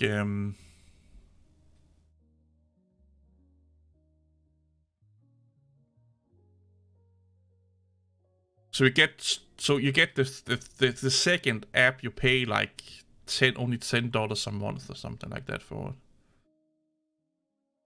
So I think like Premiere Pro and After Effects is like $40, and you get it for like 35 or something like that.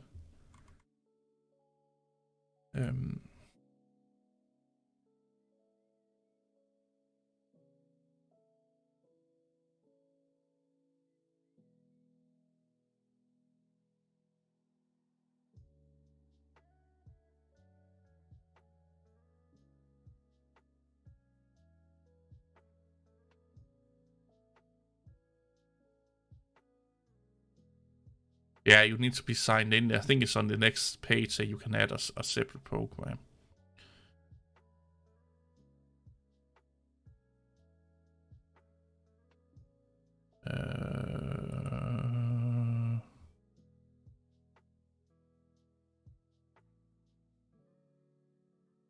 Oh, someone made me big boobs.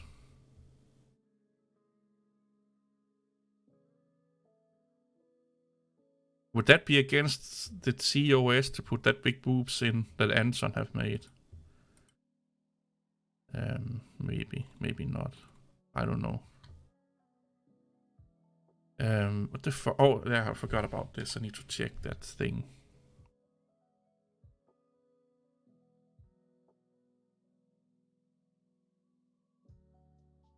Oh.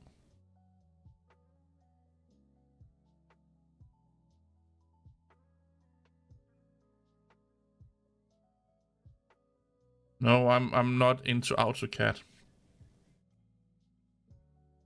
Depends on how you use it. It could be considered clickbait.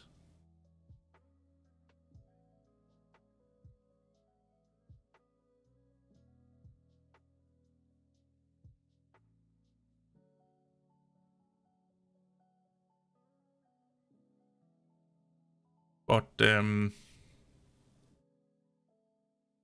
I don't know.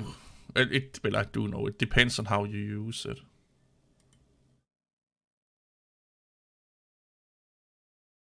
Annabelle Claire.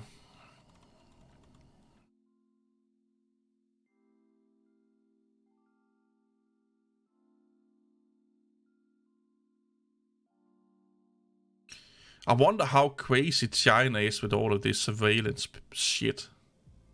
With image, face recognition, body recognition, and all of that.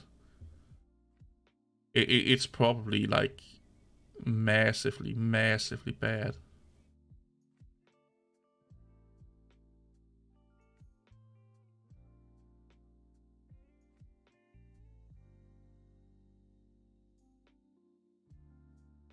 Bad Barbie. I'm looking at the chat for Lofi Girl. Someone is called Bad Barbie. Yeah, why not?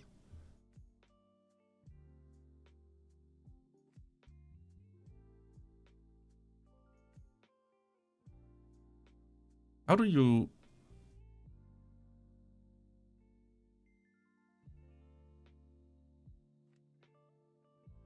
Brain. By the way, people, I love Microsoft, just so you know. I am a massive component of proprietary software because I'm looking at Microsoft website right now. Sue me. Maybe I should do that. You know? Maybe I should just do that. Maybe I should just make my channel all about... That could be so fucked. That could be the best troll ever. To just make my channel into be like massively Microsoft fanboys and proprietary fanboys. That would piss off so many fucking Linux people. That could be such a good troll.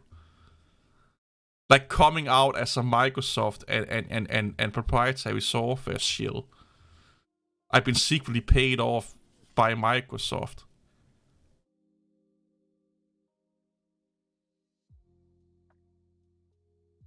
Yeah, Victor, I've heard a little bit about it. I just don't really know how... Here's the thing.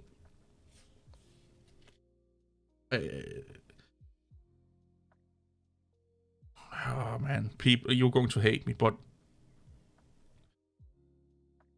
I don't trust everything that comes from the United States information services. So I'm sure that what you're saying is true, but how bad it really is, I don't know. Because they do like to spin a web to satisfy a narrative, just like Linux users.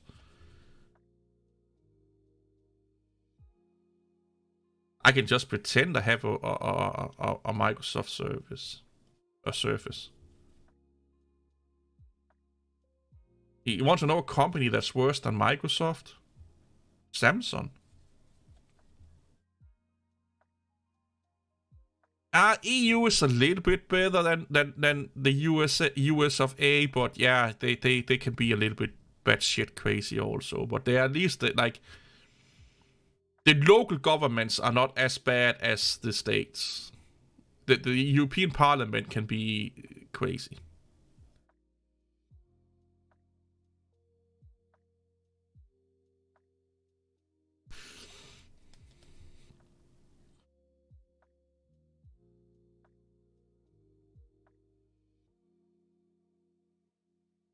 It's actually funny because I should show you guys my statistics sometimes on my analytics.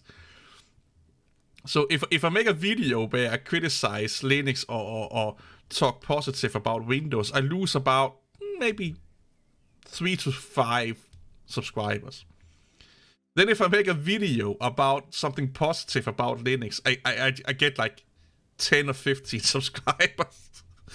So if I'm balancing it out, so I make a good video about Linux and then I make a good video about Windows or bad video about Linux, I'm still plussing out at the end.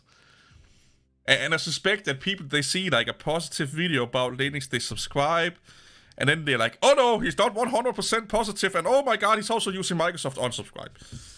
It's really, really, really funny to look at the analytics when it comes to stuff like that.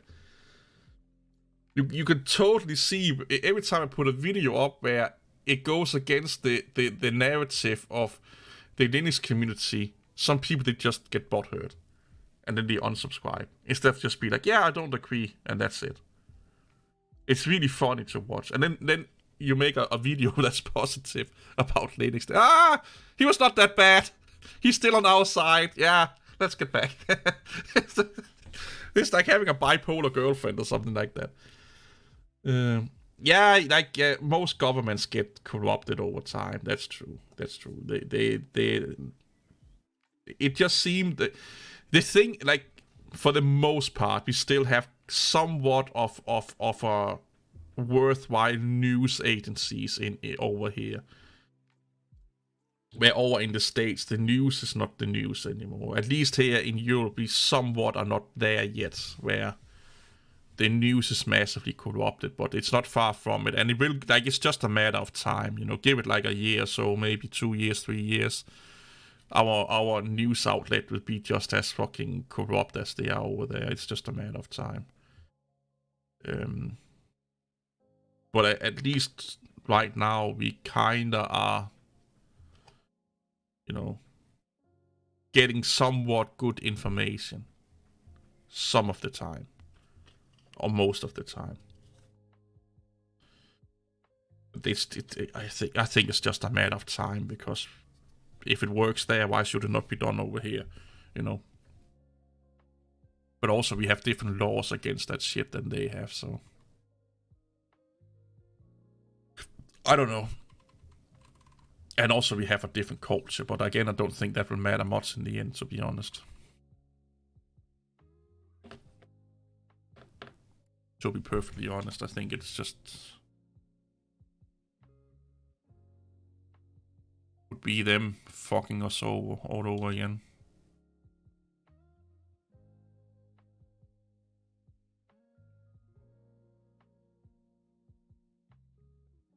Oh, yeah. I get comments like that.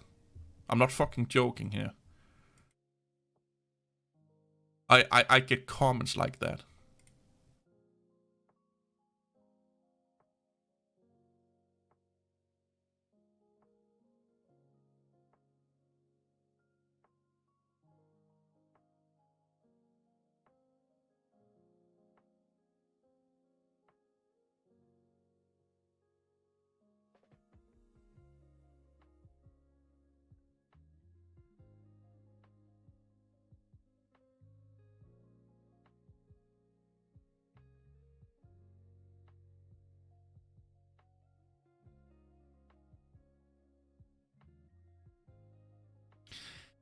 It's like I said, like I was trying to explain to the other fucking batshit crazy people before, is that nobody is agreeing with everything everyone does, even if you're supporting them. It's humanly impossible to be that fucking into something. Like, it would be like having a spouse that you just, they agree with 1000% everything you do, and you will never have a fight or an argument with them or different opinion and stuff like that. And especially when it comes to politics, you cannot have a system like that. Because then you are not thinking, then you are basically a follower. You are a blind sheep. And nothing would be changed, nothing would be altered, nothing would be re-evaluated, because we just have to blindly follow what's going on. And that's sad. You should be able to be critical and ask questions and re-evaluate everything.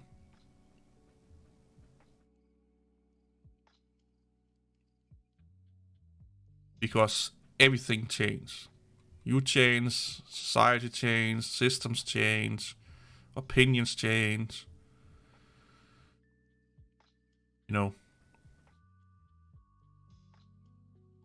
Information change, science change.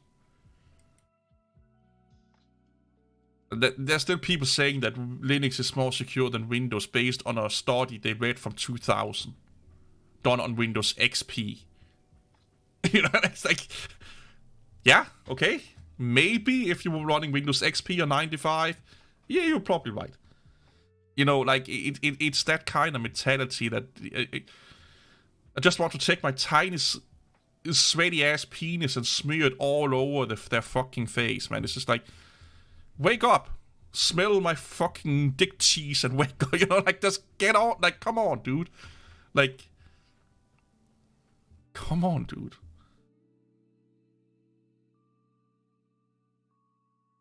But I sadly see a lot of Linux users, they get into Linux because they want to be this rebel against the grain, go upstream, special, and then you hear people, Richard Stallman's group of people and stuff like that, whispering a lot of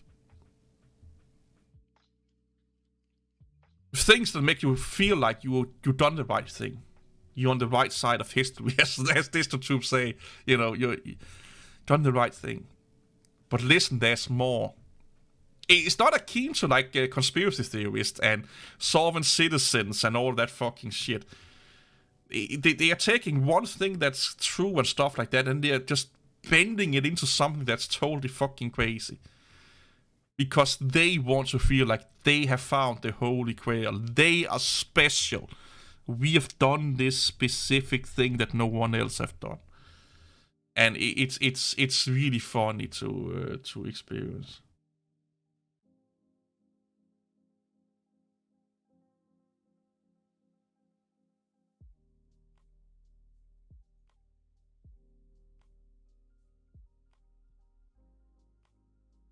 What if Linux became that? There are prominent Linux people, Richard Stallman one of them, that have done and said questionable things. Like illegal fucking things.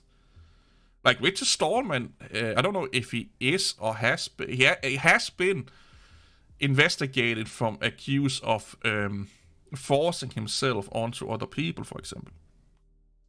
Of the female persuasion. And there was actually evidence of that being true, but statute of limitation, what the fuck the word is.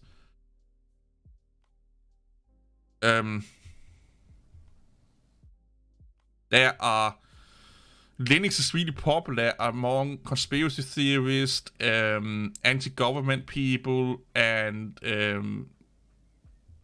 terrorists.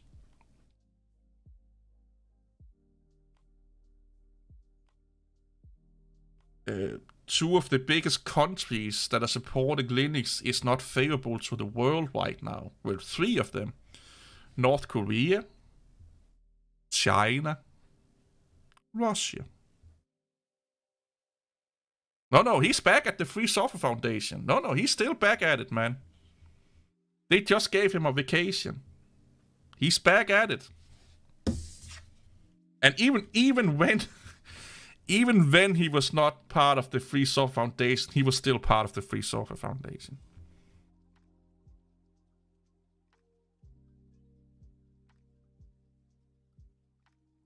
What about the plan China has to become the dominant country in open source? And when you're becoming the dominant country, that means that you are the one having dominant of control. That should be scary. Russia is trying to do the same.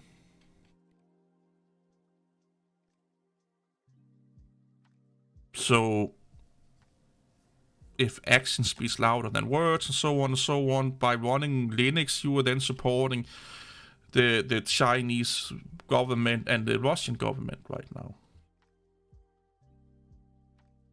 By the logic of said people, that running open source and Linux is a political statement and you are indirectly supporting their political opinions because they are putting and funneling a lot of money into stuff that we are using. So therefore, if we are using stuff they are funneling a lot of money and effort into, we are also supporting them.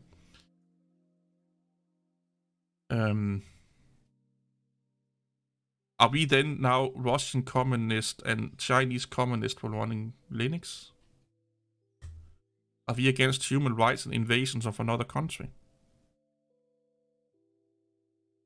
Apparently so. No, Microsoft, China, and Microsoft. No, that's not because China is. Oh, sorry, Microsoft is a U.S. company. It was because Microsoft didn't want to sell their product to Putin. Now that he's messing with the Putin, and they were basically a lot of other companies are starting to be aware and yelling and screaming about the human rights violations in China. So the way to get a lot of that noise away, China is now using open source. So if or then a lot of the proprietary companies that they are depending on are closing the hatch, so to speak, they then have open source software that can be used to do unhuman things that you now are supporting by running open source software and Linux. Because you cannot separate those two things, by the way. I've been educated, as a sovereign citizen will say.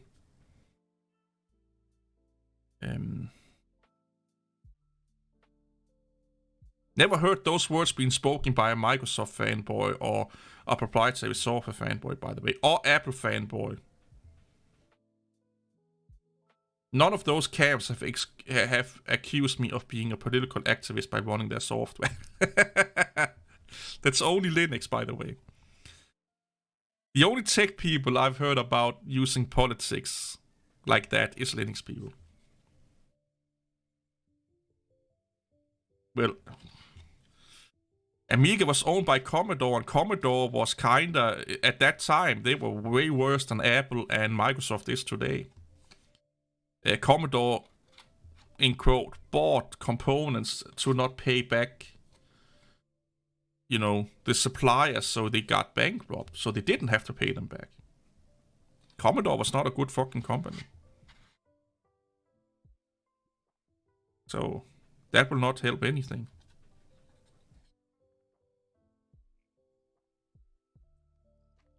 No matter how you bend and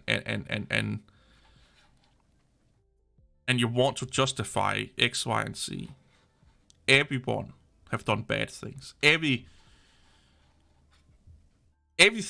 that gets traction will end up being controlled by moneymakers. No, Linux people are not more politically aware. Linux people become politically indoctrinated by the Free Software Foundation. Most people don't switch to Linux for political reasons. Most Linux people switch to Linux. It kind of depends on what group you're looking at, but most professional do it because of work. Most desktop users does it because they are tired of Windows or the Windows way, not politically, technically. And then when they get into open source or Linux, they hear about this open source thing or have heard about it, they research some more, and they get more and more Linux people talking about the political aspect of it. And then the weaker mind of those Linux users become indoctrinated into the political aspect of Linux. That's how that cycle goes. Most people don't switch to Linux to make a political statement. But they become convinced that they did because of the political activists within Linux brainwashing them into thinking so. Where most people do it either for work obligations or because they are tired of Windows. Either they can't afford a new system, they don't like it anymore, they're tired of something not working as they want it to work, or they just want to try something new, or they are tech-savvy people that want to try a new system, and so on. The people switching to Linux because of political reasons are like minute. minute.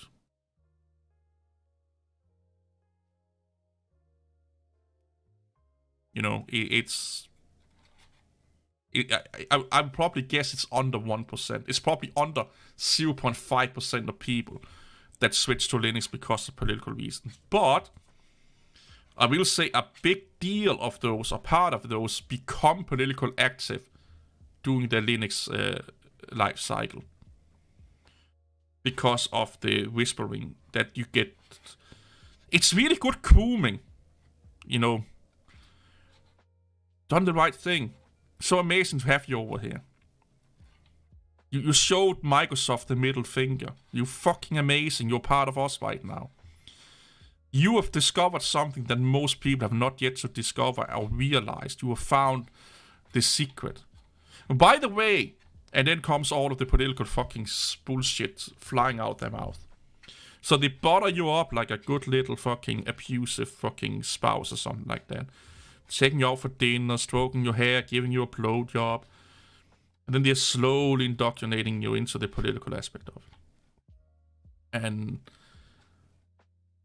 a lot of people eat that up, hook, line, and sinker.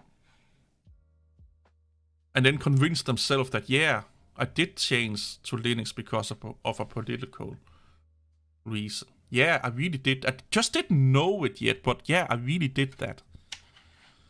That's the first sign that you've been brainwashed.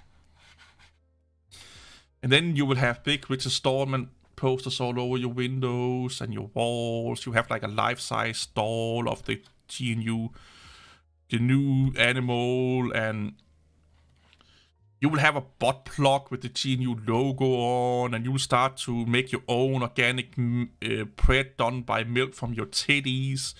You know, when you're making bread, you're using yeast from a woman that is in the GNU system.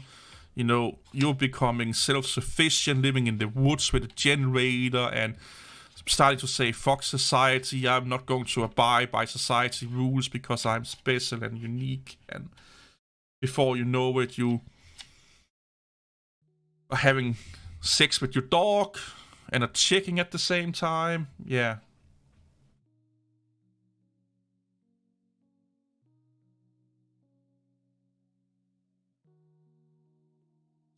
So yeah. And then 3 years down the line, maybe 4, people start to get tired of all of that shit. They start to realize they've been sold a lie, and they go back to Windows or Mac OS. I actually used to have quite a lot of Linux merchandise, like pins and stickers and stuff like that I got with my old SUSE boxes when I bought SUSE in boxed version before OpenSUSE was a thing. Then you got a lot of stickers and merchandise with the box. I think at some point I actually had like a little gecko plushie or something like that, you know, pussy, something like a stuffed gecko or something like that. I can't remember.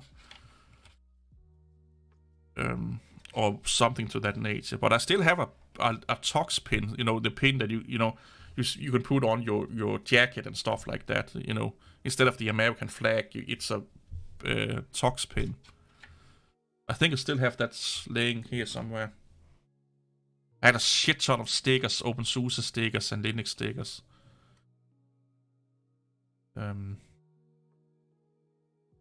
Another fun thing is that there are more people that have gone to Linux and used Linux and gone back to Windows and Mac OS than there are Linux users.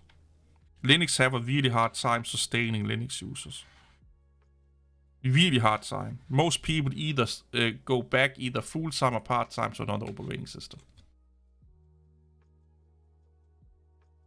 But we don't talk much about that. Because reasons. I guess. I don't know.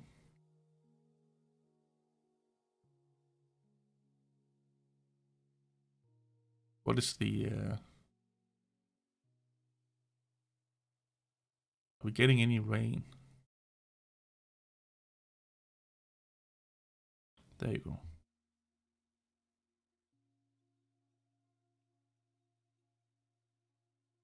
Nope.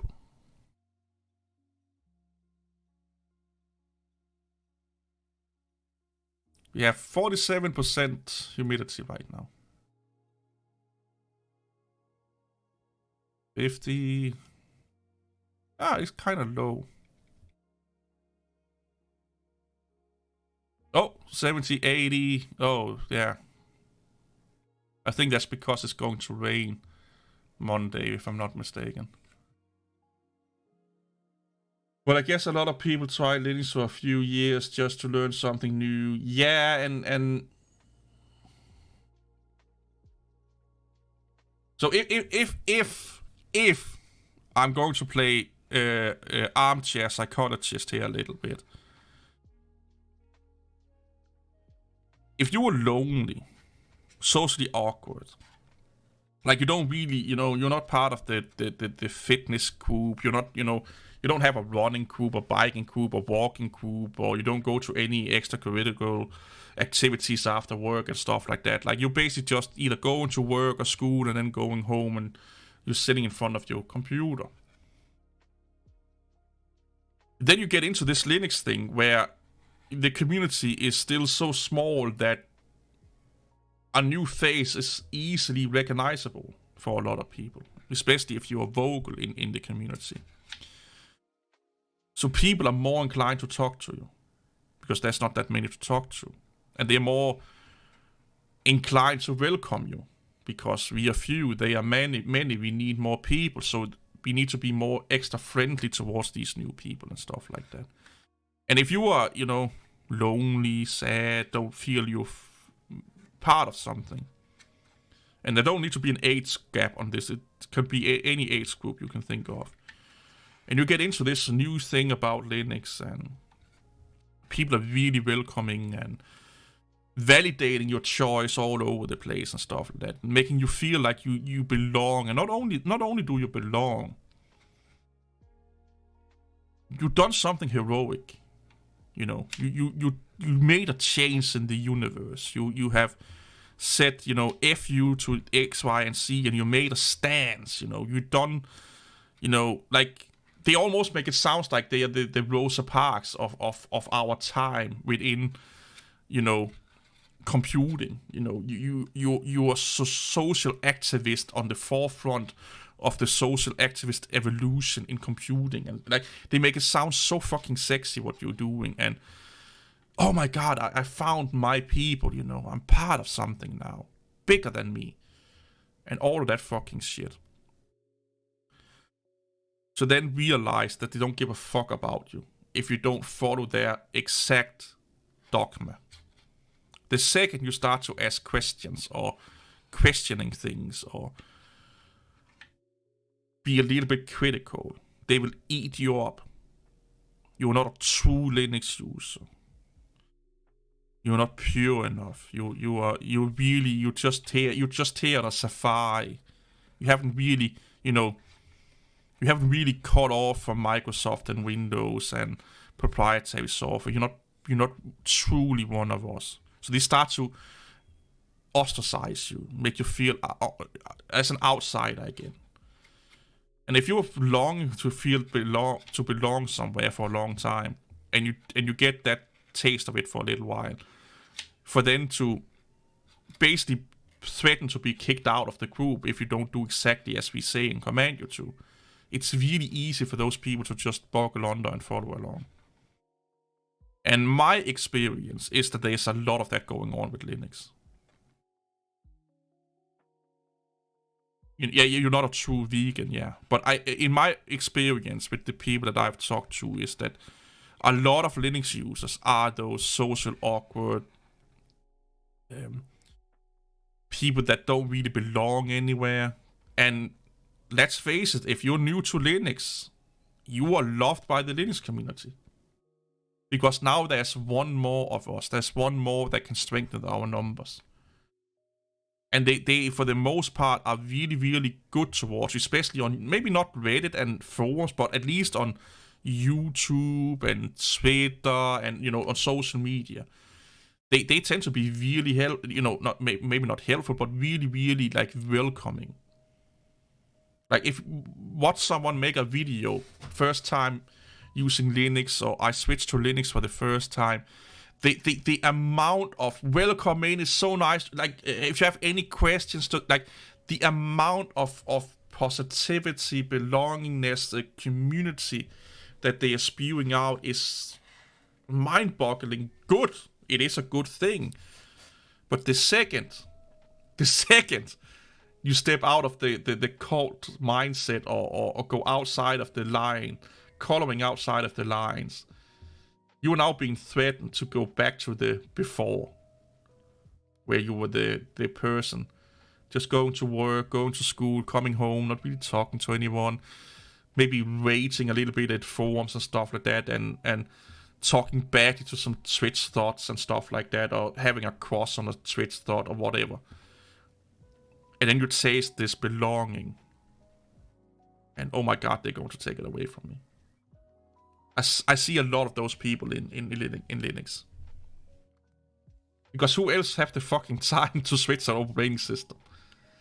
Who else has the time to spend that much time doing the thing with Linux that Linux require you to do? Or a lot of Linux people, you know, being active in 4-5 hour live streams, and being active in forums and what have, all of these crazy things. You know, you need to have a lot of free time to be this big part of the Linux community. And who has a lot of free time? A lot of people that are not doing that well on the social circus. You know, it's just how it is.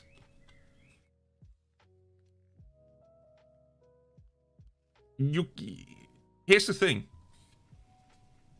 If you're a Linux fanboy and you want Linux to become bigger than Microsoft, everything Microsoft is doing, Linux is going to do. Because Windows is not the reason why Windows is doing the thing Windows is doing. Windows is doing what humans are telling it to do. And we see that with Red Hat right now. And we've seen it for years within the open source community. Those kind of people are business people. So if Linux become that big, the same things are going to be done.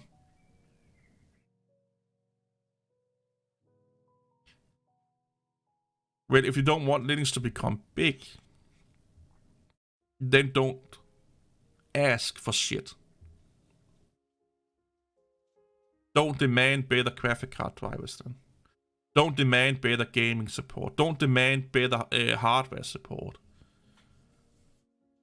Because why the fuck should they do it when it makes no financial sense to do it? So if you want all of that, the only way you can get everything you want under Linux is to make it financially viable for people to support Linux. And how do you do that? More users. More users.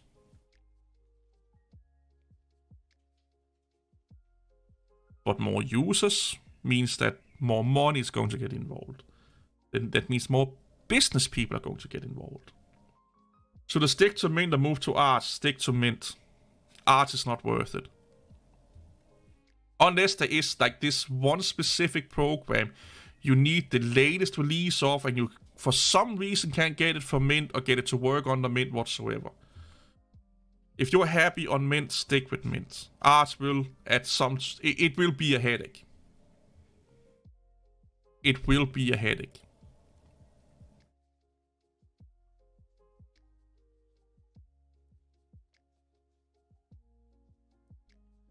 It will be a headache.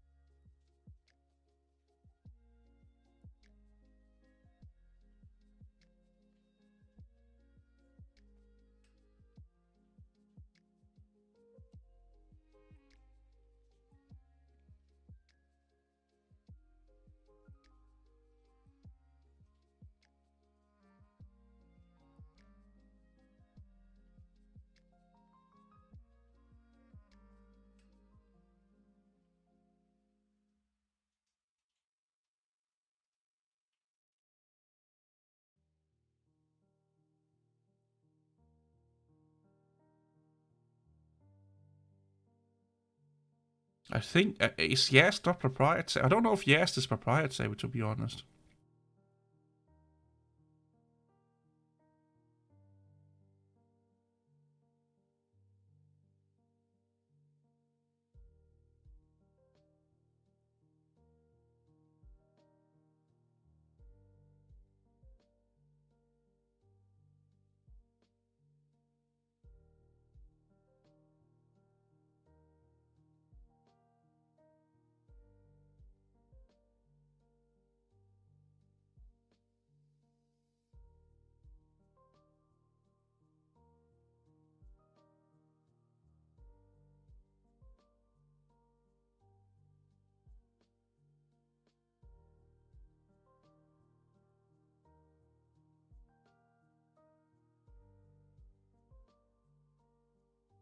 I don't like Saurian. That the Yast install is not that bad. Just get fucking over it. Like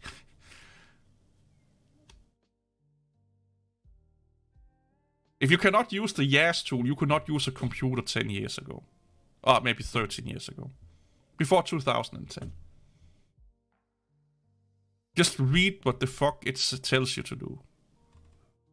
It's really not that hard. I have videos on my channel installing OpenSUSE for you.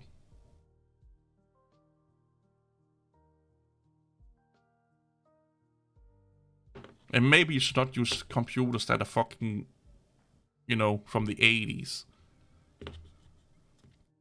We are not far from a future where Linux is not usable on systems before 2010.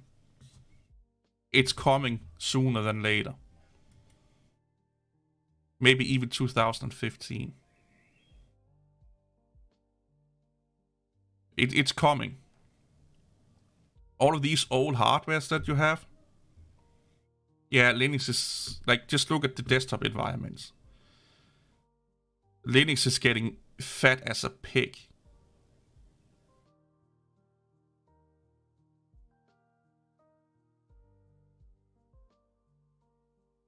And then you that's probably a driver issue. Nobody uses 32-bit computers anymore. They're so most software could probably not even run on a 36-year computer. Yeah, a 16-year-old computer. Yeah. No.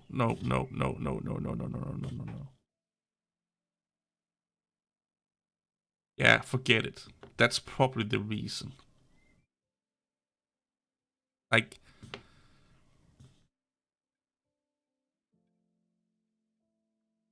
a 16-year-old computer, yeah, I would not run Linux on. I would not run Linux on anything that's maybe 13 years old. Maybe even 2015 and up, I would probably run Linux on. Anything older than that, I would just nah. I'm not. And this is not. Oh, I would put Windows on it. No, I'm not even run that computer. 8 to 10, 12 years old. Yeah, then it's probably a driver issue. If it's not booting, but it's booting in safe mode, that's a driver issue. That some driver is acting up, is making it not run. Some hardware is making it not run.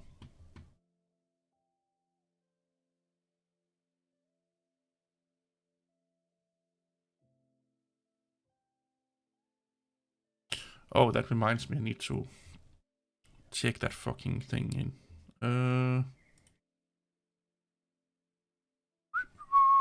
There you go.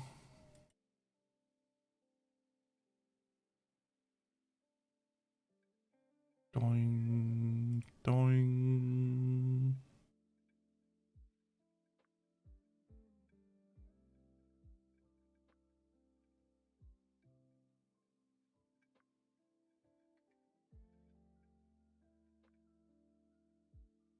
There you go.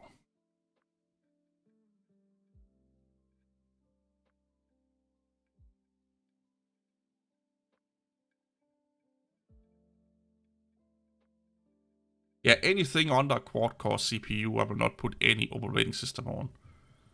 The second you open up a web browser and 2 tabs, it's going to fucking kill that system.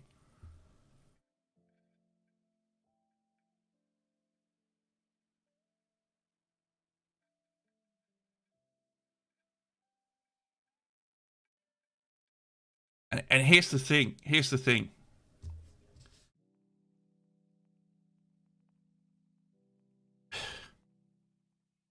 Like getting a 5-year computer, a 6-year computer, they are not that expensive. Like, it's not that hard to save up for them. If you could put $10 away a month,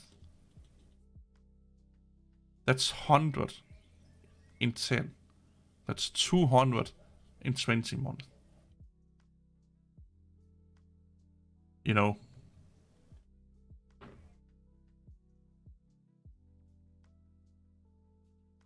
Have like a computer piggy bank or something like that and put like $10 a month into it. Whatever you can spare. And get a fucking new computer.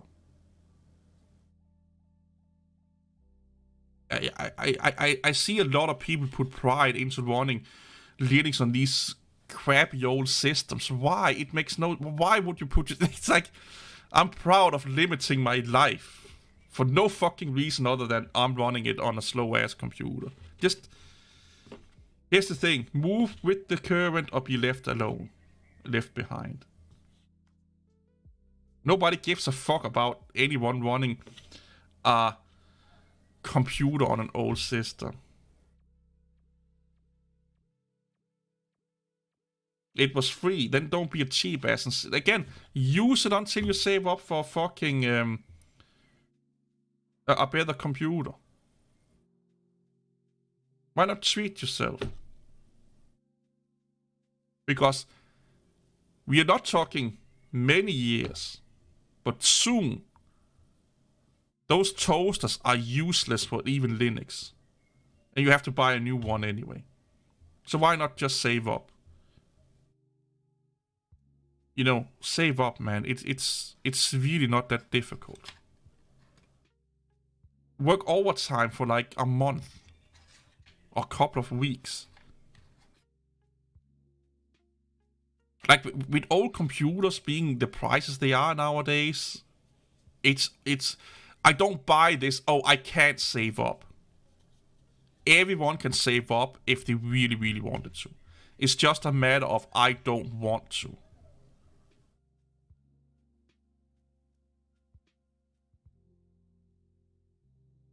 You know? It's like, okay, maybe I'm not getting takeouts as many times. Yeah, cancel your Netflix for a few months. Yeah. Maybe not eat takeout as much. Maybe not drink so much sodas or beers or booze or whatever the fuck that people are drinking that's expensive. You know? Maybe not go to Starbucks.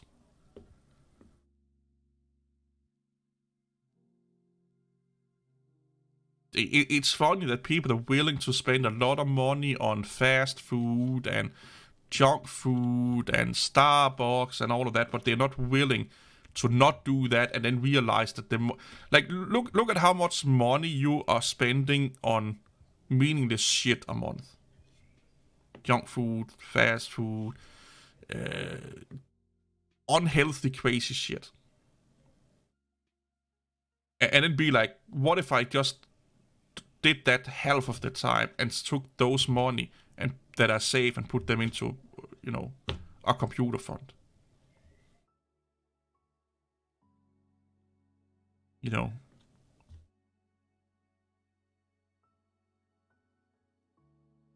Unless you're living on you know, white bread and fucking bologna every day.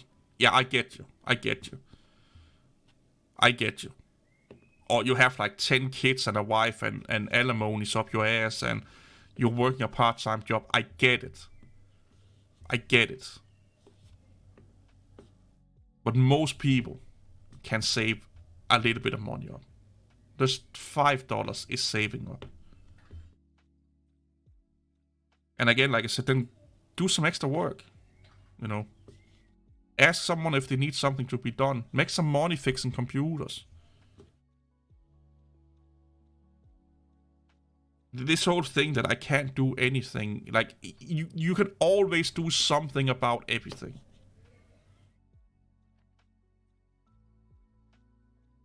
Sitting still and be like, I'm defeated, I can't do anything. That's the first step to do nothing and to get nowhere. Again, there are, of course, exceptions, like if you can't move or, you know, you're disabled and stuff like that. I get it, but most people, like I said before, they just want to sit on their ass and don't do anything for anything. And if they just applied themselves like 5%, they will get 20% better results out of their life. Fuck it, make a YouTube channel.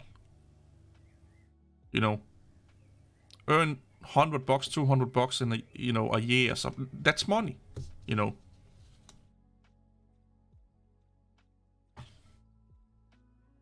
Love the it's no, that's not it. The main reason why people have old hardware is because they don't want to buy a new one. They're cheap. So I love my computer. Get over yourself. Don't you think you would love a better computer better? Like, I never heard someone upgrading to a better, faster system and say, you know what? This is fucking bullshit. I really wish I had my old crappy system. I never heard anyone getting better clothes, better cars, better anything and say, you know what? I really hate this better stuff. My old crappy shit that couldn't work, couldn't do anything, was way better. Come on. It's called being a cheap ass. Nothing more. Nothing more. And here's the thing, if you really love that computer, keep it around. I have 2 or 3 old computers laying around. You know, you don't have to throw it out. Keep it around. And then when you want to really get that nostalgic feeling back, you boot up your old computer. Think about all the porn you watched on it and masturbation sessions you had and stuff like that. Then you go back to play games or do whatever the fuck you want on your new computer. You know. Yeah, no, oh, for fuck's sake. Driving an old car is not the same as running an old computer.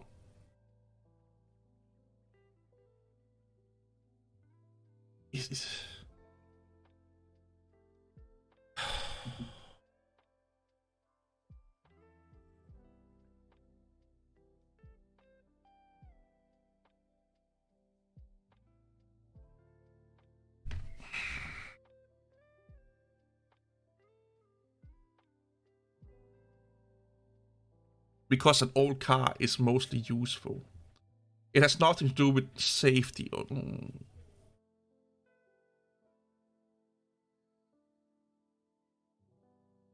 Holy shit.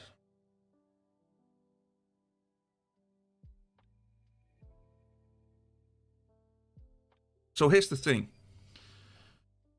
If you want to use that analogy, that would be like exactly a Commodore 64, an Amiga 5000, a 386. I would agree 1000% with you that people would use those systems to get this nostalgic feeling back, like they did do with driving an old car. They get this like, oh my god, look how fast things have evolved, like they do with driving an old car. Running a 10-year-old computer is not an old computer in that sense. It's not a retro computer. It's just a useless computer. Or, well, a less useful computer. So if you want to use that analogy or metaphor, use it in the right way.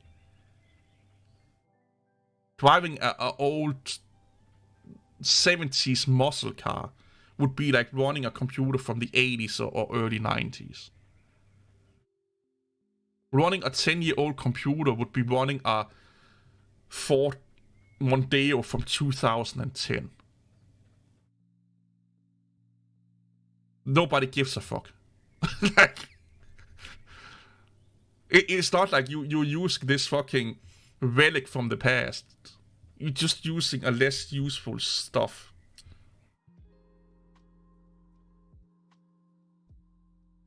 Well, here's the thing. If you want to run outdated hardware, that's your choice. But don't bitch and moan about you can't run modern hard software on it. You made the choice. Process should not stop because you want to run old hardware. So if you can't get your Linux distribution to work on your old hardware, find a retro Linux distribution. There's plenty of places where you can download older version of Linux distributions. Oh, but here's the thing. There's no repos of software for those old distributions a lot of times. Because Linux is not really that backward compatible with older software. So you have to find that older software yourself in a source file somewhere and compile it yourself. Think about that. But when I hear people bitching and moaning about they can't get their software to run on a crappy ass old computer, I have no sympathy for them whatsoever. I really don't.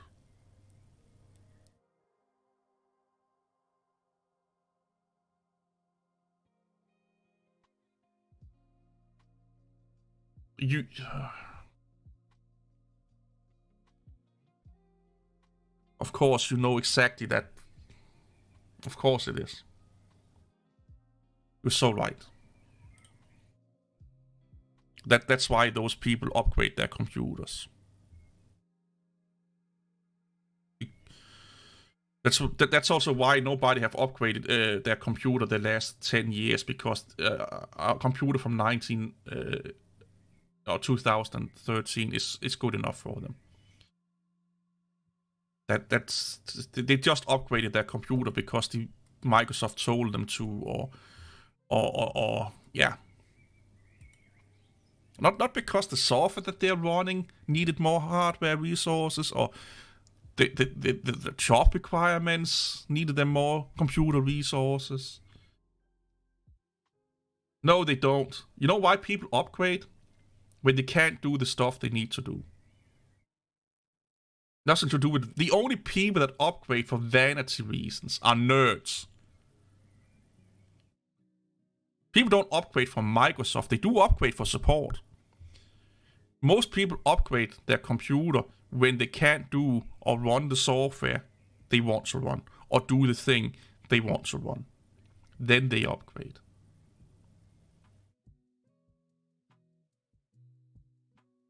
And again, I'm talking as someone that have helped people doing that for close to 30 years.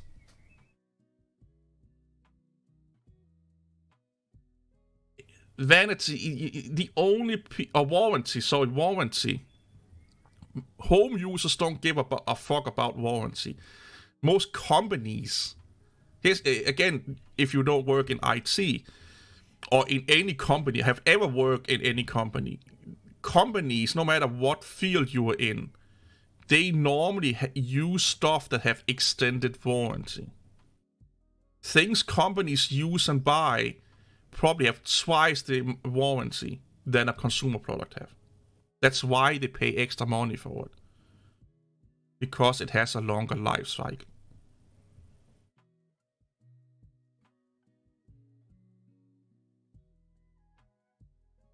That's why. That's also why there is something called extended support for software.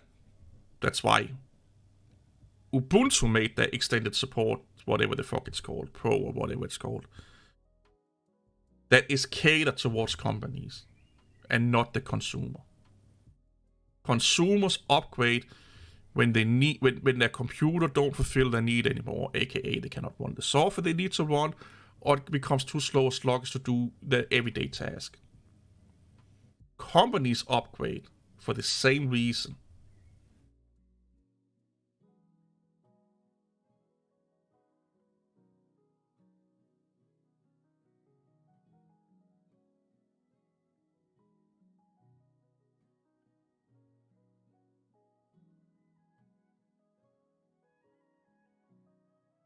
Depends on how spec'd out that 10-year-old computer is. Because you can get a 10-year-old computer that is really, really bad. So here's the thing. A high-end computer 10 years ago, I would kind of agree with you. I would agree with you. If you're using top-of-the-line computer from 10 years ago, most people would be able to use that nowadays. If you're using bottom-of-the-line computer from 10 years ago, good luck. Good luck.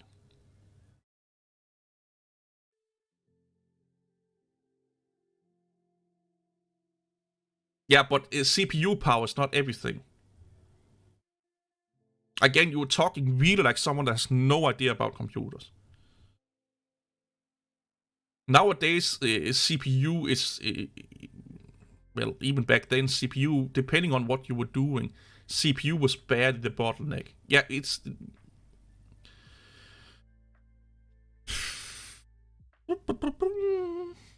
Has anyone seen a unicorn somewhere, you know? Yeah, the only people that care about RGB shit is, again, gamers and nerds.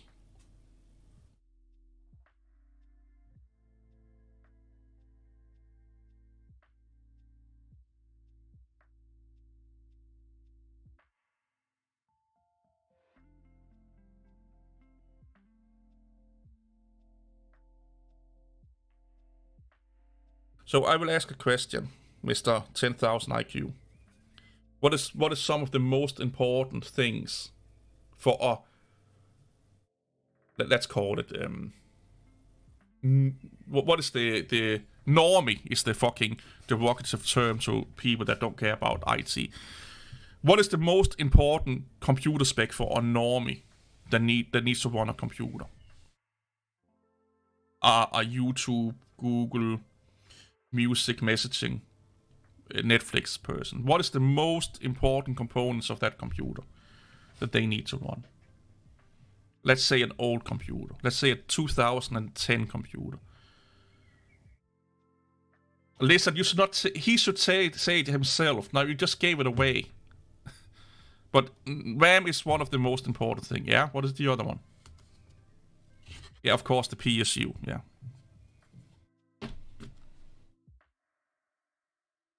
I don't mind people being smart asses if they know what they're talking about.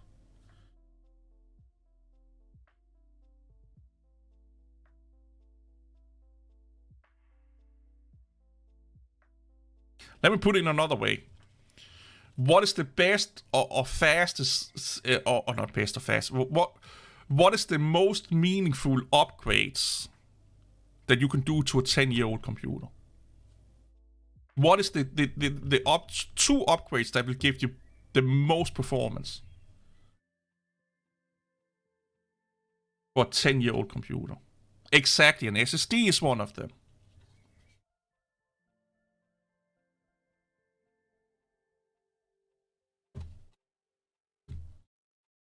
There's another one.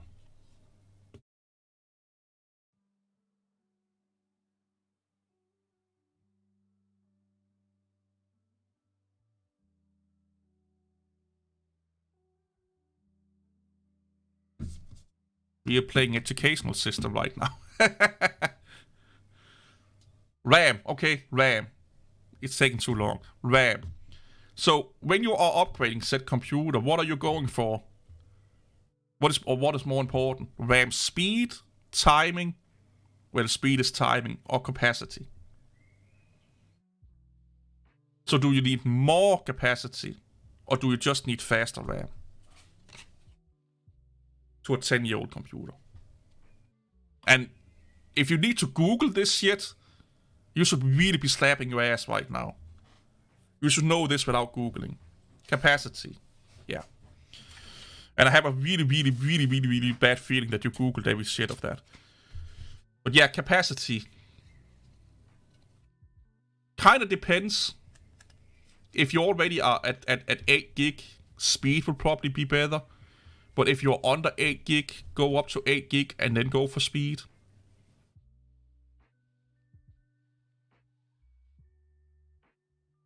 So here's another thing. What is then more important? Megahertz or timing?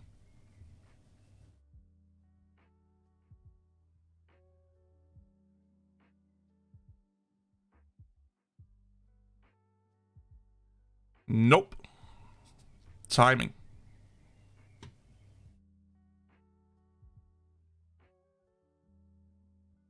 The lower the timing is, the more output you get.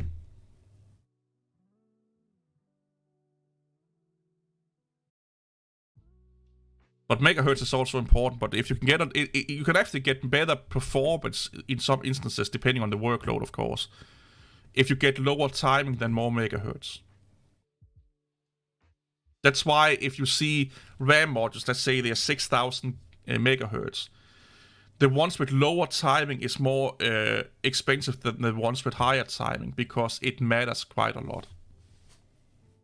It actually matters quite a lot. Maybe not for web browsing and shit like that. Now we're talking, RAM-intensive shit.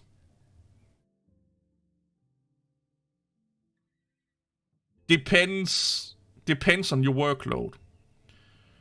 So what I would say is that having a 2,400 megahertz versus a 2,600 megahertz, timing could probably matter.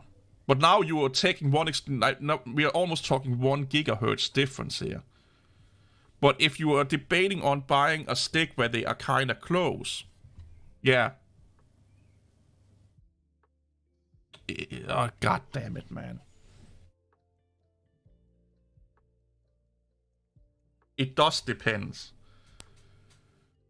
Because you can, so it's like saying, oh, is it better to run a 2,400 megahertz RAM with lower timing versus running a 6,000 megahertz RAM with the lower timing?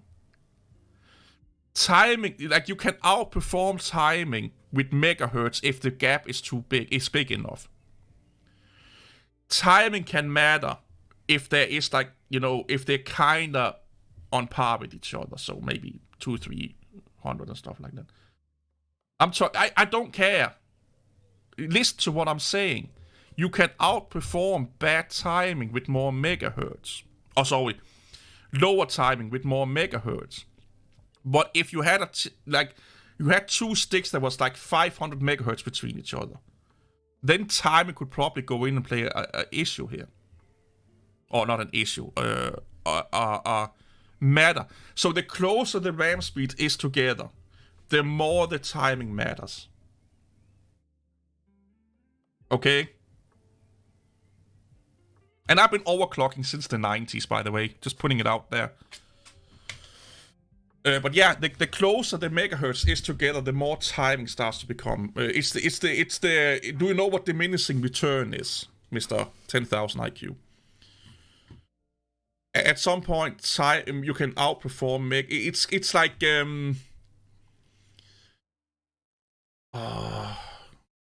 because I have to be really careful what I'm telling you, because you tend to miss the point about almost everything to fit your narrative. So here's a good analogy.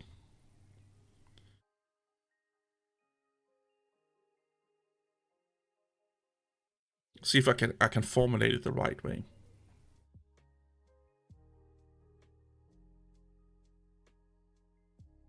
Do more horsepowers mean that you are faster? Let's say in a 60-mile dash, or not 60. What is it called? What is it called? Light to light. Why does it not matter with more horsepowers? A track race, yeah. Why is more a street race, not a track race, but light to lights? Why is more horsepower not that important in a street track race?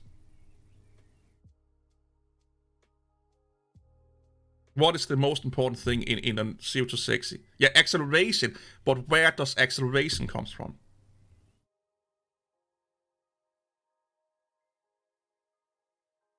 Where does acceleration comes from? And we are not talking about the drivetrain and the gearing, not horsepower, no. We're not talking about the gearing in the transmission and stuff like that. We're just talking about the engine. Exactly, torque. But at some point, if you are having a really high torque engine with low horsepower, at some point more horsepower will still win over that torque engine. Because the horsepower, you need, you just out horsepowering the car so much that the torque don't matter anymore, the gearing don't matter anymore, the weight don't matter anymore. Acceleration is mostly about gearing and weight to power ratio. I'm a mechanic, so yeah, I'm wrong. Yeah, I know that. Yeah, I'm wrong. I just fucking been taking it. You'd so try to fucking... I just said that. But at some point, you could have a heavier car with a lower gearing outcompete the one with the higher gearing. If you have enough horsepower. That's the weight to horsepower ratio. Chat has delay, yeah, but not that much delay. Not that much delay. So that's a little bit how RAM is. Horsepower versus torque. Not 1000%, it's not like copy paste, but think about it like in a metaphorically way like that. Without the gearing and stuff like that. Please ask chat what...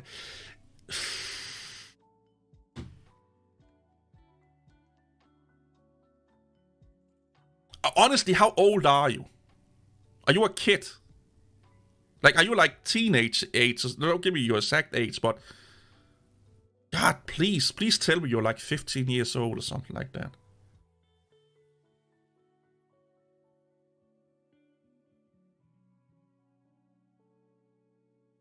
So that's 600 megahertz difference. I've not tested them on that. Like, I don't know. But 2,400 versus 2,500. Now we're starting to talking. But I have not personally tested that, so I can't say. I don't know how much timing is an issue or not an issue, but is directly impacting DDR4 RAM.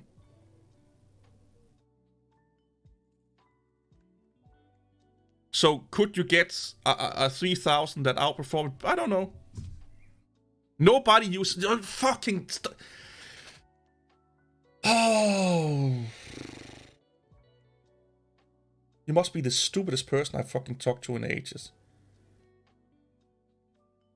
Yeah, but when you overclock RAM, you also loosen up the timing. Okay? Have you ever overclocked RAM before? When you overclock RAM, you loosen the timing. Because then you're sacrificing the timing for the horsepower.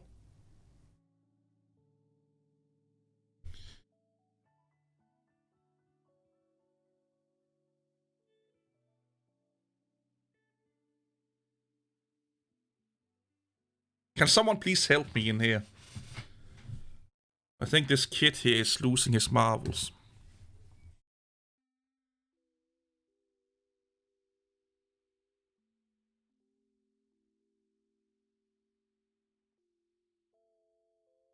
Yeah, in some instance it is, yeah. Again, what the whole debate was starting on. In some cases, timing, as I said in the fucking beginning, depending on the workload, timing can be better.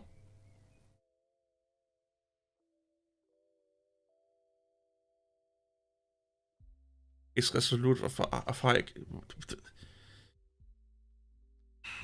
You can get 6,000 megahertz. I just shopped for 6,000 megahertz RAM modules, okay? You can get 6,000 megahertz with low timing and high timing. And if you buy the high timing RAM, you get better performance out of them. Okay? If, let's say, if they existed, or you overclock to 6,100, the 6,000s would maybe could outcompete the 6,100 RAM. In some case, you're not listening to what I'm saying. Dude, you're the most... Oh, God. Can someone talk about something else? This dude is fucking driving me up the wall with his fucking 10,000 IQ. When I say 10,000, I mean minus 10,000 IQ.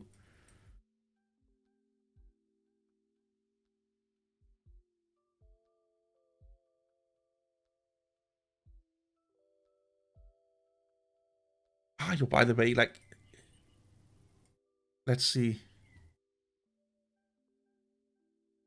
Yeah, of course, it has to be a troll channel.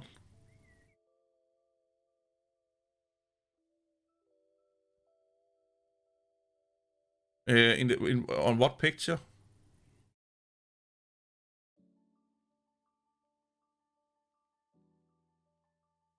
What picture are you talking about? This is a trash can.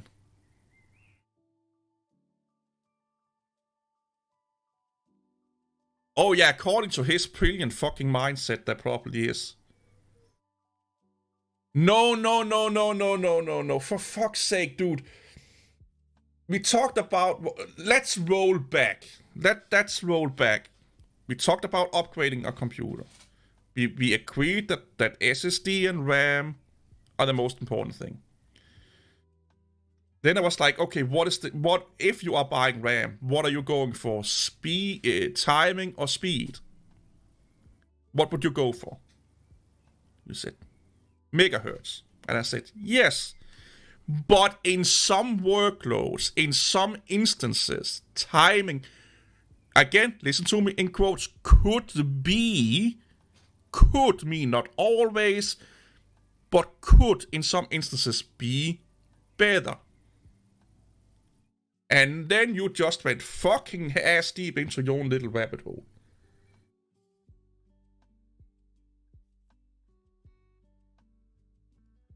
You do know that just because a CPU says it only supports certain amount of RAM speeds, don't mean it can't support higher speeds. Like, you do know that. You do know that. I hope you know that. Like, I'm running... what does my CPU support?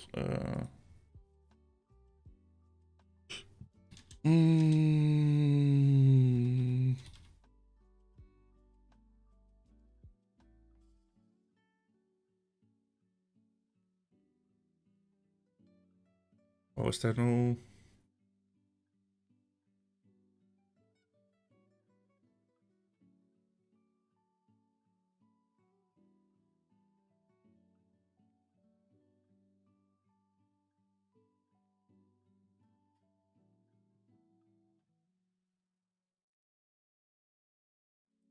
No, that's not what I'm talking about. I'm talking about the... Yeah, this is the speed that max memory support speed. And it's ×2. But yeah, you get what I'm saying.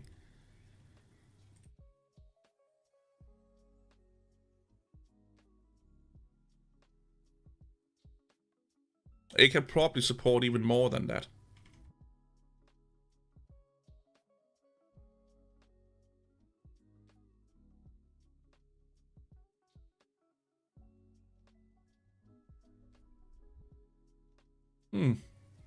I thought they went up to 100 degrees, but apparently not.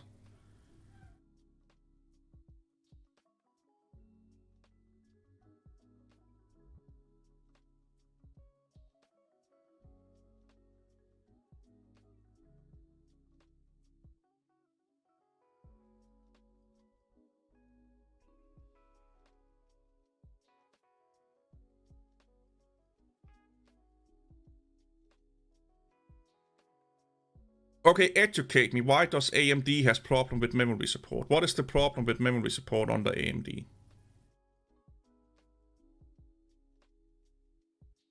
Educate me.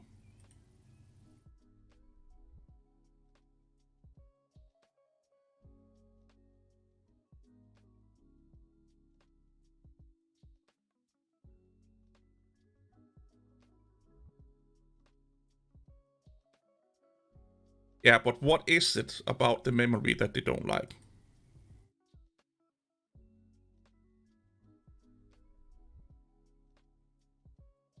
You don't know the details. Okay.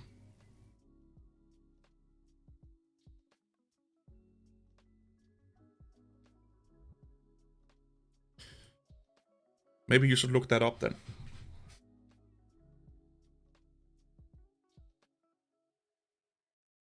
No, Johnny. You cannot say anything to the 10,000 IQ person. Like, you can't. Just forget it. Is it even the X series I have? I don't know if it's the X series. I don't have to. I don't use AMD. Then don't debate AMD with me. You want to educate me in the TPL, but you've never read the TPL. You don't want to explain software freedom to me because you're not at work. So apparently, you want to go into a debate, but you don't want to clarify debate because it takes effort. Yeah, it's known that AMD has problem with memory. They have problem with low-speed memory because the Infinity Fabric don't do well with low-speed memory, and they need quality memory. Why it needs to be, or they prefer to be AMD certified. Basically, meaning that there is a higher chance, or well, it should be working with AMD, where non-certified memory, it's a little bit like, yeah, how stable they are, and so on, so on. That's the commonly known issue with AMD. That they don't do well with low-speed memory because of the Infinity Fabric, or what the fuck it's called. And if it's not AMD certified, they cannot guarantee that the memory stick would even work with AMD. Because of the Infinity Fabric. Which is a really, really, really important details in a debate like this.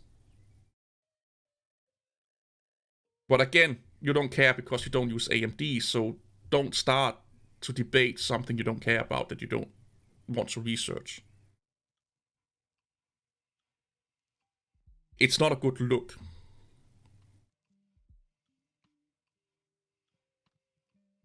This here don't mean certified AMD necessarily. Well, it kind of does, but it could also. Some people, I've seen some people put AMD Expo on sticks that's not certified. I don't know if that's legal, but I've seen it. Ooh, we can get like a. What the fuck is that?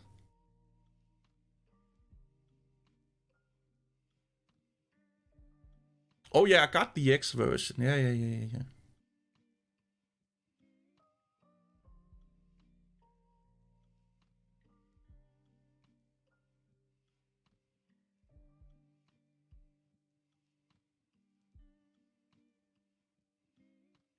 I know they do.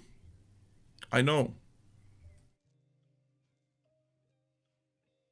At least on the 7000 series. The 3000 series, they didn't have that many problems, and 2000 and 5000. But people have problems everywhere. You cannot find something that's problem free. Again, that don't exist.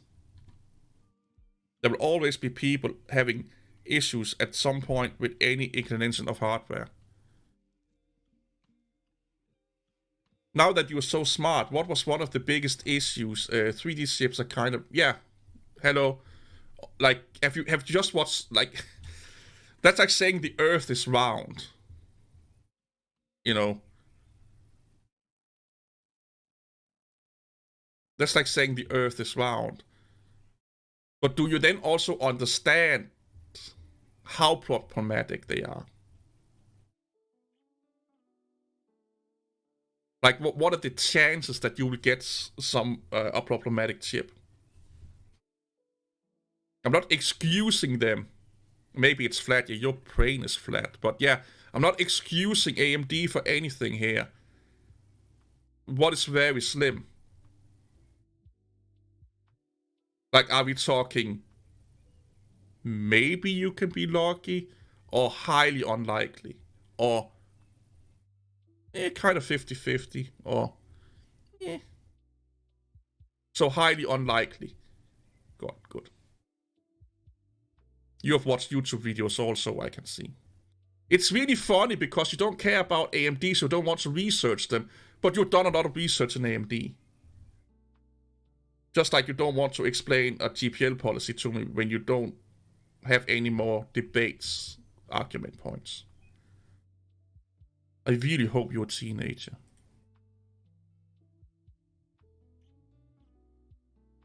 Yeah. Of course you are. Of course you are.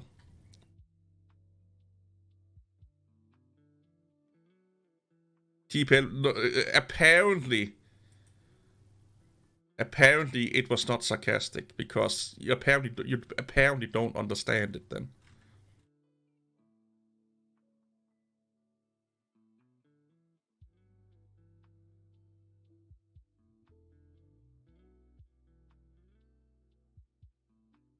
Maybe you should just stay with your mom.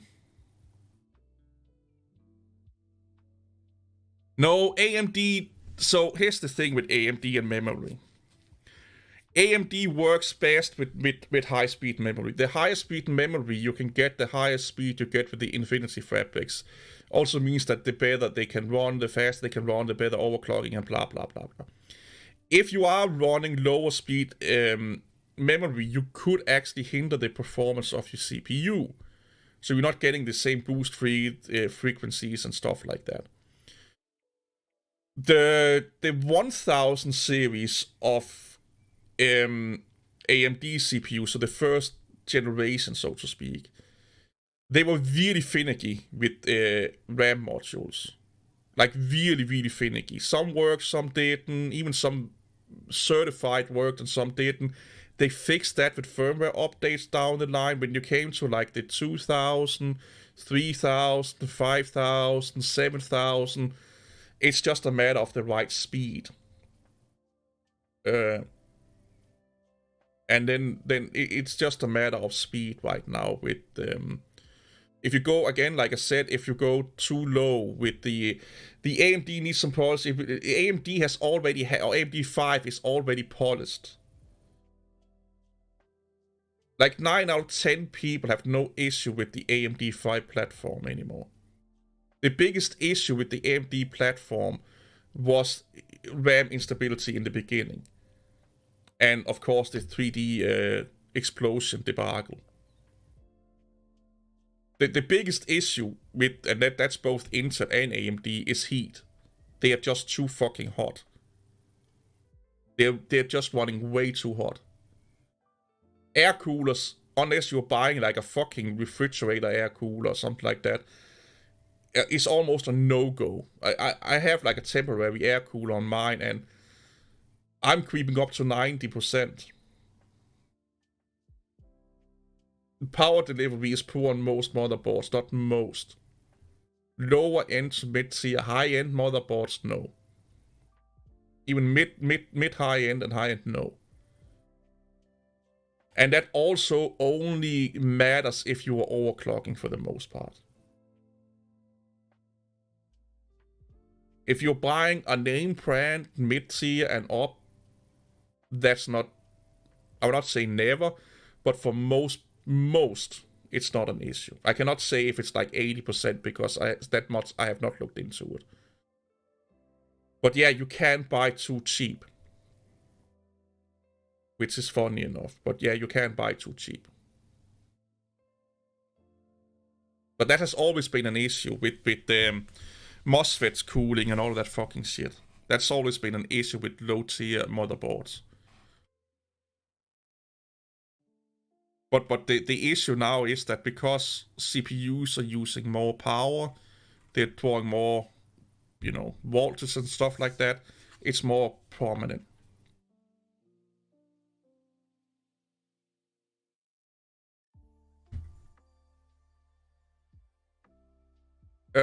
Correction, they will boost higher than 5 gigahertz on AMD. And yes, you can overclock if you want to. Overclocking is never needed. If you need to overclock a CPU you buy a bigger CPU. Then you have not bought the right CPU. If the CPU you buy needs to be overclocked for it to work for you, you bought the wrong CPU. If you're using the right CPU, that should work for you if it's not overclocked. Overclocking is a benefit. You should not be like, hey, if I overclock that CPU, then it's going to be the right CPU. Then you're making a bad buying decision. What you should be doing is like, that CPU stock is enough for me, but if I can overclock it, I will get free performance, basically.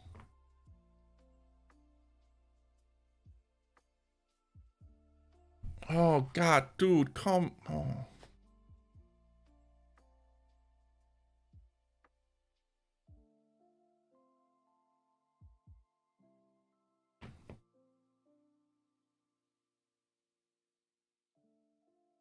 Are we going to talk about, again, workloads?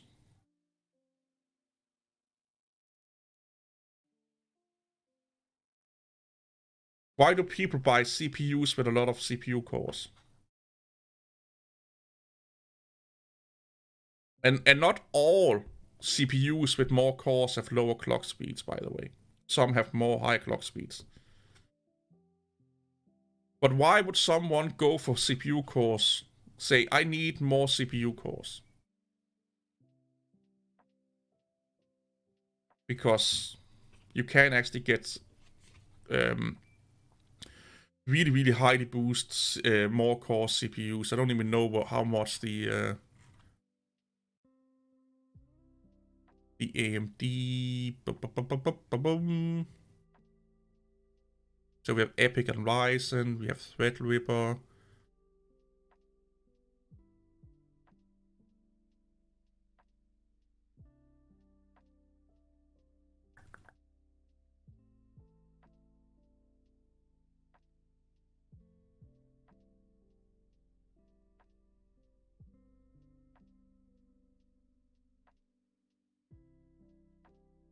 Here, you have it right here. A Ryzen 7 has more cores and more thread, but it boosts higher than a Ryzen 5. What about the Ryzen series here?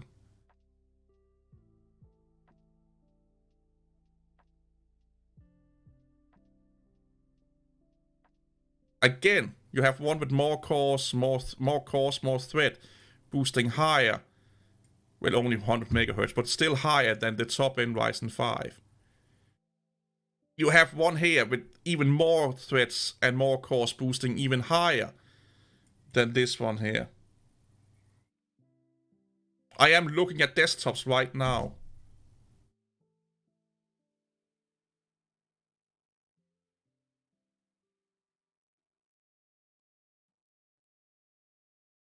Then you just...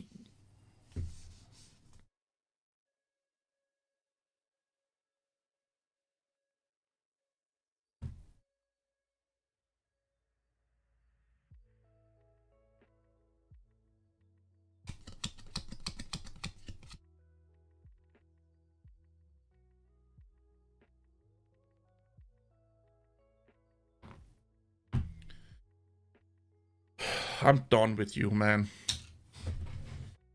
You're not worth the fight. I spent way too much time.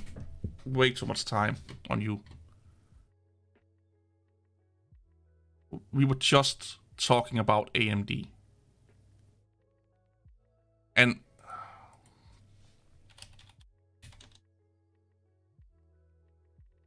they're called Core now, right?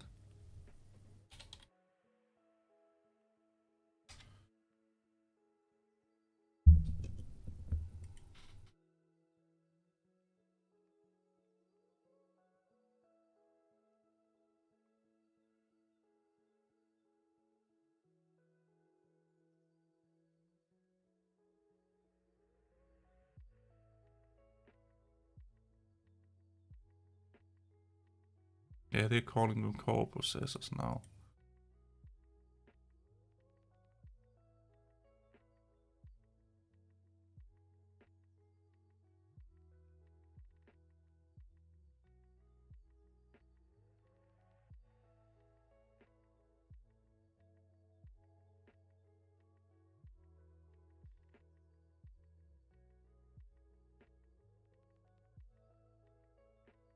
So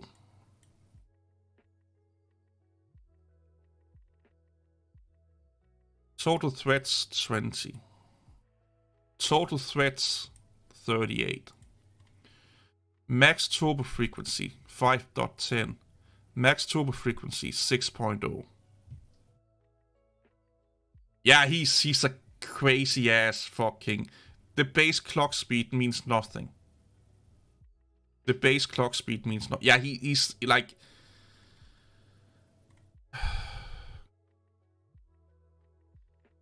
The base clock speed means nothing.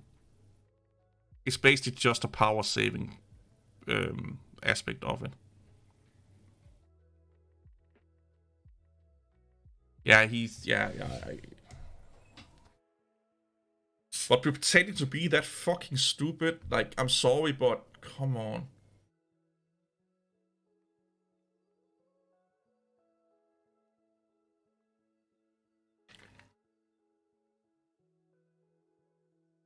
Oh, it's only running my fucking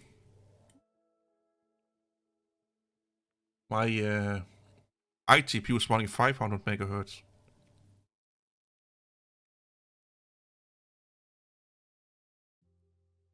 Yeah, but now we are looking at K CPUs. We're not looking at non-CPUs, we're looking at K CPUs.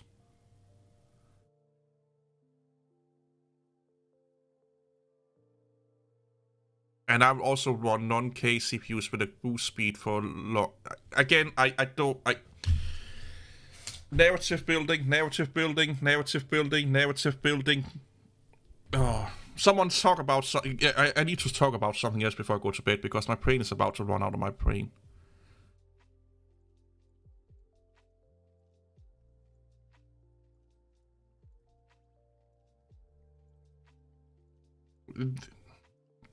We are not. Oh, for fuck's sake. Go back and read the conversation again. Please, just go back and read the conversation again.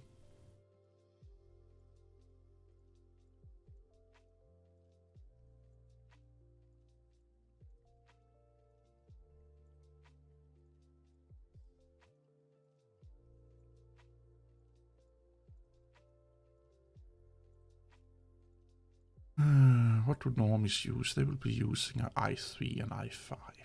Okay. And they will probably just be using, let's see. Let's just take the stock standard non. Oh, this is a 12,000, right? The fuck is there? No, i3. Oh, there it is. Oh, fuck. I goofed up. There you go, buddy.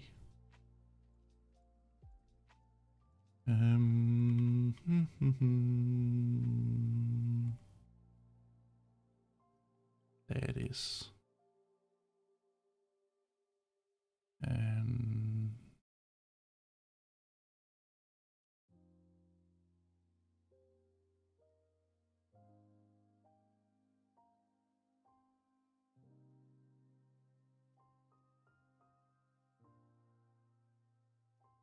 I'm getting so tired I can't even fucking see the CPUs anymore.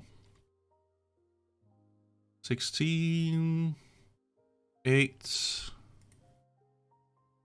4.6, 4.5. Again, higher clock boost speed on a more core CPU.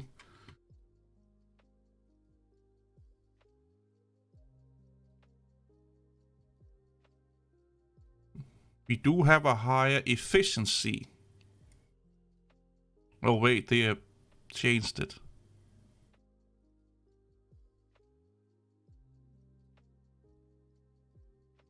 Oh, that's because we're not getting efficiency core base. They're not shit. We don't have that on an i3. We're getting more cash.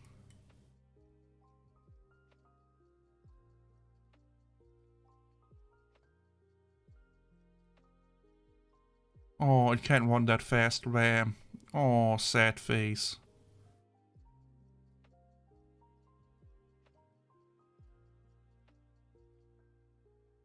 Why the iGPU so fast?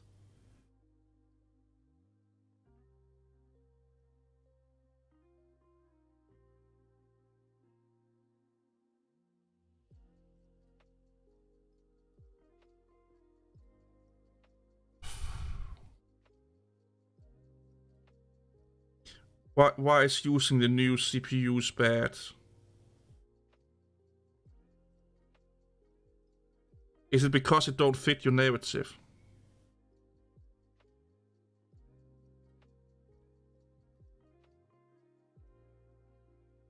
Can...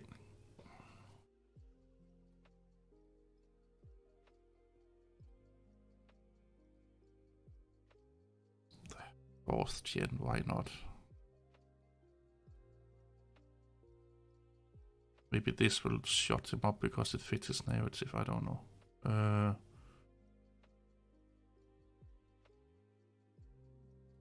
There you go. Are you happy now? Oh, well, it don't even have a fucking boost.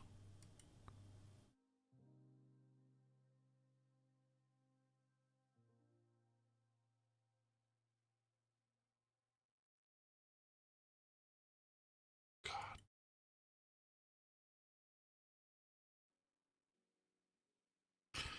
Have anyone done anything interesting this fucking weekend?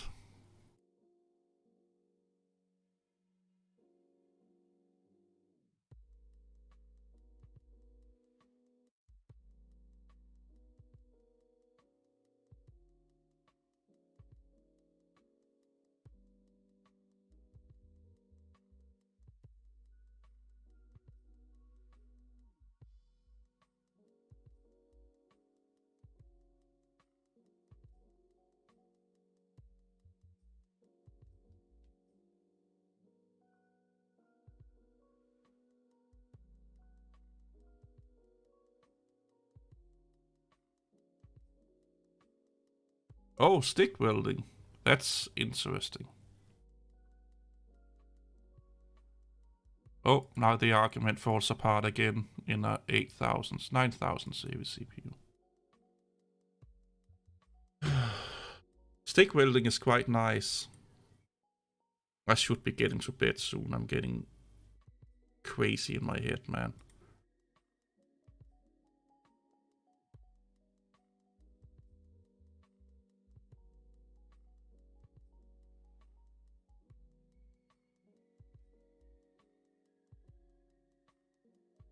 Remote control amperage. Why remote control?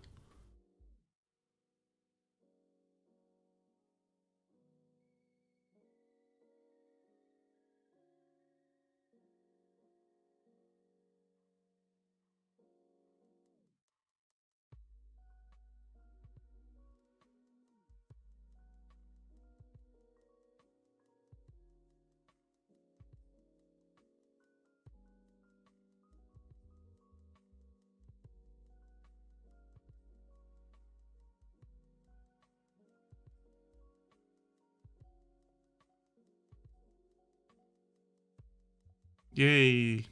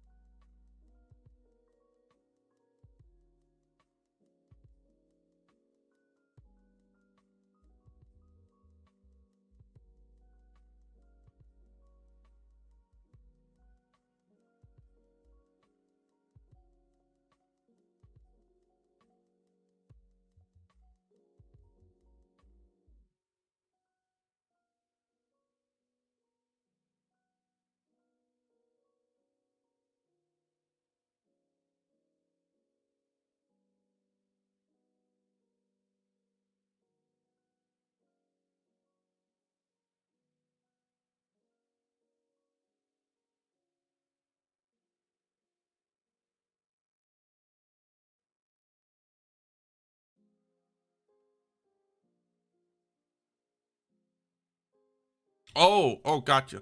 I just misunderstood what you were talking about, I guess.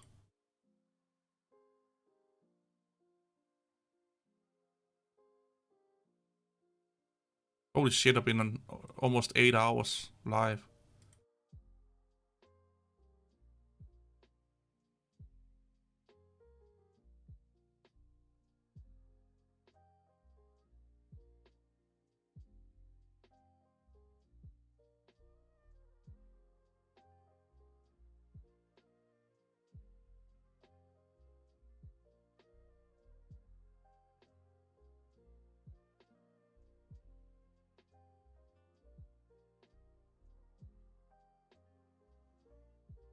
Oh, Sims. Oh my god. So many Sims online, it's not even funny.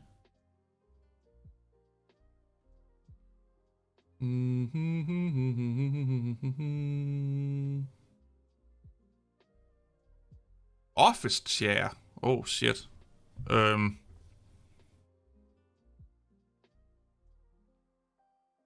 the most expensive office chair I can afford. It's one of those issues. I actually need to buy a new one.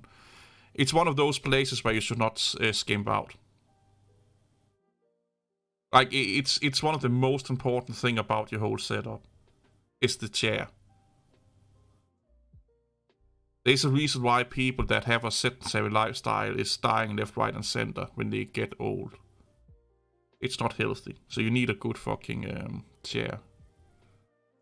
So the next one that I should actually buy one really soon because I'm having a gaming chair. It's one of the gaming chairs are the worst fucking chairs you can buy. But I got it for free. Well, when I say free, it was a birthday present from my grandmother.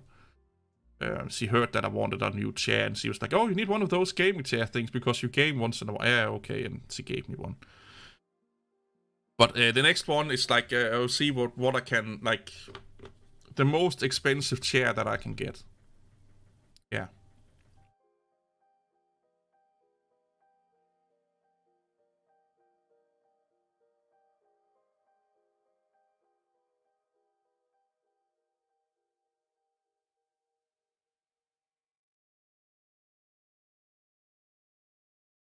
Oh, for free. That's awesome. Yeah. Um,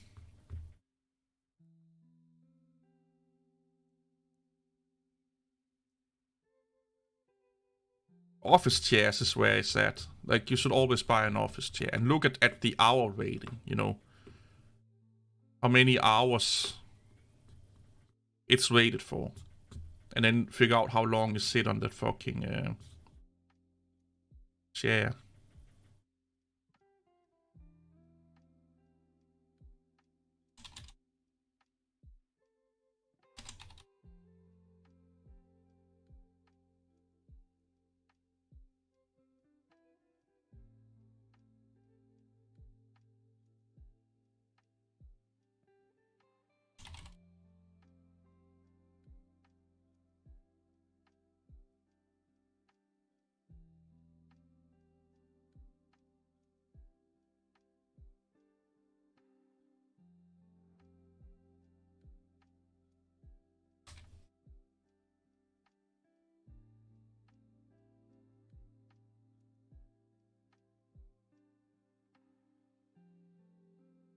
Gaming headsets. I have a gaming headset. A Logitech. Like I always like Logitech products. So yeah.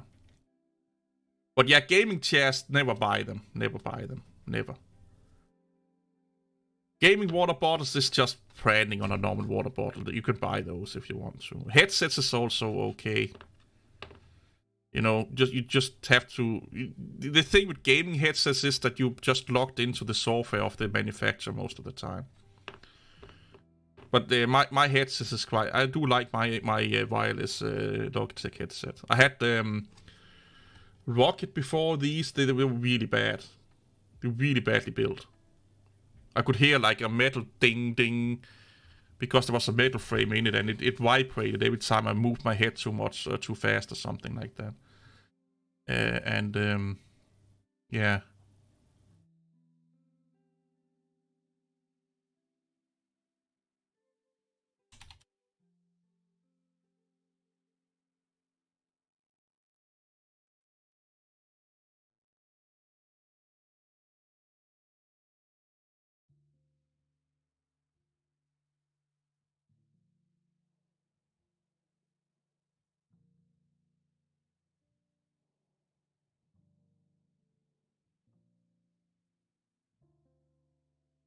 What do you say here? I don't do the gaming chair bullshit. I kinda, I will not say that um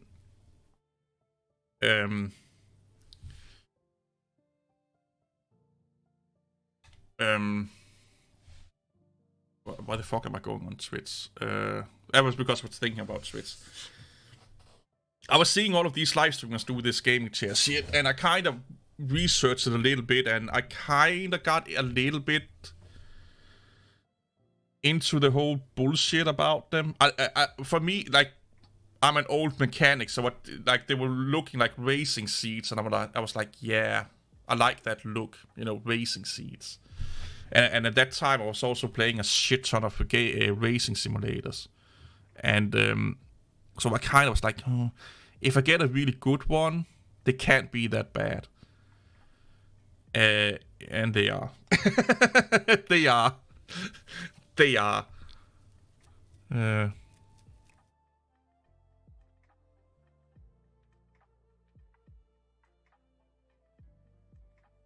They are. But again, I didn't pay for it. It was a gift. So I couldn't really say no. Because so here's how it was. I was getting into that gaming chair thingy. And then I researched, and I talked to my mom about it, that I really wanted a gaming chair, but I needed to save up for it. And then I got away from it. You know, like, I was like, yeah, I don't fucking need it, and I don't want it. I want an office chair. And then my grandmother called. And she's like, hey, I hear you want a gaming chair, and do you have one in mind? And I did. I couldn't, like, I would not really say to her that I didn't want one, because she was like, I want to buy you one for your birthday. And I was like, I couldn't really tell her no, you know, like, because he was really stoked about it. Like, yeah. And the one I wanted was kind of expensive, so I was like, I don't want her to spend that much money on a chair for me.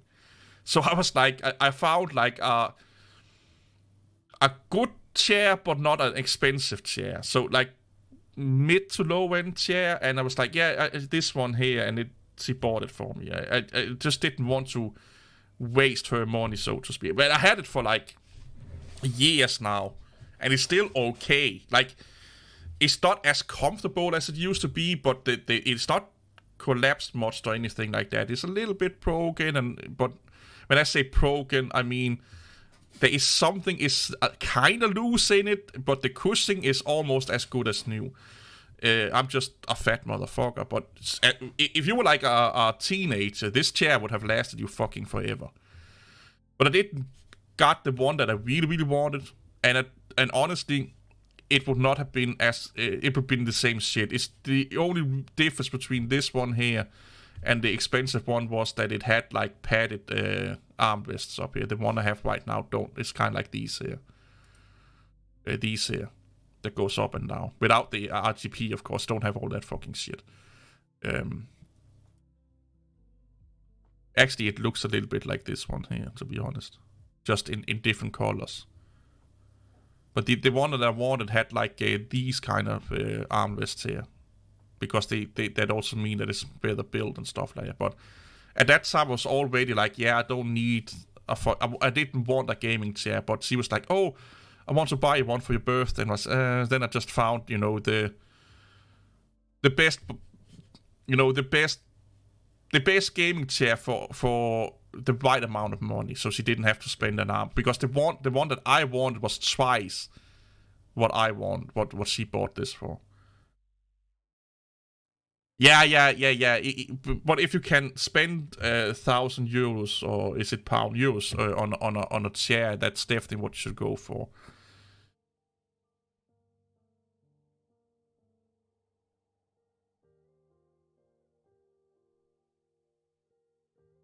Yeah, but here's the fun thing: they are owned by Logitech. Harman Miller is owned by Logitech. So you're basically buying a gaming chair anyway.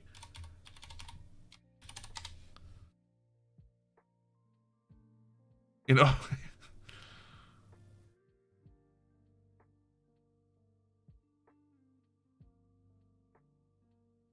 I need to change so you guys can read what the fuck is going on. Where is the branch that they own?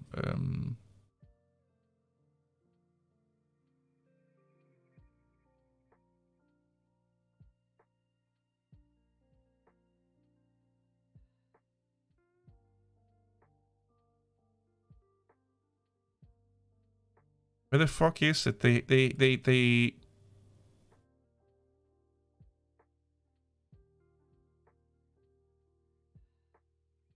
They also own Blue. Oh, and Logitech is a massive company. Where the fuck is our branch? Here you go. So they own Astro, Streamlabs. I thought they owned Harman Kardon. Don't they do that? So Astro headsets is owned by Logitech. Streamlabs is owned by Logitech. Ultimate Ears is owned by Logitech. Jaybird is owned by Logitech. I'm actually thinking about buying one of their headphones, to be honest. Mevo. Oh, that's Steve's crazy webcam.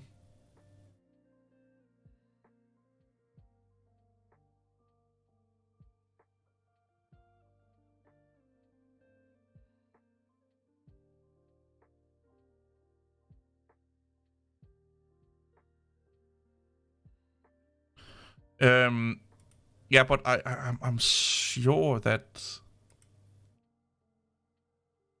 they're owned by Logitech. Or am I? They are owned by someone.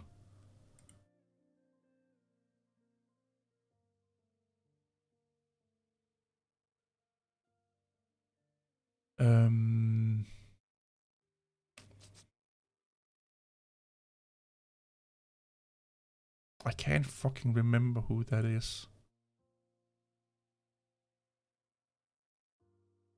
They got bought up by someone. I think it's fucking... Is it not Logitech?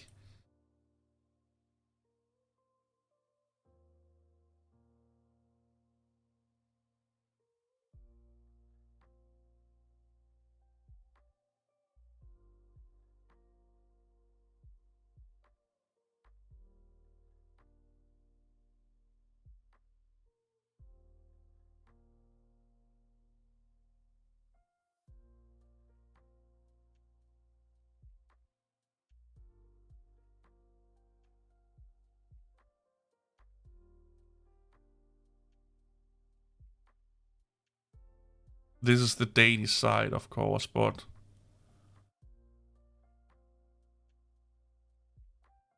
It's gaming.Harman Miller. We don't need the DK in front of it. We're not a Death Knight. Oh, crap.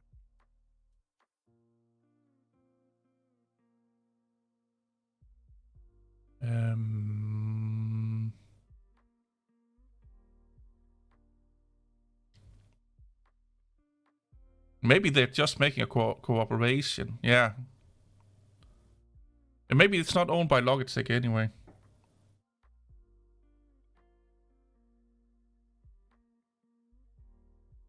Hey, hope you had a good walk. Yeah, they had a partnership. Yeah, that's right. Yeah. Yeah, but I won't be for long.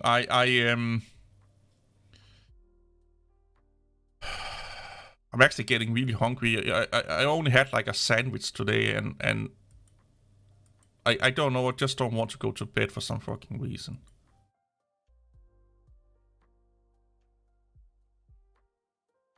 So, and when I'm done streaming, I have to go eat. I have some food in the refrigerator and watch some South Park. And I just don't want to. I know it sounds weird. I just don't want to. I don't know why. Buying a Mac Mini probably soon.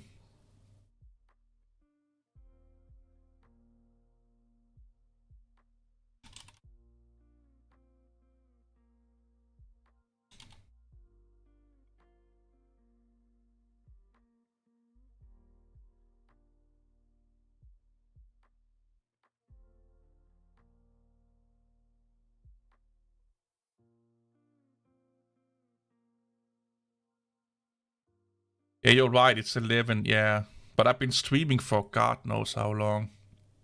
This one here is like 6 hours and 20 minutes, and the other one was like, um, so almost 7 hours. No, I watched like, so if you what I did, so I only watched televisions like that when I'm eating. So I just watched South Park from season 1 up till the latest season, and I'm at season 22 or 23 right now. And I actually think they get better and better and better and better over the years. The PC principal, or what the fuck his name is, and Strong Woman is kinda. I don't like those two characters. They're just too fucking weird. They're just. They kind of missed the mark for me. I don't find them that funny, and I just find them more irritating than anything else. And the whole PC babies and stuff like that is just, it's just like. But after that, I don't know if I'm going to watch Frasier, because I never watched all the episodes of Frasier before. So I may watch that, or maybe some action, something like that. Yeah, Strong Woman. Yeah, they were fun and interesting for like 3 or 4 episodes. And now, and why I don't like them is that they are so true to how those people are in real life. Like, it's not even a parody. That's exactly how they are in real life.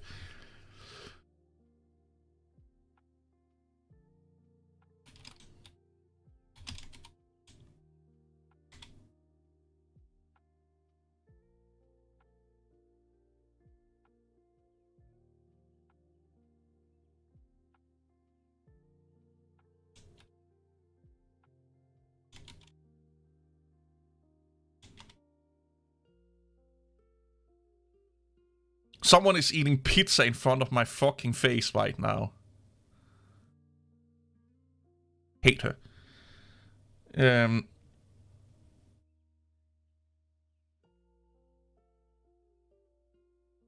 Yeah, the Garrison being Trump is fun. I like that, yeah.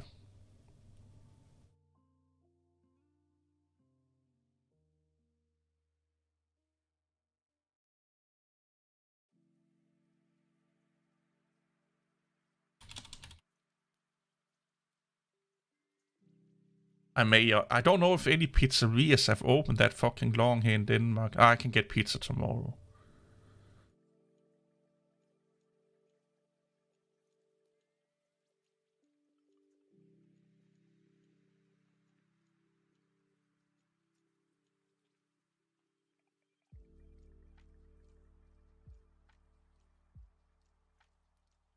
I have like a what is it? Bambi noodle. What the fuck are they called? In the fridge, like a big portion of that.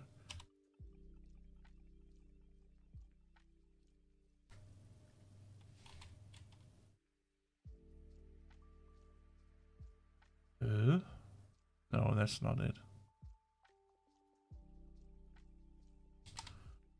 It's basically just noodles and pork, not chicken. Sorry, chicken and vegetables. Something like this, basically. Just way more noodles and less meat, because I bought it pre-made. Because I knew I was streaming today, so I didn't want to buy any.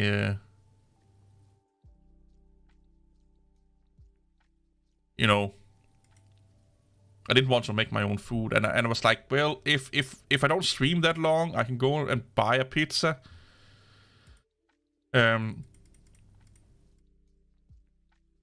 If not, then yeah, well, I can now that I'm here, I can have a look and see if there's actually anyone open.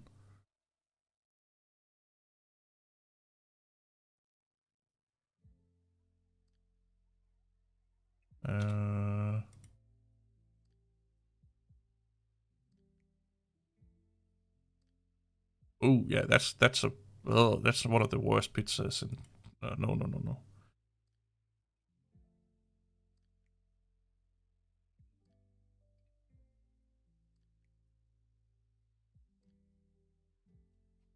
Yeah, there's a lot of people still using the pizza, the Vita.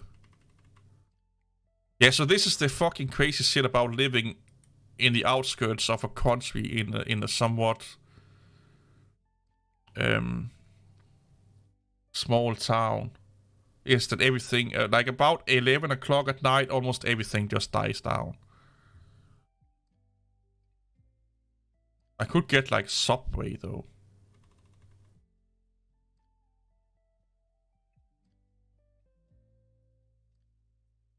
Yeah, I'm the same. Like a TV dinner is actually quite nice once in a while.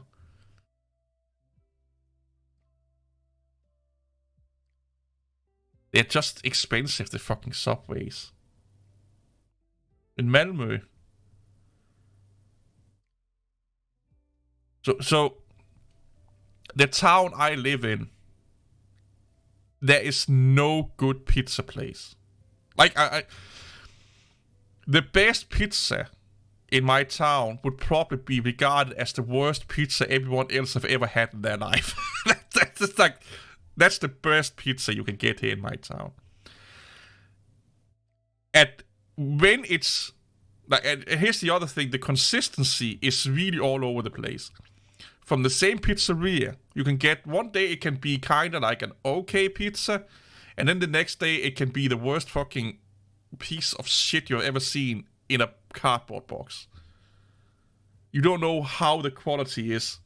You have no fucking clue how the quality is of them. There are two places that make decent pizzas, and they are 8 out of 10 times consistent.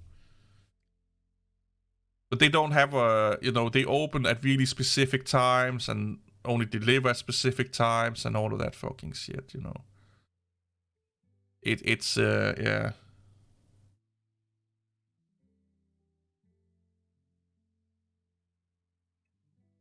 They are probably better than the pizzas from my town, though. Like, a good quality reheated pizza is not bad, though.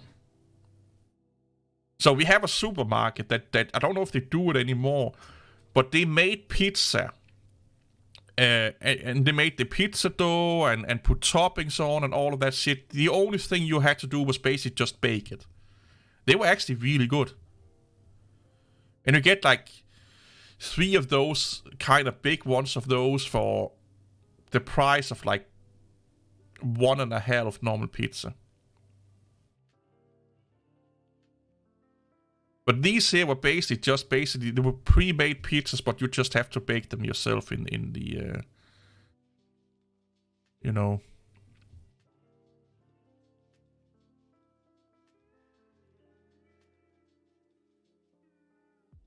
Yeah, but in this convenience store here, you had to bake them yourself. They also had or have just normal frozen pizzas and stuff like that. Dr. Oetker and stuff. If you're from Scandinavia, you probably and Europe, you probably know who Dr. Oetker is, the German brand. And yeah,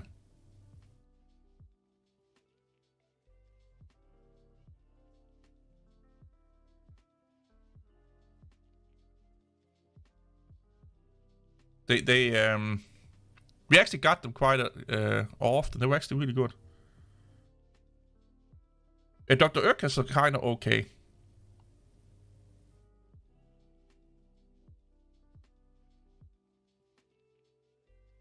And then you can get those really, really cheap, like 3-in-1 pizza, like a box with 3 pizzas in them. Um,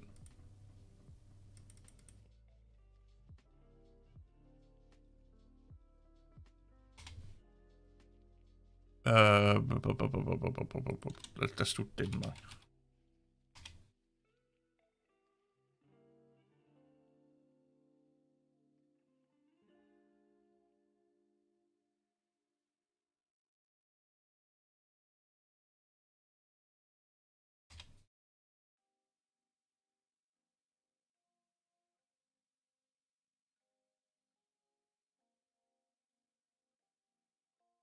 This is how frozen pizza looks like in Denmark.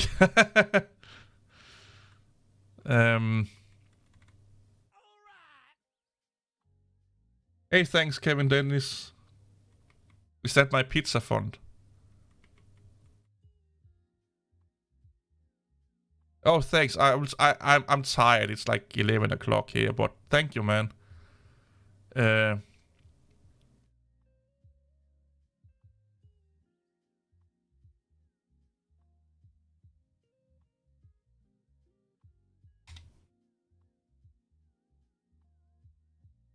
You basically get like a box like this with like 3 pizzas in them.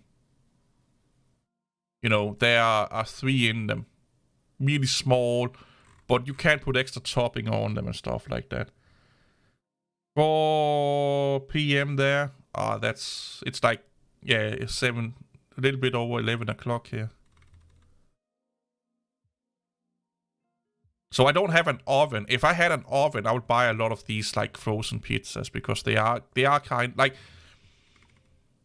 the thing with like those store-bought frozen pizzas is that it's really easy to kind of make them good because you just buy extra pepperoni or topping and put that on. You know, maybe some extra cheese and stuff like that.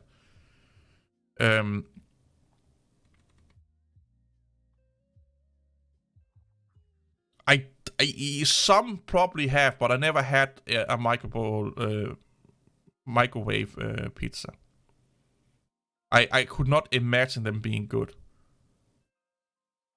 I knew I worked. That's Nutella pizza. Fucking hell no. I worked with someone that would put all her pizzas in the microwave. So she would buy these like frozen pizzas and just put them in the microwave. So they were all like, thanks, Don. You guys just want me to be more fatter than I am, apparently. Yeah, but see, for some reason, she loved pizzas in the microwave. She would buy frozen pizzas and put them in the microwave. You guys are hitting the amazing and beautiful Laura up there. Yeah, it sounds really disgusting. I never tried it myself.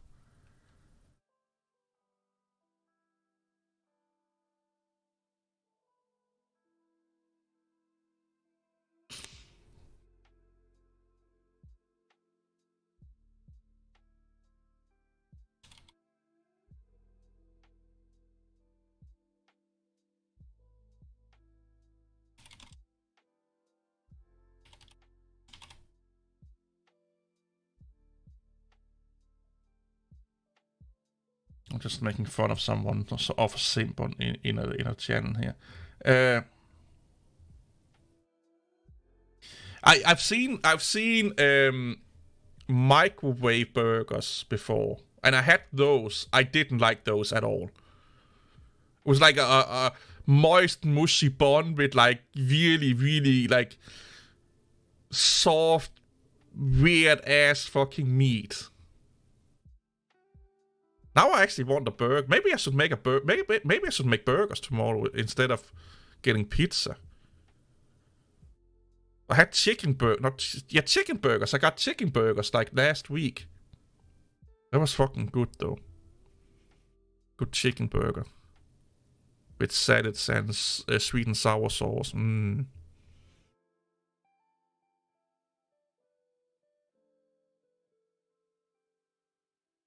Yeah, what is it with ranch? I see almost everyone putting ranch on their pizzas over at your neck of the wood. Have a burger with a slice of pizza. I've had that. I've had pizza with a burger and fry on the side. Was like really drunk, and when I get really drunk, I kind of get hungry a lot of times. So I tend to buy way too much food.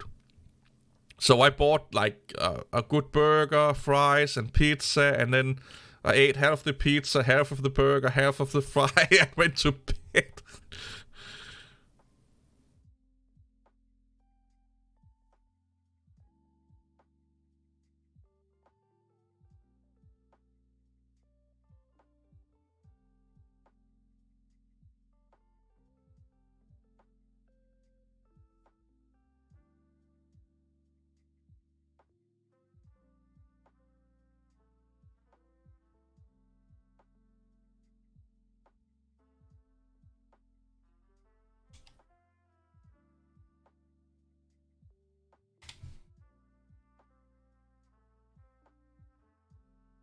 So I have had ranch dressing before, but I think that was for like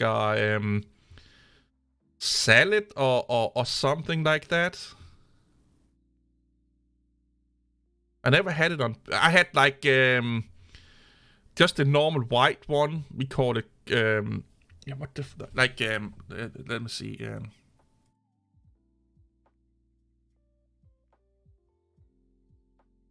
Cream fresh. Is that? Yes, this here on pizza.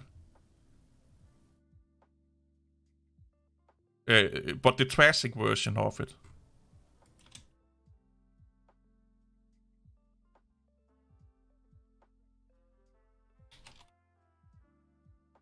So something like this here. It seems like this is a Danish thing, but something like it's basically just creme fraiche with like onions in them and stuff like that. That's kind of okay.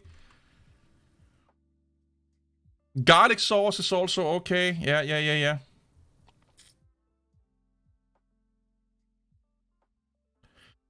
I could see it with wings. Wings, I could see it be good with, yeah. Hidden Valley, yeah, we don't. I have never heard about that.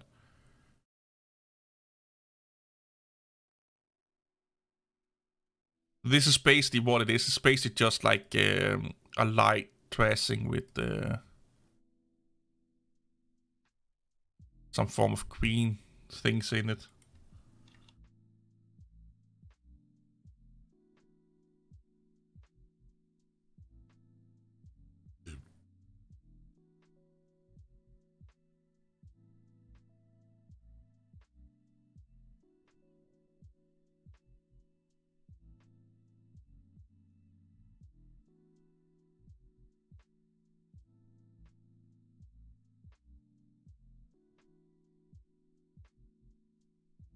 Why is it? Like, I don't understand this, but maybe it's because I'm not 15 years old anymore, but why do people...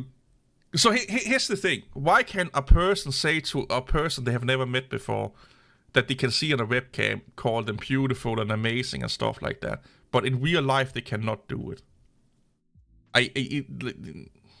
How on earth are you going to think that someone that you don't know living somewhere on the earth just because they are nice looking is going to fall for that shit? They probably hear that all the fucking day. I'm glad I'm not a female streamer, by the way. That's basically what I'm saying here. Ranch on the pizza, spaghetti, and the lasagna. Oh my god.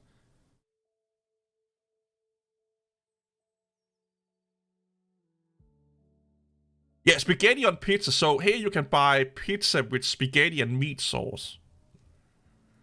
We also have salad pizzas.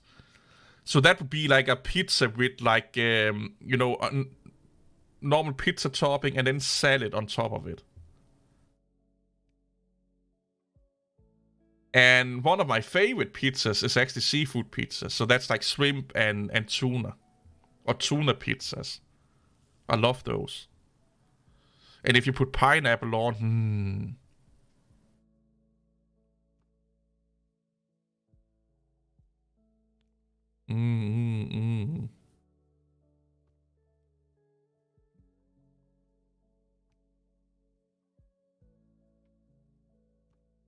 Yeah, just like if you get a pizza, you know, try and just buy a can of tuna. Buy a can of tuna. Of course, take the fucking liquid away from the tuna. Probably buy tuna in water, not in oil. And then put tuna on top of the pizza. Just do it on a pepperoni pizza, something like that. Or margarita. It's fucking amazing. And I think the ranch dressing would probably go really well with a tuna pizza.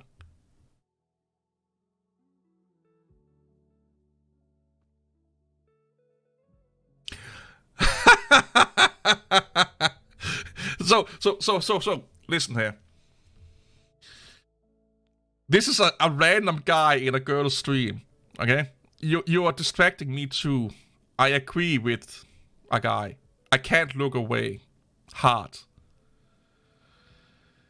I can't look away because she's so beautiful and I love seeing her smile. I comment on that later. I was like, You better look away, or your soul be given to the loot garden. I can't look away because she's so beautiful, and I love seeing her smile. And then I'm like, man, why is no one talking like that to me? Am I that ugly? And then he was like, I don't know. And she was responding with hearts. Like, I just, being honest, your smile shines with the intensity of the sun. Um,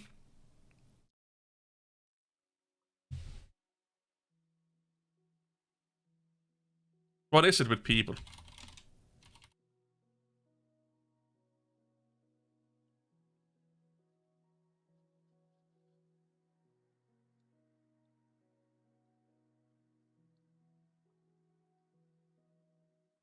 No, this is the thing. This girl is not even. You can't donate anything to her. She's not even partnered, or anything like that. This is just a normal fucking chick playing a game. That's it. And this guy here has been on her case for like forever. Not to Becky.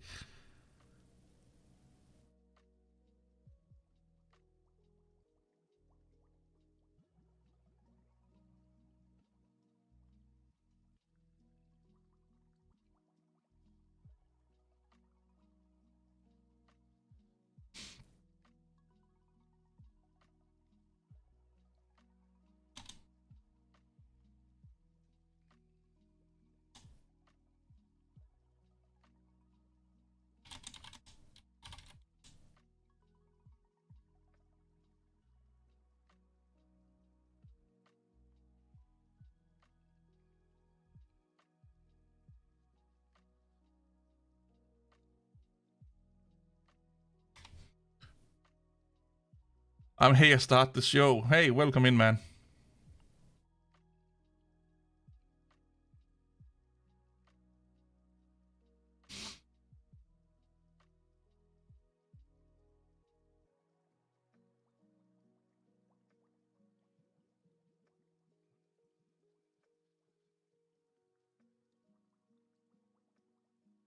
Yeah, I need to look into Apple Plus, TV Plus. I haven't looked at it lately.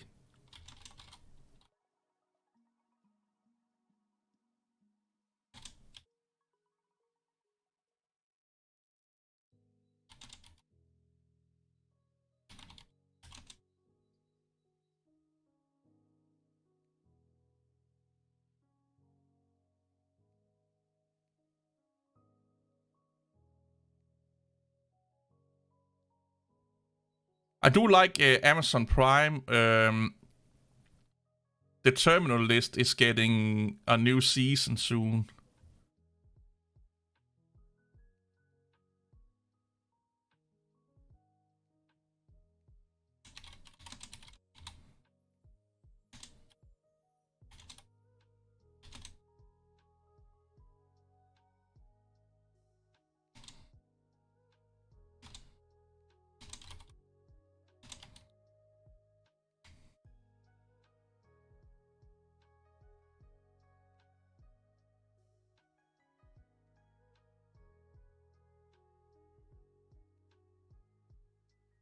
I do like I do like well, in Denmark it's different over at your place, but here in Denmark they actually have quite a lot of good shows on Amazon Prime, and for the price it's actually like it's almost on it's more than half the price of every other streaming services in Denmark. So for what you're actually getting it's actually a good deal, and you're getting the Grand Tour and stuff like that. I do like those guys. That's mostly why I buy it. And then to watch Jack Ryan, Reacher, or Rancher, what the fuck they do this, the series name is, and the Terminal List. So every time there comes a new season out of one of those, I buy for a month and watch those seasons and then cancel it. The Boys, I never really got that into.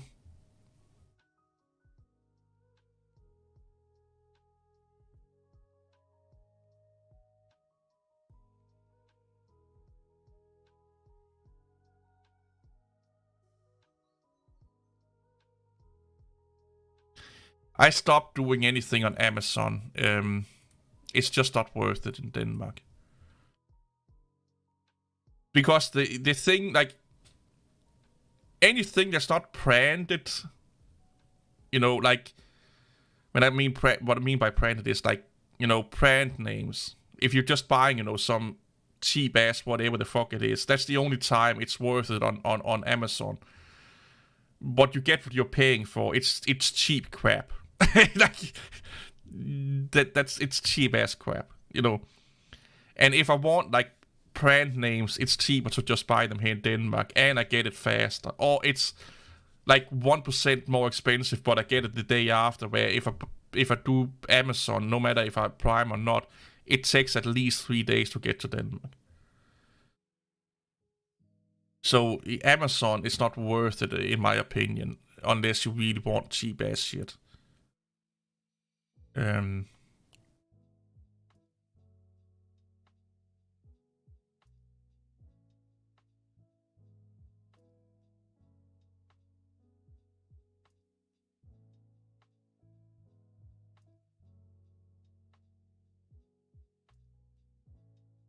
yeah, and they also have more cool shit on the Amazon store. So I have never used eBay. I don't like buying stuff from other people directly. I just don't. I don't trust them. I don't like the hassle. I just don't. I just don't.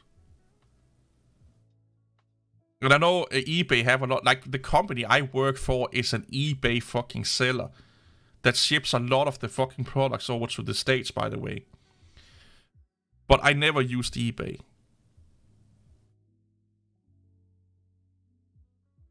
But maybe I should look into eBay for like a second-hand Mac Mini.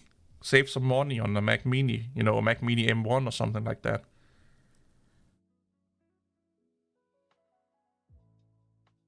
Yeah, but it's still way more hassle to deal with, man.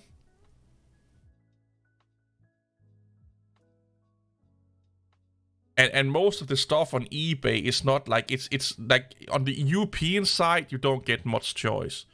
Most people over here don't use eBay for anything. It's mostly like the US and people like that. You know.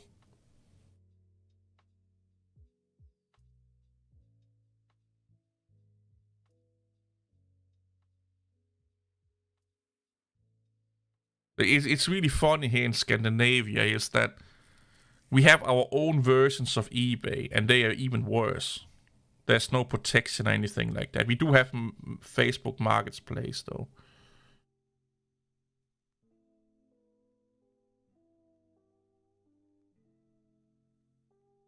Yeah, seller rating, but again, they can also lie about that. People pay people to give them positive reviews and shit like that.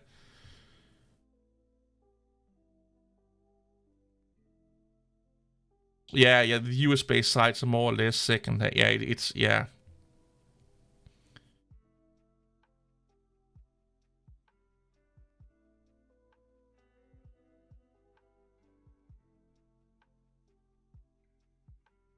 It's a weird thing. Like we have the yellow pages here. That's where you can buy secondhand stuff. We have Facebook Marketplace. Um, and uh, yellow and free is another one that's kind of like Craigslist, I guess. And then we have like the blue papers, kind of like the yellow pages, just like an alternative. Um, we have Swappy, but they only have phones here. Swappy, or Swapper or Swappy. It costs Swappy, I think, in Denmark. But that's only for phones. Buy secondhand phones. I am thinking about maybe buying a um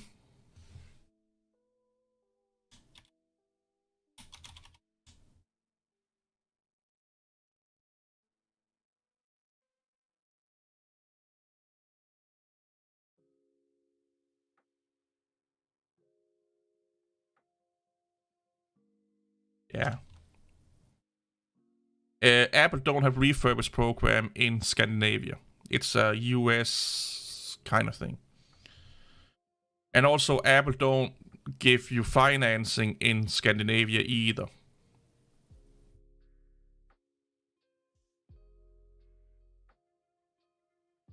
So it's because we are living in countries that's so small that it's the market for them is it just don't make sense for them to, for the most part to support it. So then our countries or people in our country make their own crappier version of it, basically. But because they don't have, the money behind it, that you barely get any protection.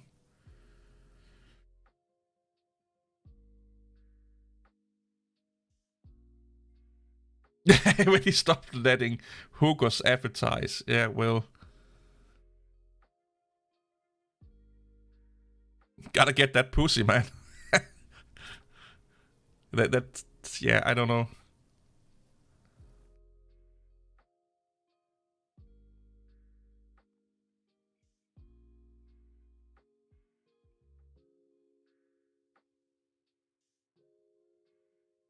Yeah, so it's called swappy here in Denmark. I think that's the term. Swappy, there you go, swappy. So that's our version of it.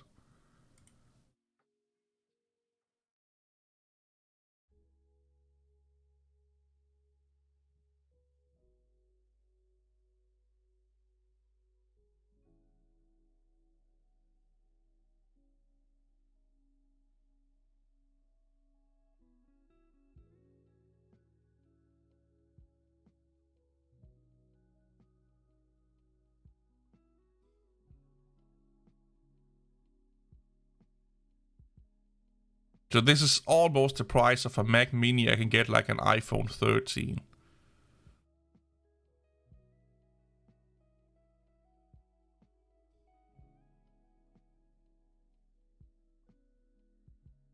Swaps, it's probably the same fucking company, man.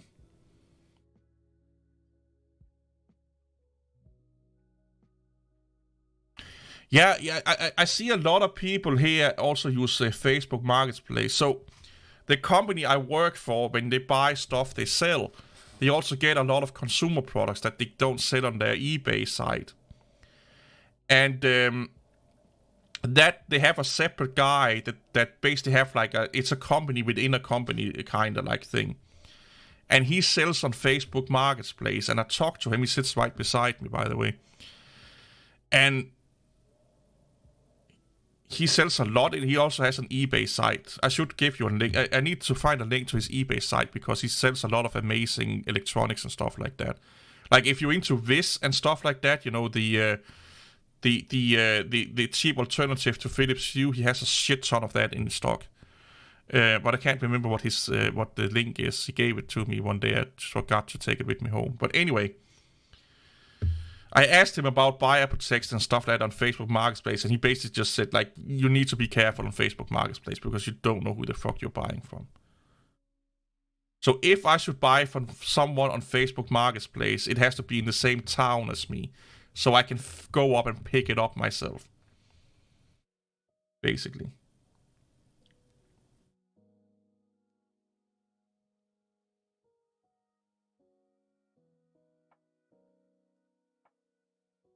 But yeah, Facebook Marketplace in Denmark is not the best. It's kind of like the yellow pages for us.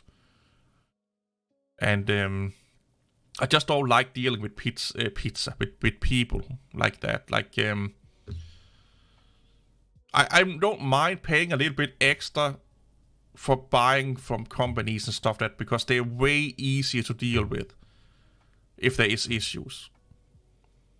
Private people, when there is, it's just a fuck. Like, I have dealt so much with customers, private customers, with car sales and stuff like that, and private customers are the worst kind of people that you can, like, you really, like, if you don't know, and I really mean if you don't fucking know what you're doing, don't buy anything from a private person. And I don't mean that you watched some YouTube videos. You really fucking have to know what you're doing. Because it's so easy.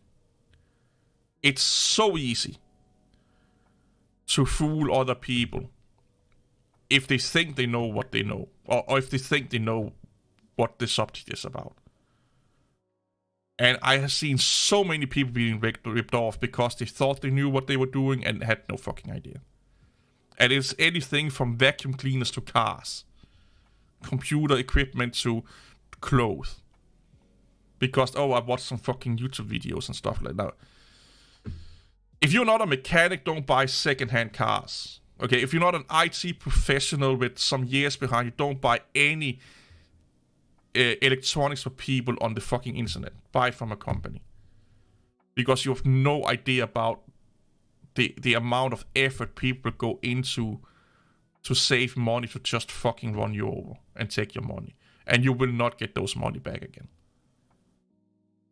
But you can be lucky and find really cheap fucking stuff. That you can. But it's a little bit of a gamble, man. Yeah, I would like...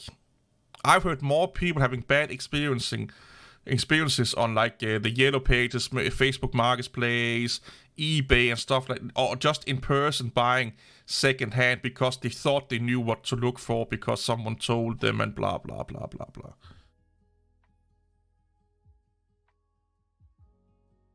So unless you know what the fuck is going on, and I really mean know what's going on, don't buy secondhand from people person to person. You basically have to be smarter than them. And here's the thing, if you think you are smarter than them, you are not smarter than them. Because there are a lot of people making a shit ton of money fooling people that think they are smarter than they are. So go with a company where people can have a storefront that gives you some protection and stuff like that. And pay a little bit extra. Pay a little bit extra to get that extra protection. Because if you think you are smarter than they are, you have already lost.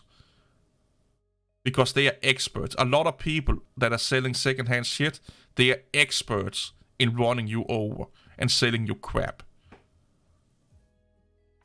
So the second you think you're smarter than they are, you've already fucking lost that battle.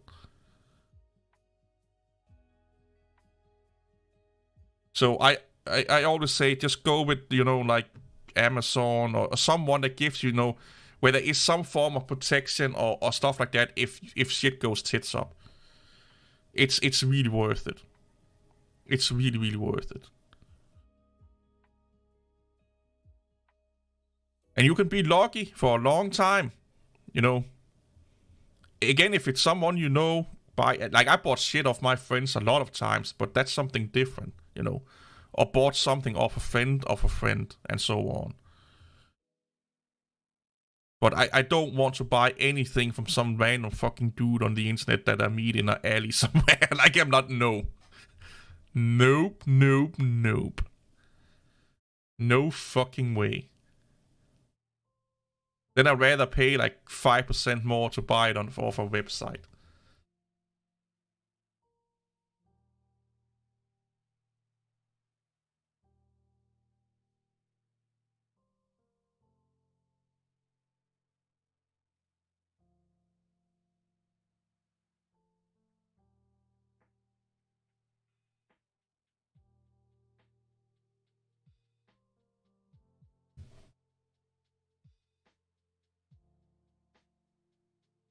So yeah, it's a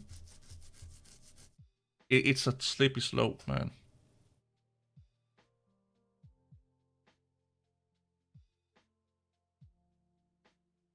But I do buy a lot of stuff from like Spain. I bought something from right now. I'm like Finland. I kind of like buying from. They're really fast and they tend to also be kind of cheap with a lot of like exotic materials. And when I mean like clothes and backpacks and wallets and stuff like that, and more luxury items or convenience items and stuff like that.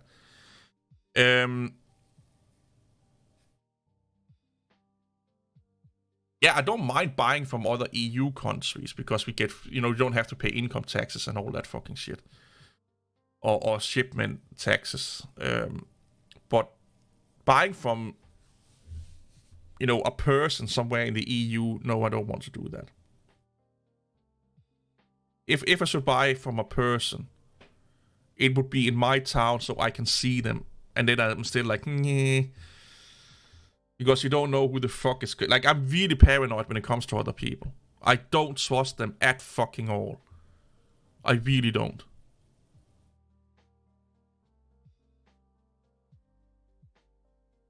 Because that's not far from someone being your, in quote, friend to someone that will stab you over a fucking piece of gum.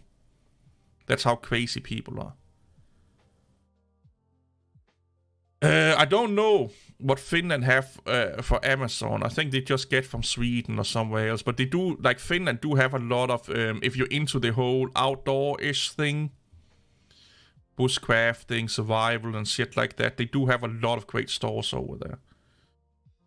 Where you can get a lot of American brands, funny enough, that you can't get anywhere else in the EU. Or maybe not, at least in Denmark, if you live in Scandinavia, and don't get it shipped as fast as you can from other EU places.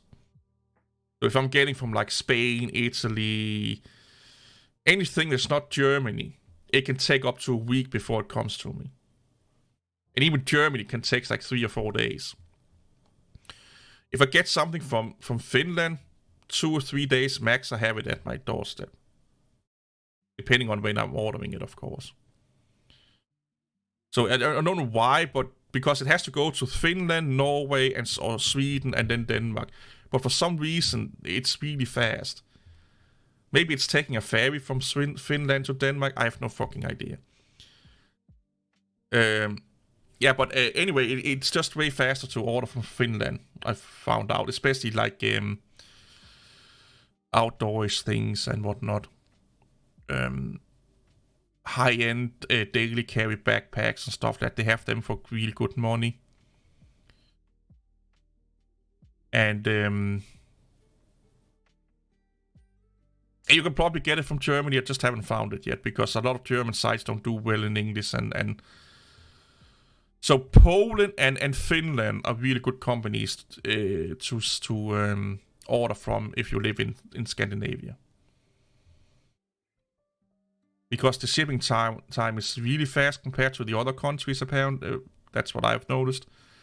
And Poland and Finland, they are really good at having international sites, English-speaking or English-written sites, where Germany can be a little bit like, either it's German or not anything at all.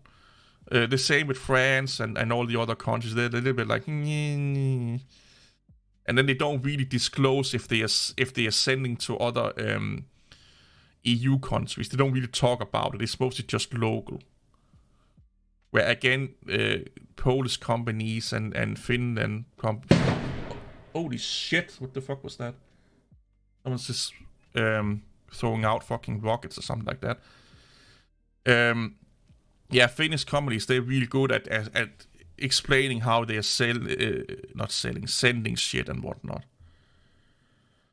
Poland has their own Amazon.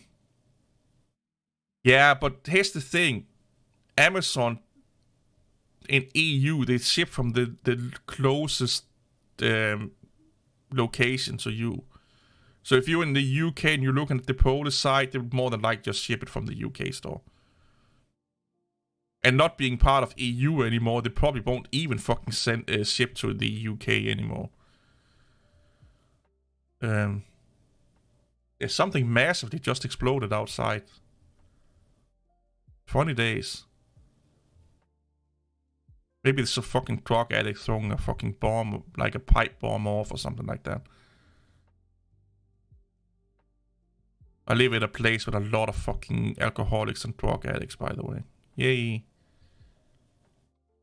Yeah, my router exploded. I won't be surprised if the cops are coming now in like a fucking 10 minutes time.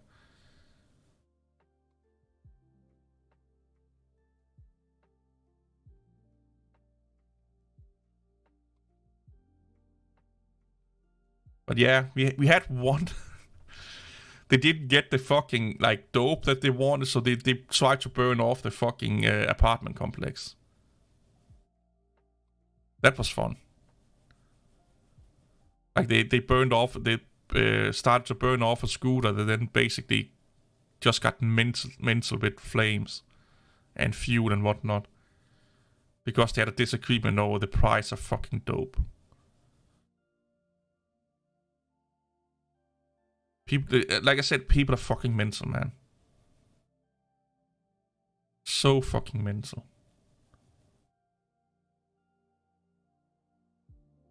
No, we barely, like, if I see the cops like 2 or 3 times every 6 months, that's kinda it. Luckily enough, they don't make a lot of fuss out here. But once in a while, we do have, you know, like they do make a lot of fuss, but they don't make a lot of worthwhile, you know, cops worthwhile fuss. It's like disagreements, yelling and screaming, kicking a little bit things around. That's kind of it, and then they move away. You know.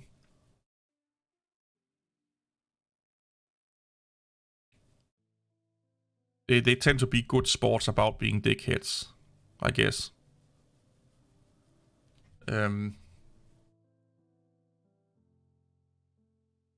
But it's also a little bit in periods. Some periods we can have a lot of cops, and then we don't see them for a long time. What is the previous one? Oh, birds, penguins. Ooh, I like this one.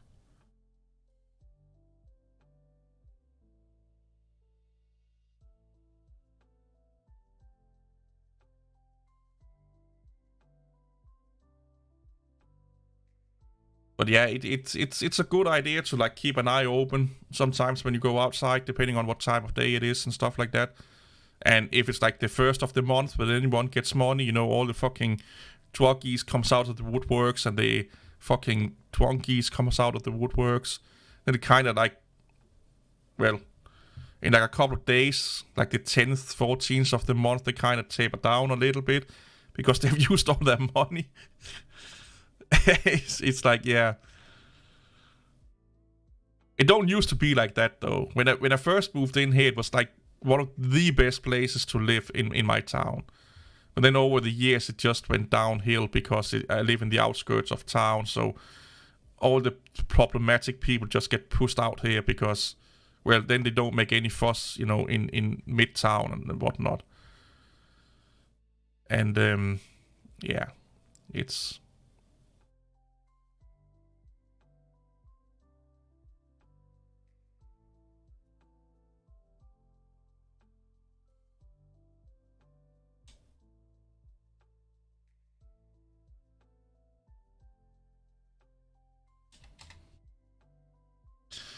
It is what it is, man. Like I said, it's just human nature, and I honestly, I think it's like that everywhere. We just see it more in some places than others, but you cannot live in a place where everything is fucking rainbows and unicorns, unless you're living out in the skids or in the woods or something like that, or on a farm somewhere, which I really wish I did sometimes.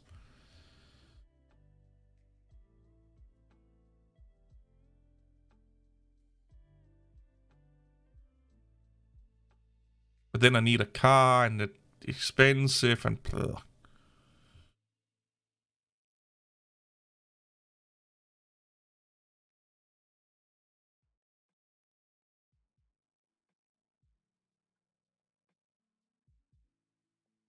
But I would probably, if I made a lot of money, I would probably move out, you know, some farm area somewhere. Make sure I had like fiber optic internet out there. Had a like a, I don't need a big car, maybe a pickup truck or something like that. And then that's it. I would be a happy camper. Maybe even move to another fucking country, to be honest. Like more down south, where it's a little bit warmer. Or warmer for a longer period of time during the year.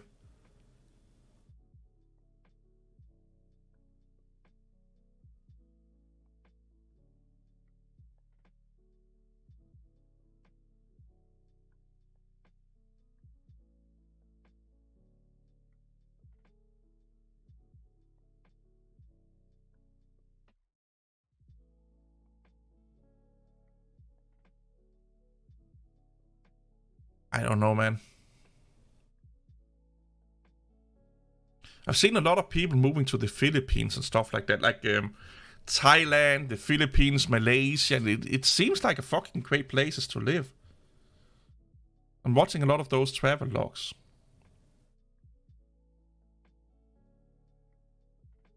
Oh, I like a big part of my childhood was out on a farm where the nearest neighbor was like 2 or 3 k's away, and I loved it. I loved it. The only thing I hated about it was that I couldn't just go if I wanted to go anywhere because I was young and didn't have a car and, I was a child. But as an adult, living like 10 minutes on a car ride outside of the city, I would not mind that at all. It's just that cars are so fucking expensive here in Denmark. And public transportation is also expensive.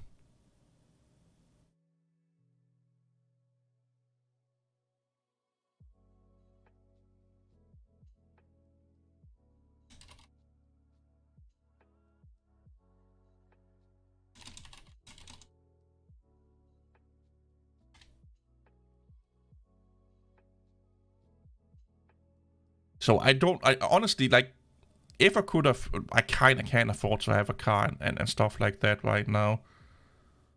But if I wanted to not waste, but spend that amount of money on a car and keep it running and whatnot, and not being able to buy a lot of the amazing computer stuff I want, I would not mind it at all, to be honest. I would not mind it at all.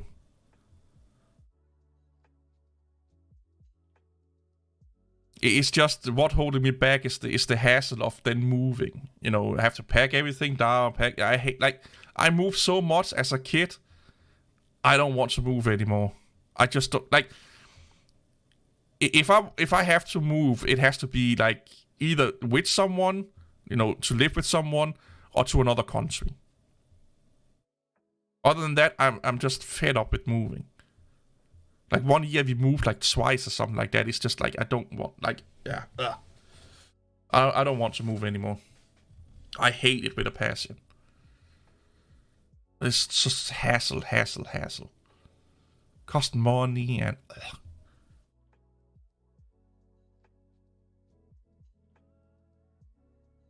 Yeah.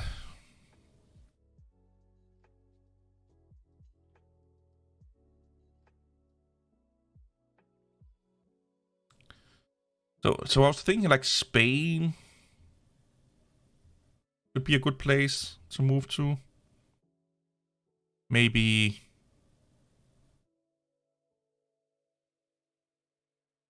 like I said, I've been thinking a lot about Middle Asia, like the Philippines, Thailand, Vietnam, Malaysia. Like Malaysia seems to be really cheap and have a really good infrastructure. Like, it's almost like a first world country, just way cheaper and way better internet than most fucking first world countries.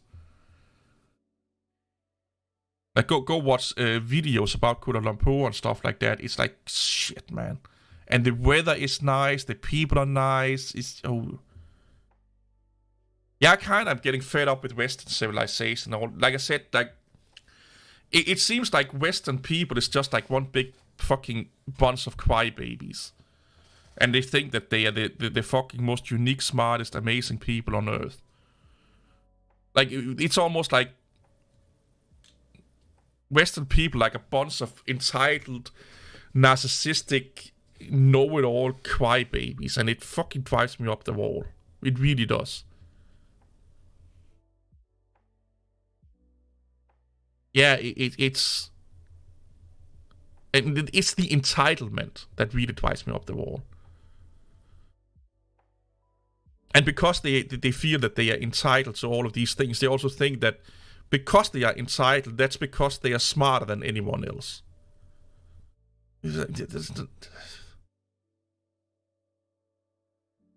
Just no. Like, just no.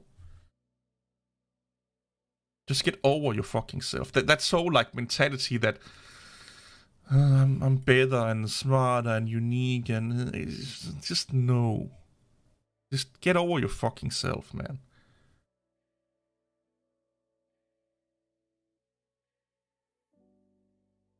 Oh, I'm not talking about Denmark. Denmark is definitely not like that.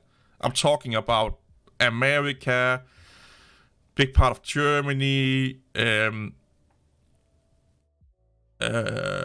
UK, Spain. No, not Spain so much. Italy, France is definitely a bunch of crybabies. Like Scandinavia is kinda still its own thing, but it's just a matter of time before all that fucking American crybaby Karen culture is it's already getting close. Like give it like 5 years and the EU will be just batshit crazy as the States are. It's just a matter of time. Right now we see it a little bit more in the younger people.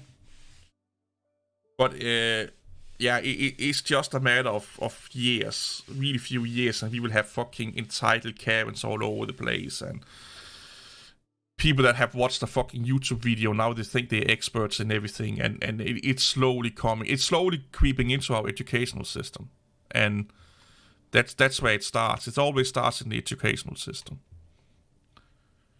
which is really fucking sad.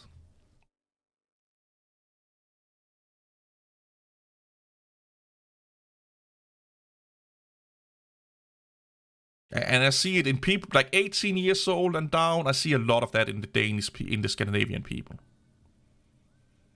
Anyone over 18, they seem to be kind of well-rounded here, but 18 and down, they are starting to be really like, hey, I need my safe space, bro. Yeah, just walk away. If you don't like what I'm saying, just walk the fuck away, okay? It's not that big of a fucking deal. You may get uncomfortable. I get that, but you know what? You know how to deal with that. You just walk away. Just turn around, walk away. Okay? And you never have to deal with me again. It's that fucking easy. There are many people that offend me, and you know what? I don't talk to them.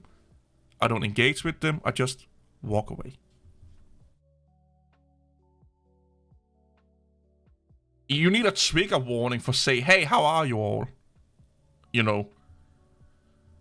Trigger warnings is the worst bullshit in my... It's like everyone is like veteran fucking soldiers or something like that. With like the most massive PSD in the world. Like, get over yourself. You know, like, I could understand it if it was like I said, like a soldier or something like that, like a EMT police officer. I can get that they could be a little bit triggered over some things. But some fucking entitled prat that sit at home in front of their computer or on fucking Twitter all the time on their tablet or phone. Yeah, if you get triggered, maybe you should just grow some fucking balls or something, okay? Because if that's all it takes to get you fucking that triggered, just wait till the day you're all alone. You don't have any mom and pop or anything like that to help you out. And someone wants something out of you in a work environment where you have to perform. And you can't because nobody's holding your dick in a fucking silver platter. And they're like, well, you have to do this fucking shit. This is what I pay you for. You will get the biggest fucking real life realization. And that is going to ruin you. You're going to get anxiety, depression, because you are not ready for the real world. And that's the biggest issue I have with it, is that we are pampering people so much that when they're getting exposed to the real world, they just break down mentally. And then now we have a fucking mental health care system that has to deal with those fucking people.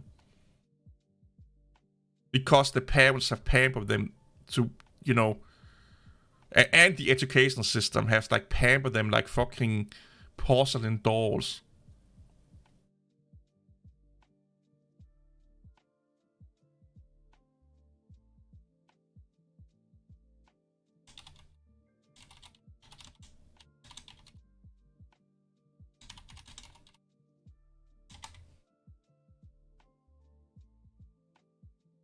And it's like, and here's the thing: the world is not a nice place. I don't know why people can't get that. The world is not a nice place, and fairness will never be a thing. Nothing will 100% be 1000% fair. Someone will always have an advantage. Someone will always get ahead, and sometimes that will be unfair to you. But sometimes you are that person. That's kind of how the universe, manage that out. Sometimes you get run over, other times you're the one running other people over. You can't get a totally just, fair system. It will never work. Never.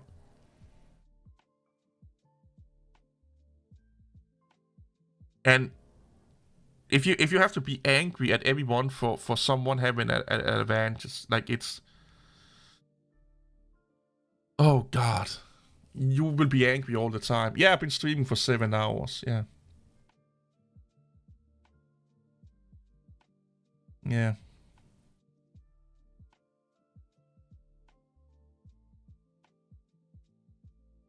And I also, like, a lot of things are made up bullshit. Honestly. People make up shit to get out of doing shit. Or take responsibility. Nobody takes responsibility of anything anymore. Not even leaders. Like, taking responsibility has become kind of like a fucking taboo nowadays. I remember my grandfather talk about that, there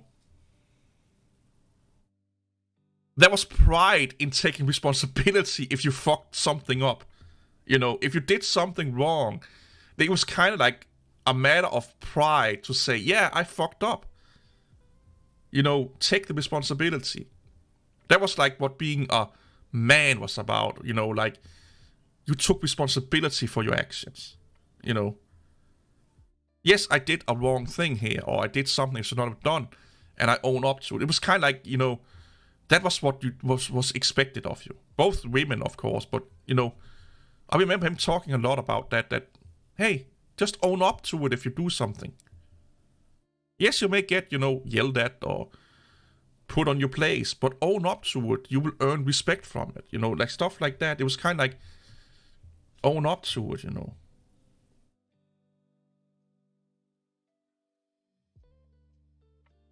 And that's gone away. Now it's like blaming everyone else, not taking responsibility. It's everyone else's fault than your own, and sadly, it really drives me up the wall. And you see that a lot with Linux people. Like, I hate to go that way, but like, why is Linux not more popular? Windows, proprietary software, Nvidia, it's everyone else's fault than Linux. It's never Linux's fault for anything. It's never open source's fault for anything. It's always everyone else. That's not how the world works. Most of the things in life, you are part of the reason why they are the way they are in your world. There are few exceptions. Most people's reasons for having bad relationships is because they are owning 50% of the reason why the relationship is bad. Not all, but most. People, I can only get bad jobs. That's 50% your own fault. Or your own responsibility. I'm not getting popular enough. Again, 50% your own fucking fault. You can never say, I'm never at fault at anything in life. You always have, in most instances, there are of course exceptions. But the most time, you have to bear some of the responsibility. It could be, I'm not working hard enough for it. As simple as that. I'm not putting enough effort into it. I'm not bettering myself to get better jobs. Stuff like that. And again with Linux, why they're not supporting us is because it don't make sense to support us. How do we do that? Get more users. If I don't want to, then don't bitch and moan. How do I get more users advertised Linux? I don't want to spend time and money doing that. Then don't bitch and moan. You know, like, a lot of the issues Linux people have towards everyone else, I could be the idiot say, yeah, but this is why it's your fault also. With a lot of the issues that Linux people have towards everyone else in the IT community. Proprietary software, Windows, hardware companies, software companies. I could be like, yeah, but if you did this and this and that, that will not be that big of an issue. Or you would help them support you if you did this and that. And it's not because I'm smart, it's just simple logic, and it's what every other company are doing, and every other organization is doing if they want other people to help and support them. But the Linux world just expect that because they are cute little penguins, everyone should just do everything for them. Canonical is doing a lot of those things. Red Hat is doing a lot of those things. SUSE is doing a lot of those things to help Linux become better for everyone else. But the little fanboys and fangirls individually don't want to do that to also help Linux. And when they see Canonical and Red Hat and SUSE and those companies do those things, oh, they are now part of the problem. And no, they're trying to give you nice things. They're trying to help Linux in the world we live in. They are doing what's necessary to live in the world we live in. You are living in a fucking lie. It's those fucking simple things that drives me nuts.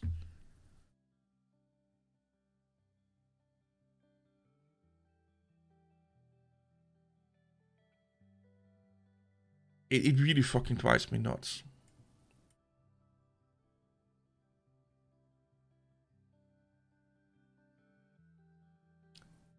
It should not do it, but it really does.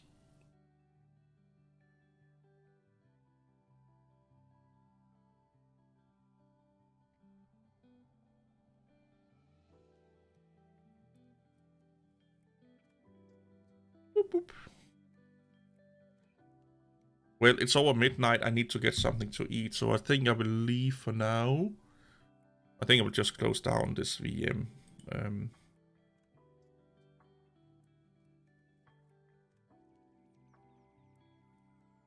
Exactly, Arnie. I'm 1000% with you on that one.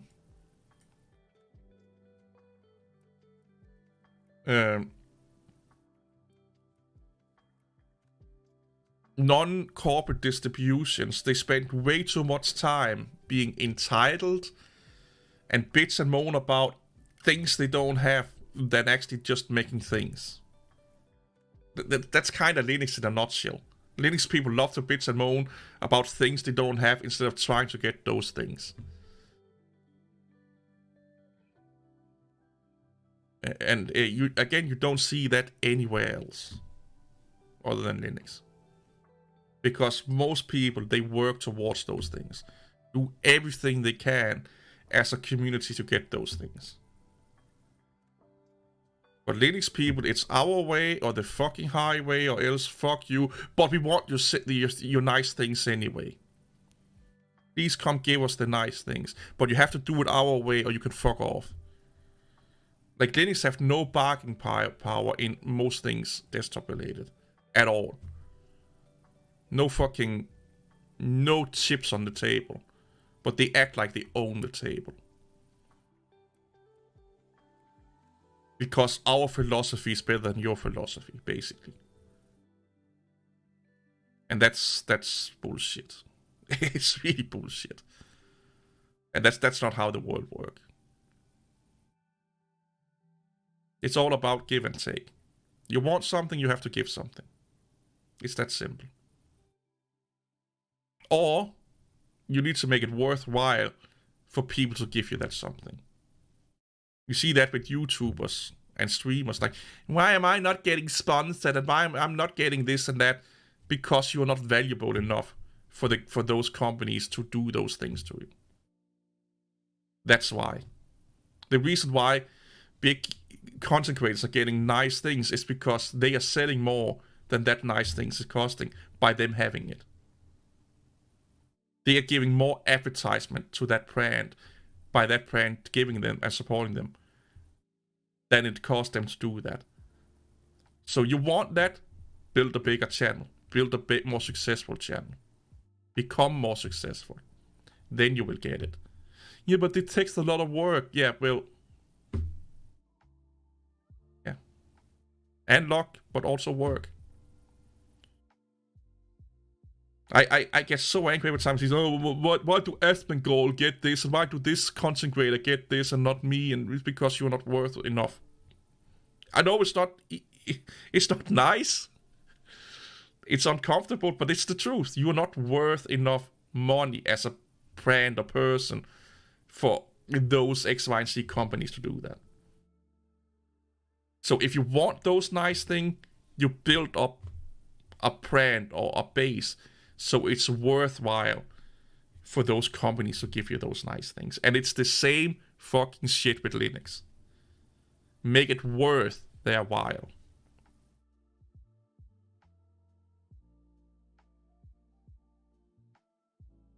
Make it worth their while.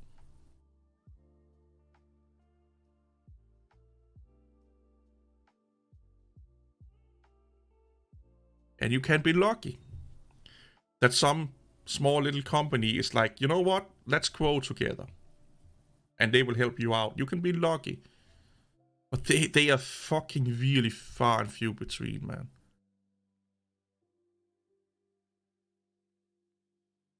You have to remember, like, every time a company sends something for someone to keep, that's money out of their pocket. And they're not just doing it to one person, they're doing it to probably thousands of people. So there's thousands of dollars that they are losing. So again, let's say Xsoftware being ported over to Linux, that's thousands of man hours, payable man hours being wasted in quotes on something that is never going to be paid back to the company. So they could spend, like, let's just say $500,000 importing a software over. And those money is never going to be made by selling that product or that software on Linux. That is actually figures from Affinity Photo, where people are asking for a Linux port, and they said straight out, they did the calculation. The user base size of Linux and the money it will take to port over the software, they will never sell enough copy to pay back that investment.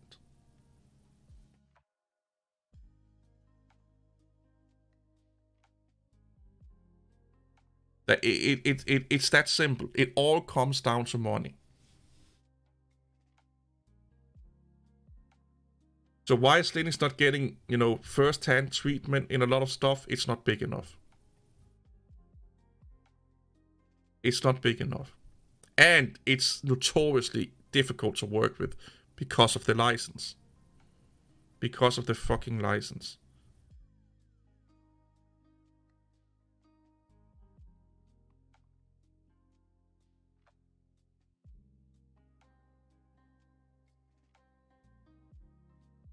Like, imagine Arnie getting someone say, hey, dude, we will send you over a computer. Yeah, but you also have to take me on dinner, my wife on dinner. My firstborn needs a fucking, college scholarship. And we need to make a contract that you forever and ever is going to send me free shit. Or else we cannot work together. That's kind of how Linux is towards software. Yeah, but the people that you are sponsored from are small companies. Like, they are not like big hitters, And they are probably sponsoring thousands of people like you, in hope that one of them or most of them will grow big enough that the people that grow big can sustain the people that don't grow big. Meaning that, let's say you sell one product, they are looking for the person that grows and sell 1,000. So if you're only selling one product, that's okay, because these other people are selling way more. That's kind of it's kind of like the pray and spray tactic, basically. where they put out a lot of product out in the market to see, to hopefully on average it will equals out, but sometimes it do, sometimes it don't.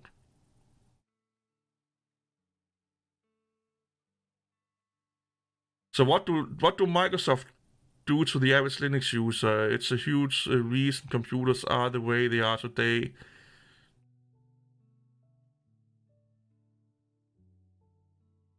So Microsoft, the last 10 years, I would say, back in the past, like in the 90s, Microsoft was working massively against Linux and open source. But the last 10 years, they are probably one of the companies that have spent the most money, both directly and indirectly, to support open source. Either by just pure money or development effort or making open source software in general. It's probably one of the, I'm talking Linux desktop, not Linux server. Probably also on the server market. Besides, or alongside with like Canonical, Red Hat, and SUSE. But if you just go and look up like Microsoft open source pages and projects, it's like massive. Massive. Bigger than most open source companies' fucking portfolio.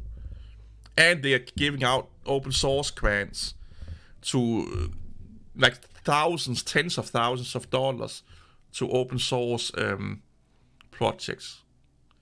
And don't fool yourself, they're doing that because it makes them look good. They're not doing it to be nice. It's a PR stunt. It's a PR stunt, and for them, it's a better investment than other PR avenues. What again? Money. They predict that being that way, they will make more money than not being that way. That's why they're doing it. That's why any business that are doing anything, do it because they will make more money than not doing it. Because that's the only thing they care about. Valve making the Steam Deck and supporting Linux is because they think they can make more money having Linux on a handheld device than not having Linux on a handheld device. Time will tell. Now we have the Asus Ally that potentially could kill off the Steam Deck. So that gamble didn't turn off then if that happens.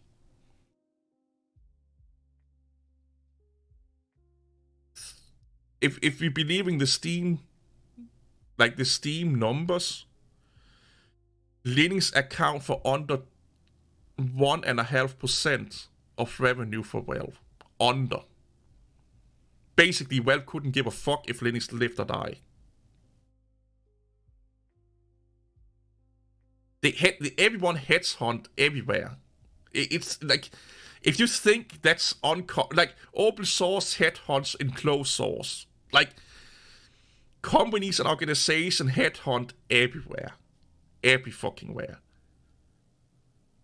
It's just that they need someone with those kind of skills. It means nothing. It's meaningless. It's like, again, it's like saying the earth is round. Of course they are. Microsoft headhunts within the open source community. Canonical, Red Hat, SUSE.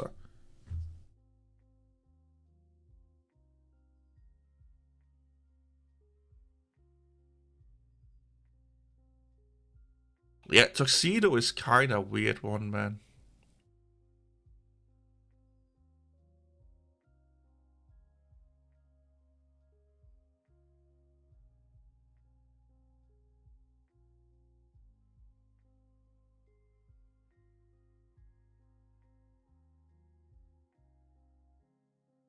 Like honestly, the money Valve makes on Linux would probably be equivalent. I'm all exaggerating here, but it would probably be like, let's say Bill Gates, Gabe Newell walking down the street and saw a $10 bill on the ground. It would not even, like, him stopping up and bending down, he have made way more money doing that than he would just than picking up. He would probably lose money stop what he's doing to pick up the $10 bill. Like, if Linux went away tomorrow, it will mean nothing for Valve or Microsoft or Apple. We're talking desktop, not servers here, desktop. If Linux desktop went away tomorrow, 99.99% of the computing world would not give a fuck. It will not matter whatsoever. Heck, most open source software is probably being run on either Mac OS or Windows anyway. And probably, I don't know, it would not be far-fetched to also think that a lot of open source contributor is running either Microsoft, Windows, or Apple. Like, if you go to Linux conferences, you see a lot of Linux developers that develop Linux and open source using MacBooks, for example. You see them a lot in development conferences for open source people. There are probably more people using LibreOffice on Windows than Linux. I don't know, but it's not far-fetched to think that, because Windows have like over 2 billion fucking users. So it would not be out of the realm possibility to think that there are probably more LibreOffice users on Windows than there is on Linux. The same with GIMP. Maybe even fucking KDE Live. You know, VLC is another one. There are definitely more VLC users on Windows than on Linux. And a lot of them are probably also supporting the project. So if Linux went away tomorrow, nobody would give a fuck on the desktop. Honestly, they wouldn't. We would. The nerds, we would. But society, the world, nah.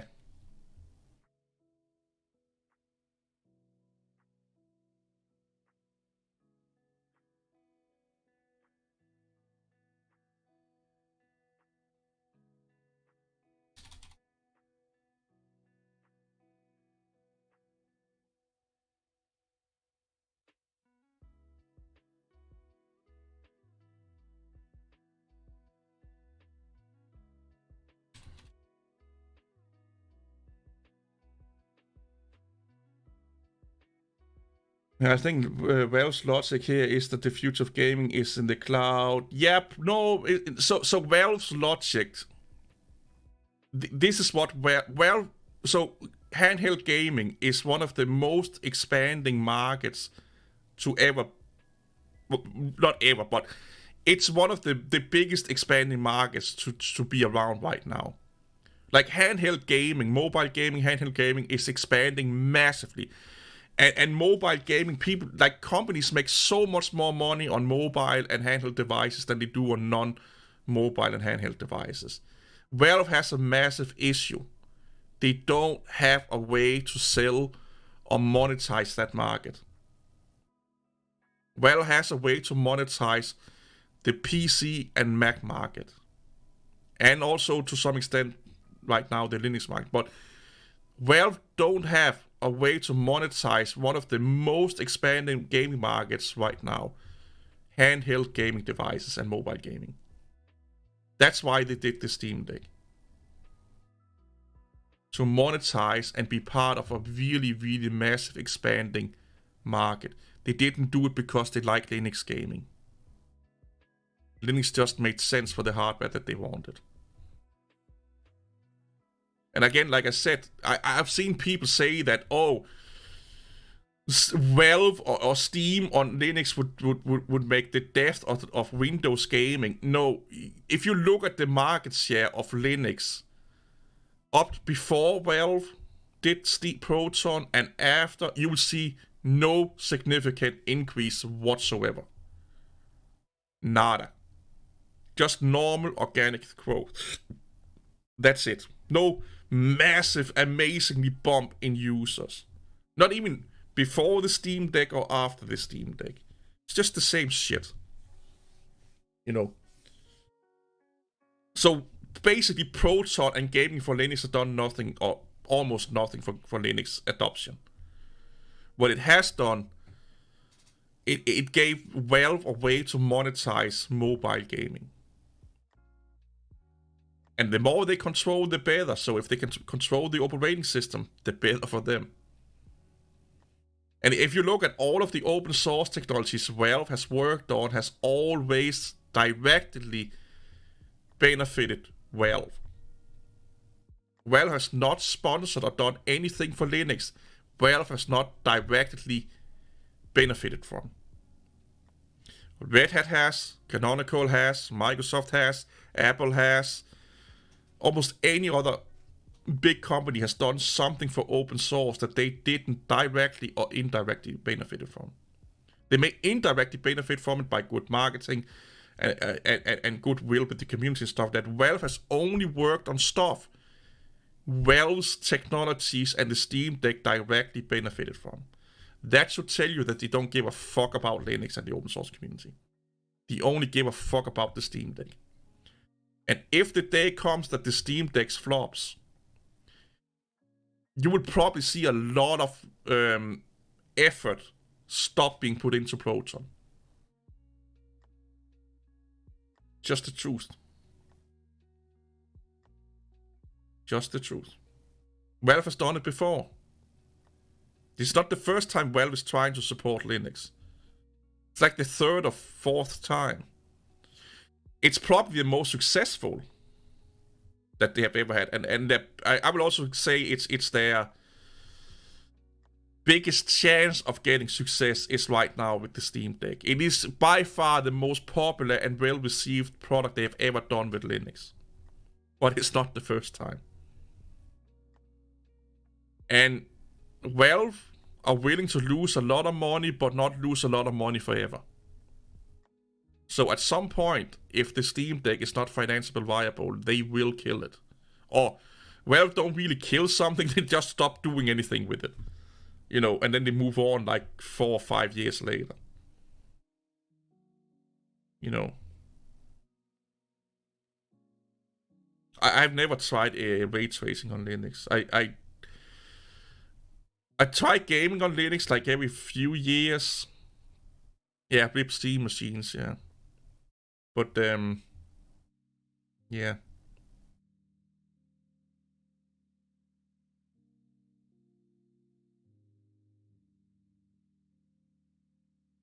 I honestly think why they did Linux is because they could get a lot of people to work for them for free. AKA the Linux community.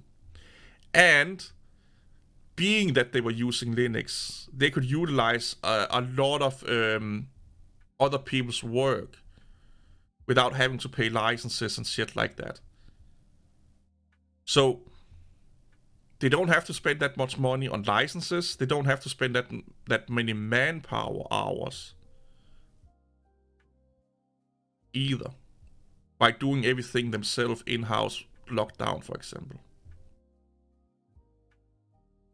But I think most of it is like probably license for Windows, license for libraries to get the hardware working on Windows. You know, a lot of things with Windows have a license behind it when we talk hardware and stuff like that. Like if you're developing for Linux or AMD, or not Linux, Nvidia or AMD, you're paying them a license a lot of times. Especially in the corporate world. But doing it in the open source way, there's more than like no license behind getting the thumb thingy-majiggies to work, or the motherboard to work, and the firmwares to work and stuff like that. So I think why they're going with Linux is because they think they will save a lot of money on license. And you know, they probably could get a lot of open source community members to work for them. Yes, the Asus one using Windows, yeah. They also have paid money to do that. And here's another thing that we also tend to not talk about is that if they control the operating system, they control everything. Who knows what the fuck they can go and do with telemetry and whatnot at advertisement on their version of Linux.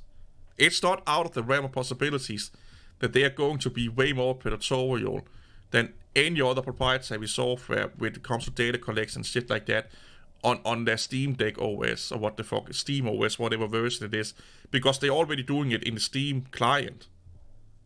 Like, the Steam client itself is way worse than Microsoft Windows and Apple Mac OS. Like, way worse when it comes to data collection and telemetry. Way worse. So it would not be out of the realm of possibilities that they will do that with the Steam OS, whatever version the new one is. So it's another way that they can control and serve you shit and take telemetry and take your data, basically. And that's also one of the reasons why I think they're doing it. They control the store, the operating system. As a gamer, having one company controlling all of those things, like, we're almost talking Sony and Xbox here. Like, it's the same devils we are talking about. And again, Valve is probably the most anti-consumer and anti-developer of all of those. Way worse than Nintendo. Like, Valve is not a good company. And Valve don't give a fuck about anyone than Valve. And they have shown it so many times. They've been in so many lawsuits because of almost anything. Anti-developer, anti-consumer, blah, blah, blah, blah. They don't give a fuck. And the way that Linux people are talking about Valve like this savior of Linux is like, fucking, come on, dude. Like, come on, for real? Microsoft is probably a better friend to open source than Valve is. Let that sink in a little bit. Microsoft is probably a better friend to open source than Google. Here's another thing. Microsoft and Apple are probably better open source friends than Mozilla is. But they don't give you as nice things or as cool things as the other companies do.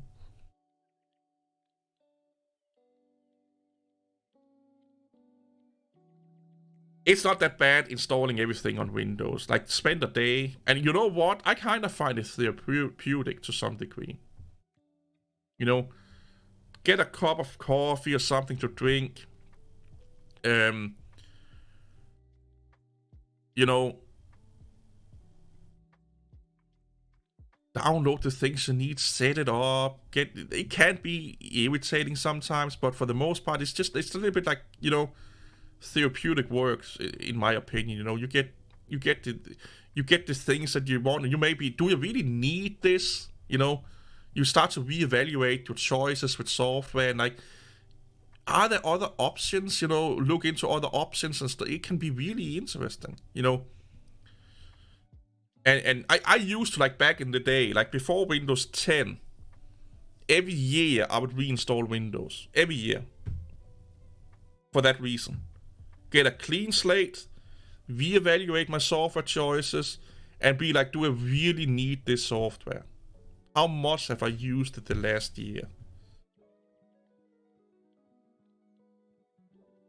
You know? So I did that every year. Every 2 years, I'll be reinstalling Windows. Windows 10, I stopped doing that. I just, every 6 months or every year, will be looking at my install, the programs I have installed, and be like, do I really need that, or is there other alternatives?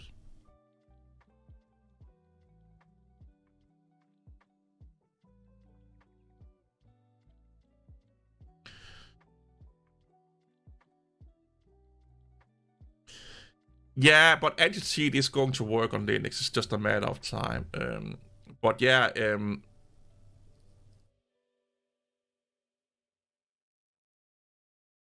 that's another point, as you say, is that theoretically it's easier for companies to implement spyware and data collection telemetry into open source projects than it is proprietary, because it's so fucking easy to just look at the source code. You know, just, it's right there. You know, it's right there for you to do these things with. You know. And it takes a lot of time for experienced developers to find that shit. There's a reason why it took 10 years to find bugs in like apt-get and the kernel, 10 plus years to find a lot of really bad bugs in them, because we are talking thousands, maybe millions of lines of code. It's not something you just look at in a weekend. It's something you look at like over thousands or hundreds of hours.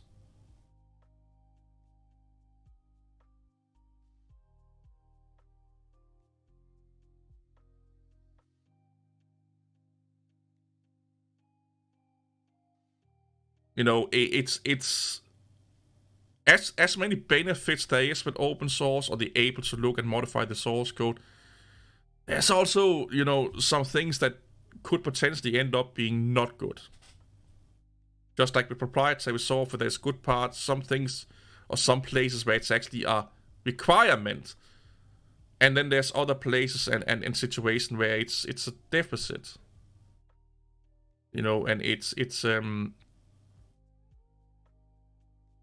like that with everything. We need to like, one tool is not always the answer for everything.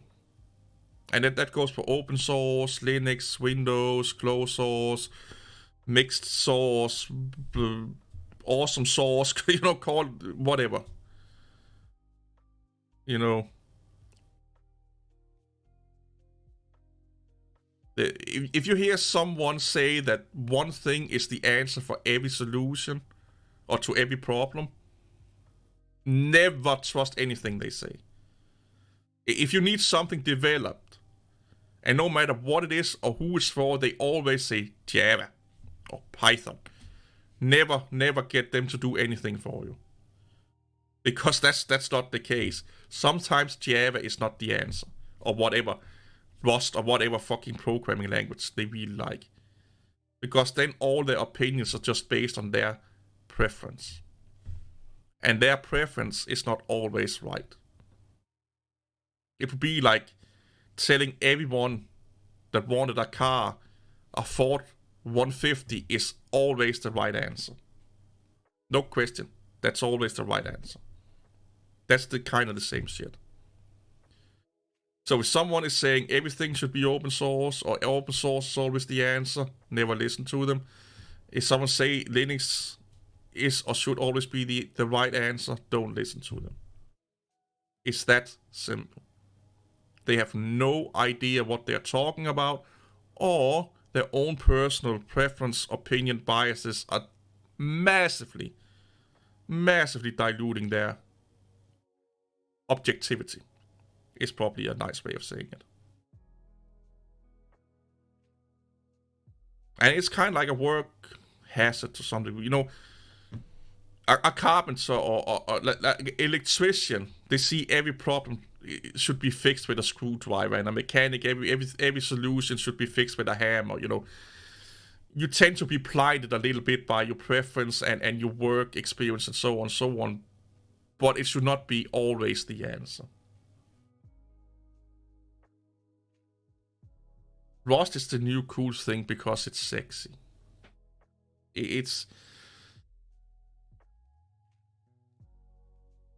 Rust is the Linux of programming languages. It's promising, but not really developing or delivering. Sorry.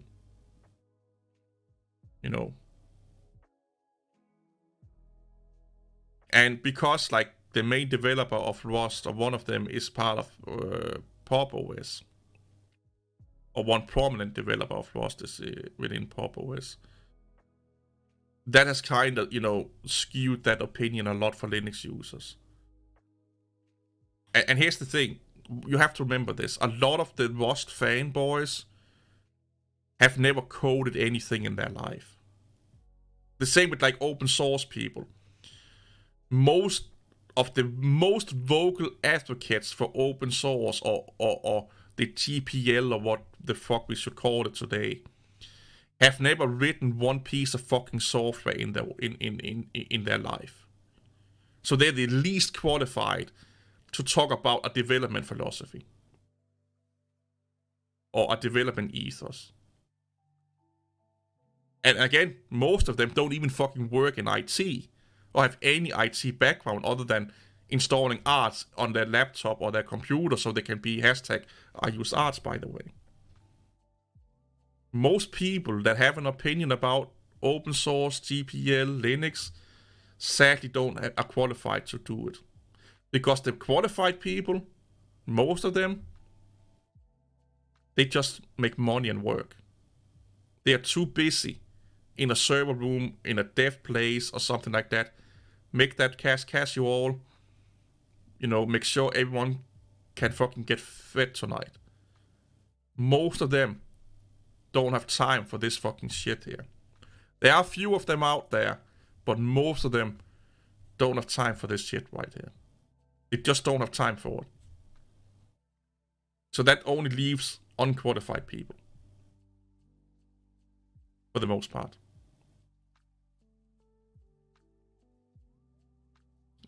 Think about this. If a non-coder or non-developer starts to bitch and moan about software licenses, development methods, philosophies, that's the same as you going into a restaurant and telling the chef how to prepare a meal, having no cooking experience whatsoever, other than watching a few YouTube videos. You are telling a professional what they should be doing.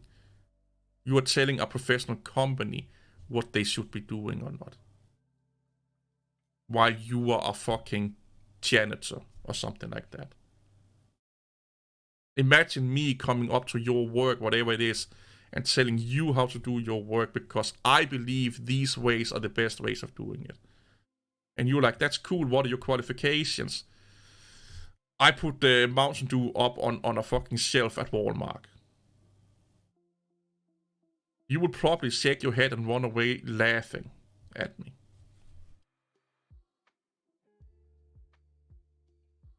But yeah. Anyway, I've been fucking rambling on way longer than I should be. I need to get some food in my belly and then go to bed. I've done like the Hello World and stuff like that in Rust, and it's... So here's the thing. If my job is like, Ken, we need to do something in Rust because blah, blah, blah, I will learn Rust. That's how I learned C#. That's how I learned Arduino. If there is a need for me to learn something for a job, I will learn it. That's how it goes. If my job, whatever the fuck it is, requires something of me, I learn it. It's that simple. Until then, if I don't personally have an interest in it, I don't give a fuck. But if I have to learn Rust, and I'm like, oh, Rust is actually really fucking interesting, yeah, I could become kinda a Rust fanboy. I still like Python way more than any other programming languages I've dealt with, just because it's really fast to get a prototype up and running. That's kind of why. It's fast typing, that's it. And there's a shit ton of amazing libraries for Python. That makes sense. C# is probably my number 2. But if I could choose what programming language to use, it would probably be Python. Honestly, it would probably be Python. But I don't mind C#. Yeah, Python almost writes itself, yeah. But again, it of course depends on the application, but I'm talking in general here, listen. Like, if it made sense that I could have the choice, I would say most likely it would be Python. But I will say this, if I had to develop a Windows application, I more than likely would be doing C# now. If I was developing a Windows-only application, I would probably be like, yeah, I would probably be using C#.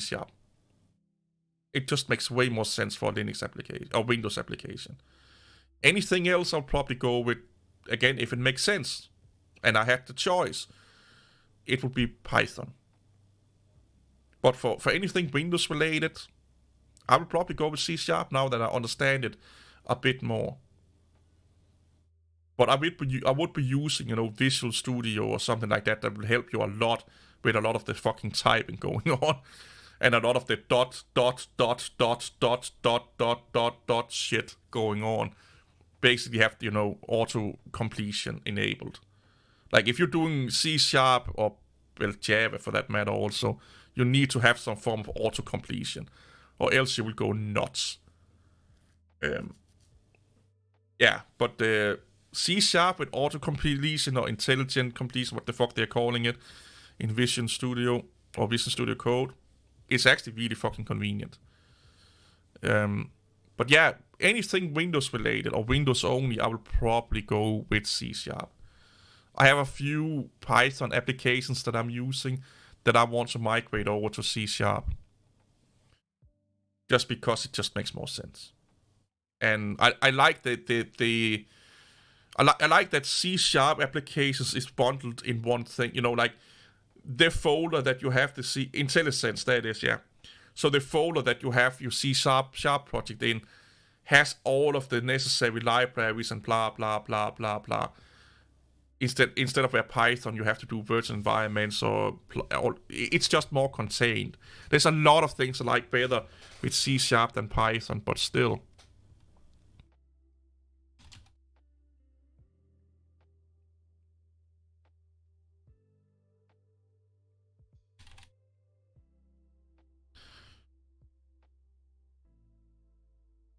But still, it's that I really like about C#.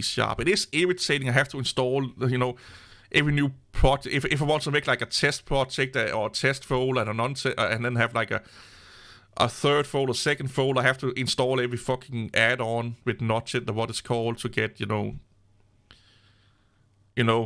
get all of those things installed. But it's you could just make a script. It's not that.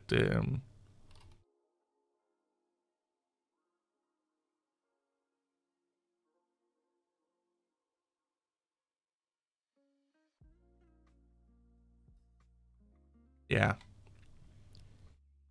Maybe I should make a video about that. I don't know. Anyway, you guys keep me fucking talking here.